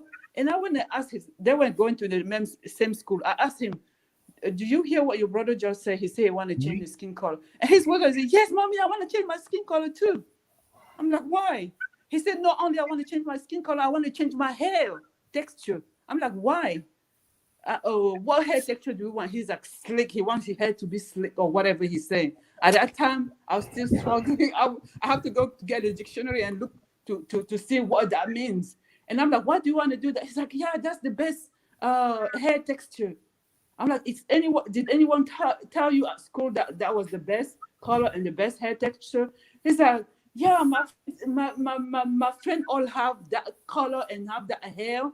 Do you think this is it worse? Is an African American calling an African child, maybe, I don't know what, teasing him worse than your child wanting to change his hair color and his skin color? Which one is worse? Because you can always build your child to know how to defend himself. Like my son, he's awesome. Like he knows how to stand up. People at his school love him now. Everybody even want to learn more about Africa because of my son. Because I built him up. We talk to him. We take him home. We teach him about Africa. Usually those children, they sink under the pressure because a home parent they don't even understand what they're going through. But if you're close to your child and learn that at school people are saying this because of where he's coming from, you're going to educate your child. You're going to build him up. That's life. You're going to go through challenges. That's how I look at it. Stay over here fighting against African Americans. It's not going to change a thing. It's going to be here for a long time. Even at home, do we get along? Don't we cheat each other trap? Don't we have stereotypes at home? Stop being hypocrite and be so narrow and single-minded. Can I answer if we're done? Yeah, well, no. Go ahead. Wait. Briefly, because we have to move around the panel. So St. James can respond. Okay, briefly. I respect what you just said. I have my own opinion on that, because when it comes to bragging about, some Africans, maybe I can say a few Africans bragging about, they have done well here, comparing themselves to the counterpart here. Yes, I wouldn't want us to do that. But at the same time, you have to talk about your own progress, your own success. You know what I'm saying? Because you come here as an immigrant, it's your right. If you are successful here in America and you want to talk about it, you earn that right to talk about it. But to compare yourself to other people and just to shame, no, I'm not with that. So that's out of the way. An immigrant has that same right because Black American do it when they reach success, they talk about it, they want the world to know about it. So we have that same right. So also, when you're talking about, I don't know if you said Black American or American are fighting for equality. I don't know. When I'm done, I would hope for you to tell me what kind of equality are they fighting for all of us, because equality here in America is across the board. Everybody is fighting for that. And you mentioned the job that you work, that if something is done to an African, you stay quiet. If something is done to an American, you just want to fight. Maybe the position or the company that you work for is different than mine. In my company, we have a code of conduct, and I can activate it anytime I want. I don't need anybody to help me fight that. So Africans that I know here who know their rights, they're not pushovers, and they don't need anybody to help. When it comes to be together to fight something, yes, we can do it. But I don't agree with the fact that Africans don't want to, because the kind of job that I have to fight my way to that position. Mm-hmm. And I know what it comes with. I don't know. Let me finish. I know what it comes with. As an African, I didn't need anybody, because every job here in America has a code of conduct. So you don't need anybody. You can call your HR, you can call your district manager and have that conversation. You see what I'm saying? I think the African she's talking about is herself. So what? I'm sorry? I think the African she's talking about is herself. It's herself. Yeah. So no, because that's what I'm saying. When you say equality, I mean I don't know which equality, because now one particular group of people here in America is fighting for the others. So I don't understand that part. Okay, let me respond. Mr. Uganda. Actually, Darth Sidious can respond to what you're saying. He can just say what he wants to say. Then amazing. I'm gonna say what I'm gonna say. I can say I am thoroughly entertained today. It's been quite an enjoyable live. I have a couple of messages to Niger. To Niger, what I see here happening is, in this debate, there's a lot of black people with different ideologies and different mentalities that occur in these panels. And there's different channels that facilitate for different types of, that have different movements or different agendas, and they facilitate different types of debates. Some channels don't go for your debate, some channels do. If the debate is not about your idea, it's just about any other thing, or they want to talk about any other idea, you can keep it isolated and contained within that debate. If the debate is about Pan-Africanism, then yes, you're free to talk about it. But what I'm trying to say is, here it's going to have to be a case of which is the majority black mentality to go for. You understand what I mean? So we're going to have to fight to see which mentality do most black people all around the world gravitate to. So you cannot, you have to accept that there's many different ideologies here, and everybody's free to do that. But in order to get people on board, we're just gonna have to continue doing what we do, but to give people the freedom to see how to see if they will gravitate to that. You understand what I mean? So I don't think there's gonna be a way where you're gonna, because so many black people, it's gonna be like a campaign. It's a campaign, and people have to be attracted to you and gravitate to you. I think that's how you're gonna have to leave it. Other than that, you can just discuss anything else. Do you get what I'm saying? I agree 100% with So wait. So one second. Tunija, 1 second, because so Tunija can briefly respond to Darth Sidious. I have something else to say. I had something else to say. Oh, okay, that's cool. And for Nakmizi, hold on. And for Nakmizi, I think what you did was a great thing. I think we don't want St. James and Kali Enigma to come to a situation where they blow each other up with guns. We don't want that. But I'm quite interested in boxing, and I would like to see a boxing match where it's safe and fair. And Kali Enigma likes to talk about boxing, and he will get the opportunity to see an African box as well, an African fight, and he will see that Africans are also strong. So I will welcome a safe environment where you create a boxing match between Kali Enigma and St. James. If they're not gonna fight, then it's better they're all over the internet. So they are in the internet and they will never ever meet each other. But if they do, I want you to facilitate a boxing match because that's what I want to see. You understand? I don't want to see any guns because that's the safer way to go about it. So shout out to the happy companion in the chat. So Niger can respond to the notion that was put towards him. Then Mameda can respond. The reason why I addressed Pan-Africanism is that this was not a discussion about Pan-Africanism, but you notice that a few people were talking and they were just going back to Pan-Africanism and hitting Pan-Africanism. He was talking to a 17-year-old boy and then he goes after Pan-Africanism. You see, this is what they call carpet rolling in life.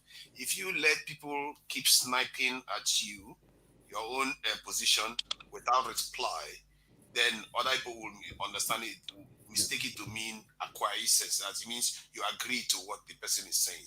I needed to say that to let him know that stuff he's hitting at, it's not its fault that it exists.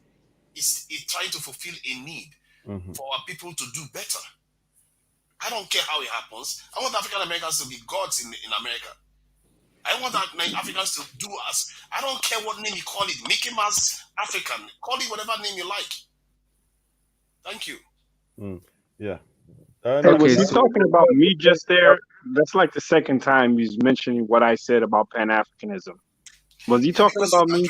You were addressing a young man. This is, back to Pan-Africanism. wait, but hold on to Niger, Mr. Professional Panelist. All right.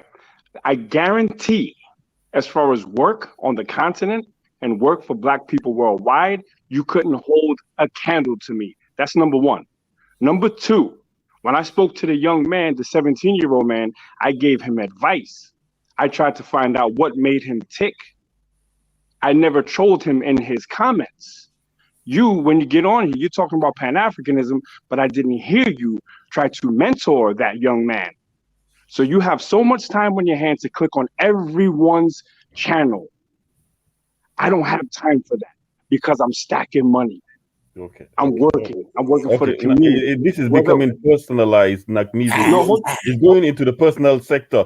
Just talk, let's stick to the. Hold on, brother. Let me finish because he threw two. I ignored the first one. So, look, what we have to understand is that all Black people are not going to follow the same ideology. Exactly. Some like Pan-Africanism, some don't. If we took a poll in the chat, it might even be a 50-50. Most Africans that I met don't give a shit about Pan-Africanism. What I give a shit about is this 17-year-old young man who said out of his mouth he was just here to cause division to find out what makes him tick. I don't waste my time on old ass dudes that ain't doing nothing for their own people. Proud to be Niger, but haven't been back to Niger to live for 22 years. Talk that Pan-African shit from Africa. And if you want some smoke, we could get it too. But I won't do it physically. I'll say I challenge you to see who does more work for the community. And if you try to follow me, you're already 3 years behind, homie. No, Darth.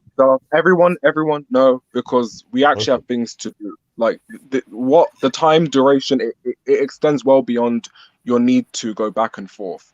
Now, Mameza, did you want to address something very, very briefly? Mameza, I'm giving you like 1 minute just to say anything that you wanted to say in response to what St. James said. If you're still on the panel, do you want to unmute? Mameza? Okay, Just thank 1 you, minute, Mr. just 1 Uganda. minute. It just went left. So St. James said that the Africans that don't fight for the rights are me. St. James, sometimes when I speak, Never said my sister. I never said you. You mentioned African that don't fight. No, let's make it clear. Let's make it clear. I mentioned Mamize. We're under time constraints. All right. Let's let Mr. Uganda. I was the one who said that. All right, guys, listen to me, please. People always think that I stick up for African American. I don't stick up for nobody. I stick up for myself and for my truth and the reality that I'm saying on both sides. Listen, Africans are full of shit. You understand? We like to cover our shortcomings. We like to cover our flaws and point the fingers. We are so behind on everything but we don't realize it. We should not even be talking about nobody else. We should be focusing on ourselves, how to get ourselves to a level where we can be even a little bit competitive. When you guys say that Africans are successful in the West, it's ridiculous. How is that helping Africa? When they're draining everybody from Africa to the West to help the West. You should not even be bragging about stuff like that. That's a shame to me. But anyway, let's go back to the fight for your right. Listen, your typical African don't even know how to fight for nothing. Okay? You guys should take a page from African Americans' book and learn how to fight for yourself. We talk, we get oversensitive, we take everything personal, we react like babies. But when it comes to stand up for something, please, you guys, African on this panel, tell me what you stand for. Tell me something that you guys stand for. Why are you being emotional? I stand for working and making progress here in America and abroad. Exactly. No one helped me. No one helped me for here and abroad. So I don't know. I stand for that. I stand for that, and I have the result to show for it. That's for me. I speak for me. I respect the fact that you speak for you. That's why when you come here, you speak for you. I respect you're an it. idiot. I swear. But the problem is that you want to deny me from giving you my opinion. Every time you speak, I respect your opinion. But when I speak, you have a problem with that. I don't understand. You said in America, you and I live in America, and you said you need somebody to fight for your rights. I don't need somebody to fight for my right. You said we have to take a lesson from somebody else. No, listen, let me finish. You said you have to take lesson from somebody else. Actually, I don't. You can take lessons. I take my own lessons, and then we all go our separate way. How simple is that? So you're talking about Africans. The part of the world that you live in Africa does not define me. You see? I'm sorry, my sister. I would love for you to understand that. We're not from the same place. We're not from the same place. We don't live the same reality. Under time constraints. We're under all right, let me answer. You guys like to talk over each other. And let me answer your question. Hold on, let me just answer. Look, God's sake. When I express myself, I don't know if it's my English that is not clear enough. I think St. James doesn't get it. He takes everything so personal. I'm going to want you, St. James, to learn how to see things in the bigger scale. Don't always talk about you. Actually, I have more than you have, and the Cameroon have two. Cameroon. Calm down. God's sake. Cameroon is bilingual. You cannot. Oh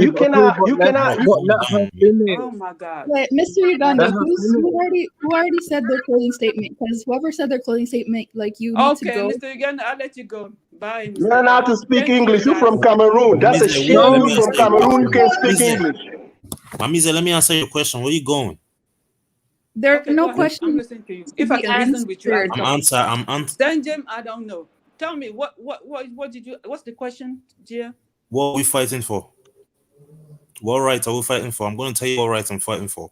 She didn't even tell the right, and she's bragging. Stop, St. James. Like let Brian and Mameza have their exchange. This is coming from the fufu versus watermelon's perspective, right? Mameza me.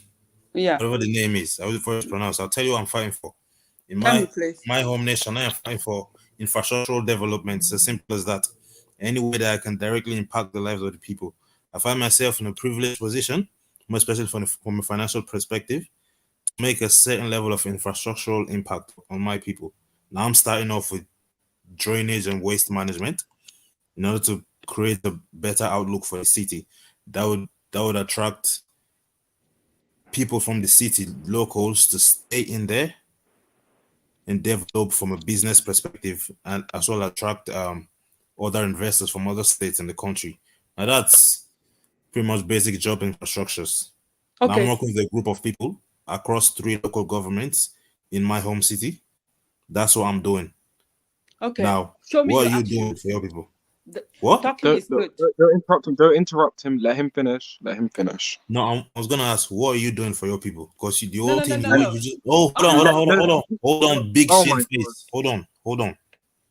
You just gone, just went on a whole rant about what niggas ain't doing, Africans ain't doing for themselves. They ain't fighting for the rights on the continent. You are living in the USA. You're not better than those people that you're talking about.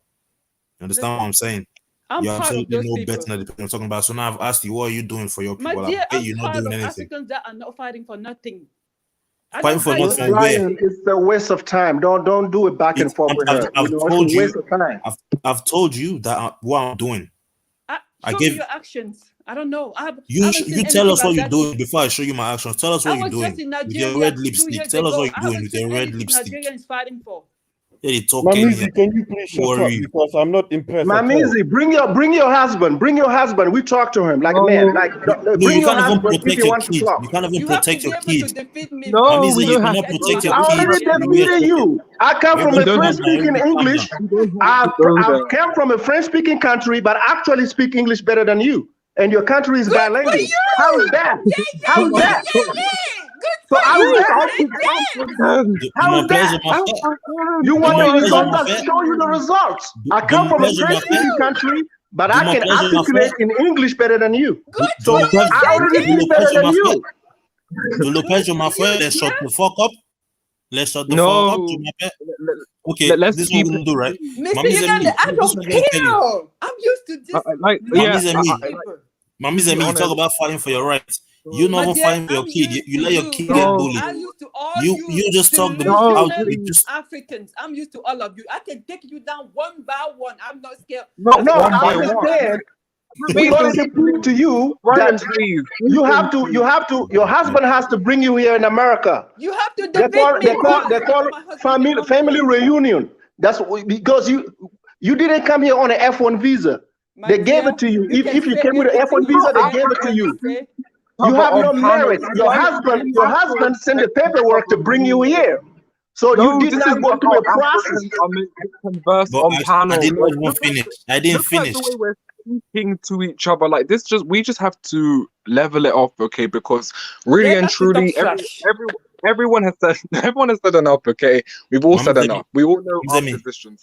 5 There's seconds. no reason. Let me finish what I was There'll saying. be other opportunities to speak. There'll be Yes, other opportunities. you can accept it because I'm telling you the There'll be fact. other You came here on a fiance visa. You came here on a fiance visa.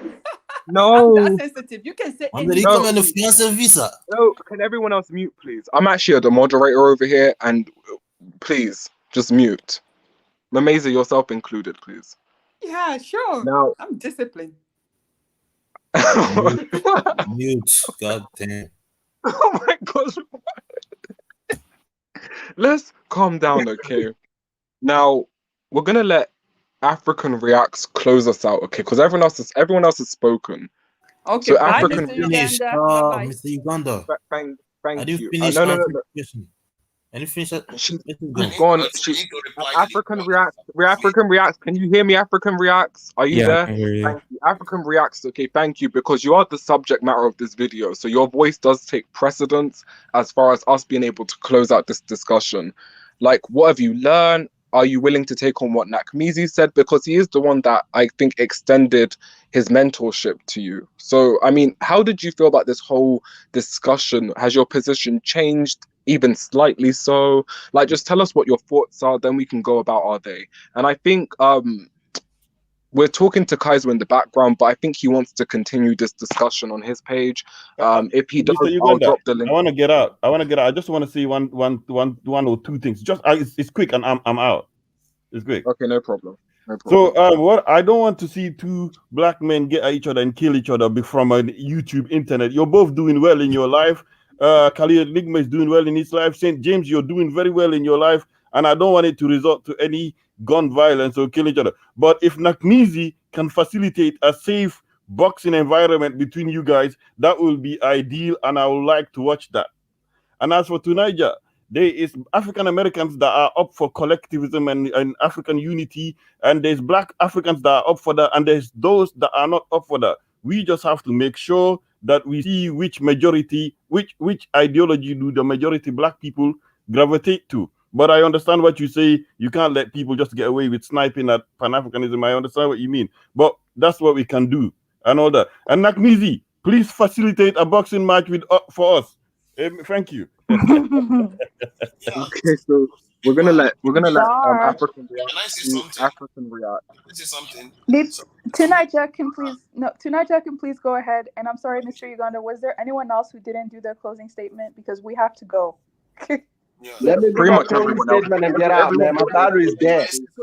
My I'm battery the is only dead, one who hasn't please. done my closing statement aside from African react. All right. Tunaja, St. James, and please let's go. Element of people that are just like us to be mean to each other, and they call people that are trying to be nice and civil with each other pick me people or simps and all this stuff. I don't understand why you want us to be mean to each other. I don't understand the kind of people that think like that. And when Nakmizi, says I'm a YouTube panelist and all that, obviously he has to understand I have no life. I am here trying to mix something of my life and get on every panel as much as I can. How can he not understand that? And he tried to hit me where it hurts. This kind of unnice behavior is not acceptable. We have to try to be civil. And you remember they used the BS word several times. Him and Kali Enigma. This is how they approach things. You have to understand. I understand how political machines work. These people are clever. They know what they are doing. They come, they use specific words. He's trying to mentor somebody. At the same time, use BS word about some other idea. We have to be careful about people. People speak with forked tongues. And this is why I had to address that point. I'm not here to start a tangle with him. He operates at a different level. And people have to understand that. That's why I felt I needed to address that point. I get the point that he's making. It's just what it is. I think people should just be nicer to each other. At least that's the starting point. And people should not be ridiculed for trying to be nice. Thank you. Can I go in? Okay, my battery is about to die, right? Addressing Mama Z, right? I'm just gonna, I'm trying to be funny, right? So we got a different kind of Africans that come in the West. You have some of them that just wake up and they get the visa because somebody from their family is here. So they come here, no backbone, can't fight, no degree, no nothing. So when they come here and get on panel, they talk like that. You see what I'm saying? Myself, I did what I have to do to be where I am. So I don't like, if we have to do it, we have to do it in a group. I'm not gonna sit here and say that somebody has to fight for my right. I wasn't born that way. My people are not born that way. So it's not how we approach things here. We have a lot of Africans when they get here because we talk about bullying, right? It's a different type of bullying. We have Africans who have low self-esteem. They have to look up to other people so they can make progress here in the West. Actually, myself, I don't. I already come here fighting. I'm going to fight to make progress for myself. Those Africans who come here who want to look up to other people because they don't know how to fight, go ahead and do it. Don't speak for me, speak for yourself. If you need my help, you can call me and I can show you how to do it. You see what I'm saying?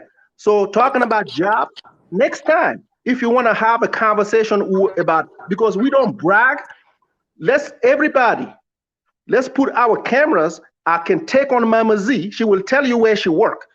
And I will show where I work and what kind of business I do for myself. You will see the difference. That woman has nothing.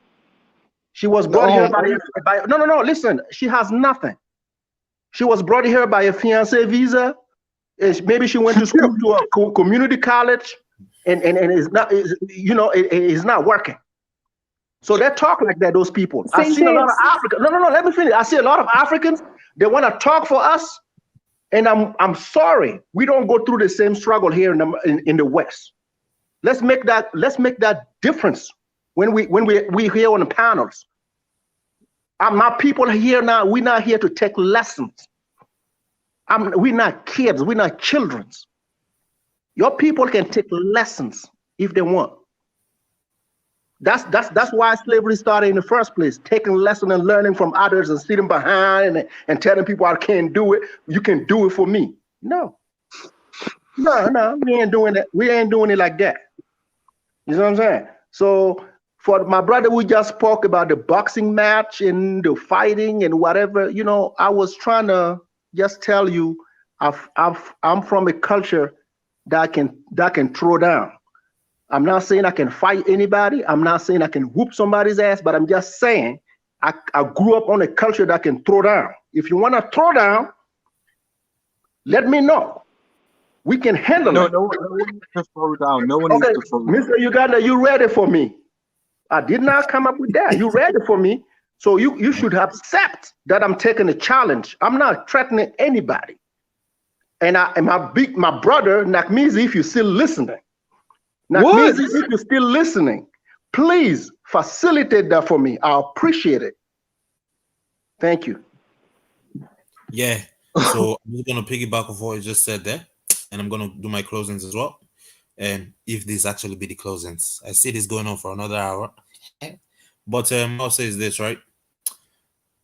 I mean, Mamize, look, that's someone who can't just admitted on the panel here that she doesn't protect a child from bullying, whether it be by any certain group of people or any person from a certain group. She doesn't protect a child of bullying. Don't expect too much of her to protect the African image towards anyone else. I don't think she has that level of self-esteem. You know what I'm saying? Especially when it happens to the blood of your blood, bone of your bone, and flesh of your flesh, and you let it slide like that. That's what I'm gonna say about her. And as well as the shit chatting that she was doing, talking out both cheeks of her face, like in one breath, oh, we are actually more similar than we think we are in regards to Africans and African Americans. Oh, we need to come together, and all that stuff. But then the next thing you're talking about, oh, Africans need to focus on the continent, what we're doing for ourselves, and all that. Like, it's just, these people don't even know what they want. It's quite confusing. It's wrecking. It's head wrecking. The same thing over and over again. And I won't waste my time on it. You know what I'm saying? Like Jahari said, the conversation today was freaking bad enough to wreck Jahari, the whole queen Jahari of the YouTube Pan-Africanist jungle. You know what I mean? My one and only 22 out of 10. Like, this is unacceptable, man. This is unacceptable, but we move still. You know what I'm saying? With that said, shout out to the panel. Thanks for having me on. African Millennial, Mr. Uganda, case on the money. So, good luck to the chat. See you later. Bye. Peace. And finally, ladies and gentlemen, the moment you've been waiting for. Mr. Uganda can go ahead, I can go ahead, and African Reacts, the star of the show, can go last. And you guys all came here for African Reacts. See, people will be like, they don't care about what this kid says, but they all want to know what this kid thinks. Mr. Uganda, isn't it hilarious? It's true. Like, I think in this particular sector, it's like we find that the people who others claim not to like, they tend to center them a lot. So it's like, you know, it was inevitable that African Reacts would become a topic of conversation amongst many different areas of this sector, because people naturally like to talk about the things they don't like or the viewpoints. So to be honest, in as much as people don't like to hear African Reacts' viewpoint, like, they elevated African Reacts by speaking to him. I think African Reacts would even agree that, like, sometimes he might even be surprised by the amount of triggeredness he receives. Now, let me just get on to my thoughts. I just think that everyone has a responsibility to heal, and people do have to accept accountability. You know, you can't condemn a reaction yet ignore the genesis of the problem, and vice versa. You know, everyone has to play their part. You know, so we're well aware of the issues that prevail in our separate communities. You know, we've discussed a bit of the UK context, the United States context. Now, that should give people a framework to be proactive. So even if these dysfunctional behaviors that were mentioned aren't prevalent right now, there's a duty on you to be proactive. Like, get ahead of the problem. Like, talk to your children about, you know, tolerant behavior. Talk to them about, you know, being respectful to other people's cultures. You know, like, I'm not saying that you have to teach your children to completely become doormats. Absolutely not. But, you know, like, just a degree of, like, sensitivity for other people. And yeah, like, I just hope that we actually take things on board, you know, like, at least sow the seeds now so we can have better discussions maybe 20 years from now, you know, if we're all still around over here. But I won't take up too much time. Thank you for the panel. Again, I hope people have liked the video. We've got people here who dedicated hours of their time just to give you guys a conversation, entertainment included. We at least ask that you like the video, support monetarily if you can. And again, if you have any suggestions for what African Millennial can do in future, just leave video suggestions. If not on the live chat, you guys are welcome to email her, or you guys can leave the video suggestions in the comments section after this video is published formally. But yeah, I'm gonna jump off now, and I'll see you all later. Goodbye. Goodbye. And I want to thank everybody once again for coming in here. I want to thank everybody who donated, everyone who didn't donate, still love you. To all the people who didn't comment, thank you for coming in. And to all the people who commented, it's been really nice to listen to what you guys have been saying. I really appreciate everybody who called in, especially the Americans that came on the panel to you know, talk about, you know, whatever they were talking about in America. Definitely appreciate it, because that is the representation that matters as well. So shout outs to Empowered, ADOS, Nakmizi, Cali, and then all the Africans as well. Shout outs to you guys. You guys know that I love you long time. So with all of that being said, African Reacts, after being here, did you have anything to say? And again, to clear this up, do you hate No, AA? I don't. I don't hate Black Americans. Okay. They are the ones who call it hate. That's why I named the video that, and I even stated in the video that they're the ones who call it hate. Not all, but some. That's why I made a reaction to it, and I said if Africans are hating, then we should continue hating, because we're doing good in America. So if they want to call it that, they can call it that. Okay, no problem. And are you going to be doing more reactions? Yeah, I'm gonna be doing more reactions, and I just wanted to say this fake division thing, it won't work out for all the pandering Africans, like the Mamiza. I don't know, Mama Misa. I just want to tell her that majority of the Africans in the United States think like me. For all Africans out there who are against me, majority of the Africans in the US think like me. So I don't know what you're gonna do to change everyone's mind, but it's just reality. And I also wanted to tell her, she's all over there calling me a kid. I'm a kid, but I make more money than her. So Oh no. I don't even go anywhere. I just literally sit at home all day in front of 4 monitors and make money. So I don't know how a kid is making more money than you, but you go figure that out, economic slave. One last question for you. So do you think, because I think, I don't know if it was Tunaja. I think Tunaja was saying that there were solutions. And then I, in my head, don't think that there's a solution to this. It is what it is. Do you think that the separation that Africans are doing in the United States and other places, do you just think that it should just be the way that it is and some people are freaking out too much? Yeah, there's no solution to this. It's basically just a discussion. There's no solution. You can't change Africans' minds that are living in the United States. And Black Americans have that culture of bullying. And if you want to call it that, they have that. So there's no way you're going to change them. And that's all I wanted to say. Okay. Well, thank you so much for calling in, and we really do appreciate that. Yeah, and I wanted to tell that Brandon guy who keeps making jokes about my face, saying that I look like a dung beetle or something like that. I wanted to tell him that most of the Kenyans in Kenya, there's some that look like me. So if you want to tell me I look like a monkey, then you go ahead. Most Africans look like me. So in the region that he's going. All right. Okay. Thank you again. It was a pleasure. Yep. Have a wonderful day.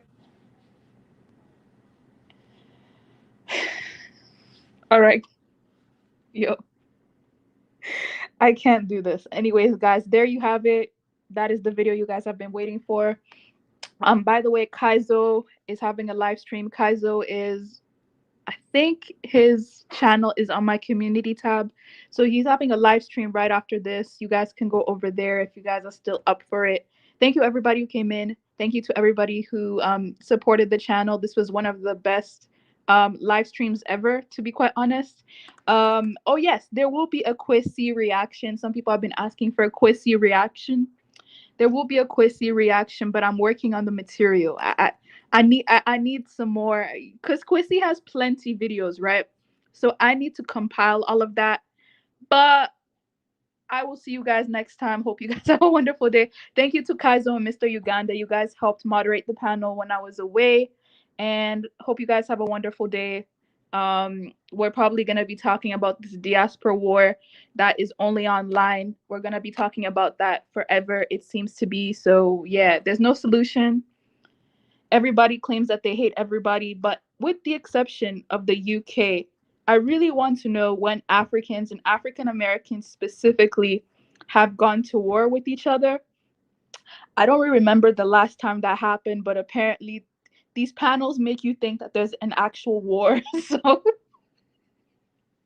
or maybe the Africans are saying there aren't enough numbers in America. That's why there are no wars yet. But anyway, thank you everybody for being here, and we'll see you guys the next time. Bye-bye.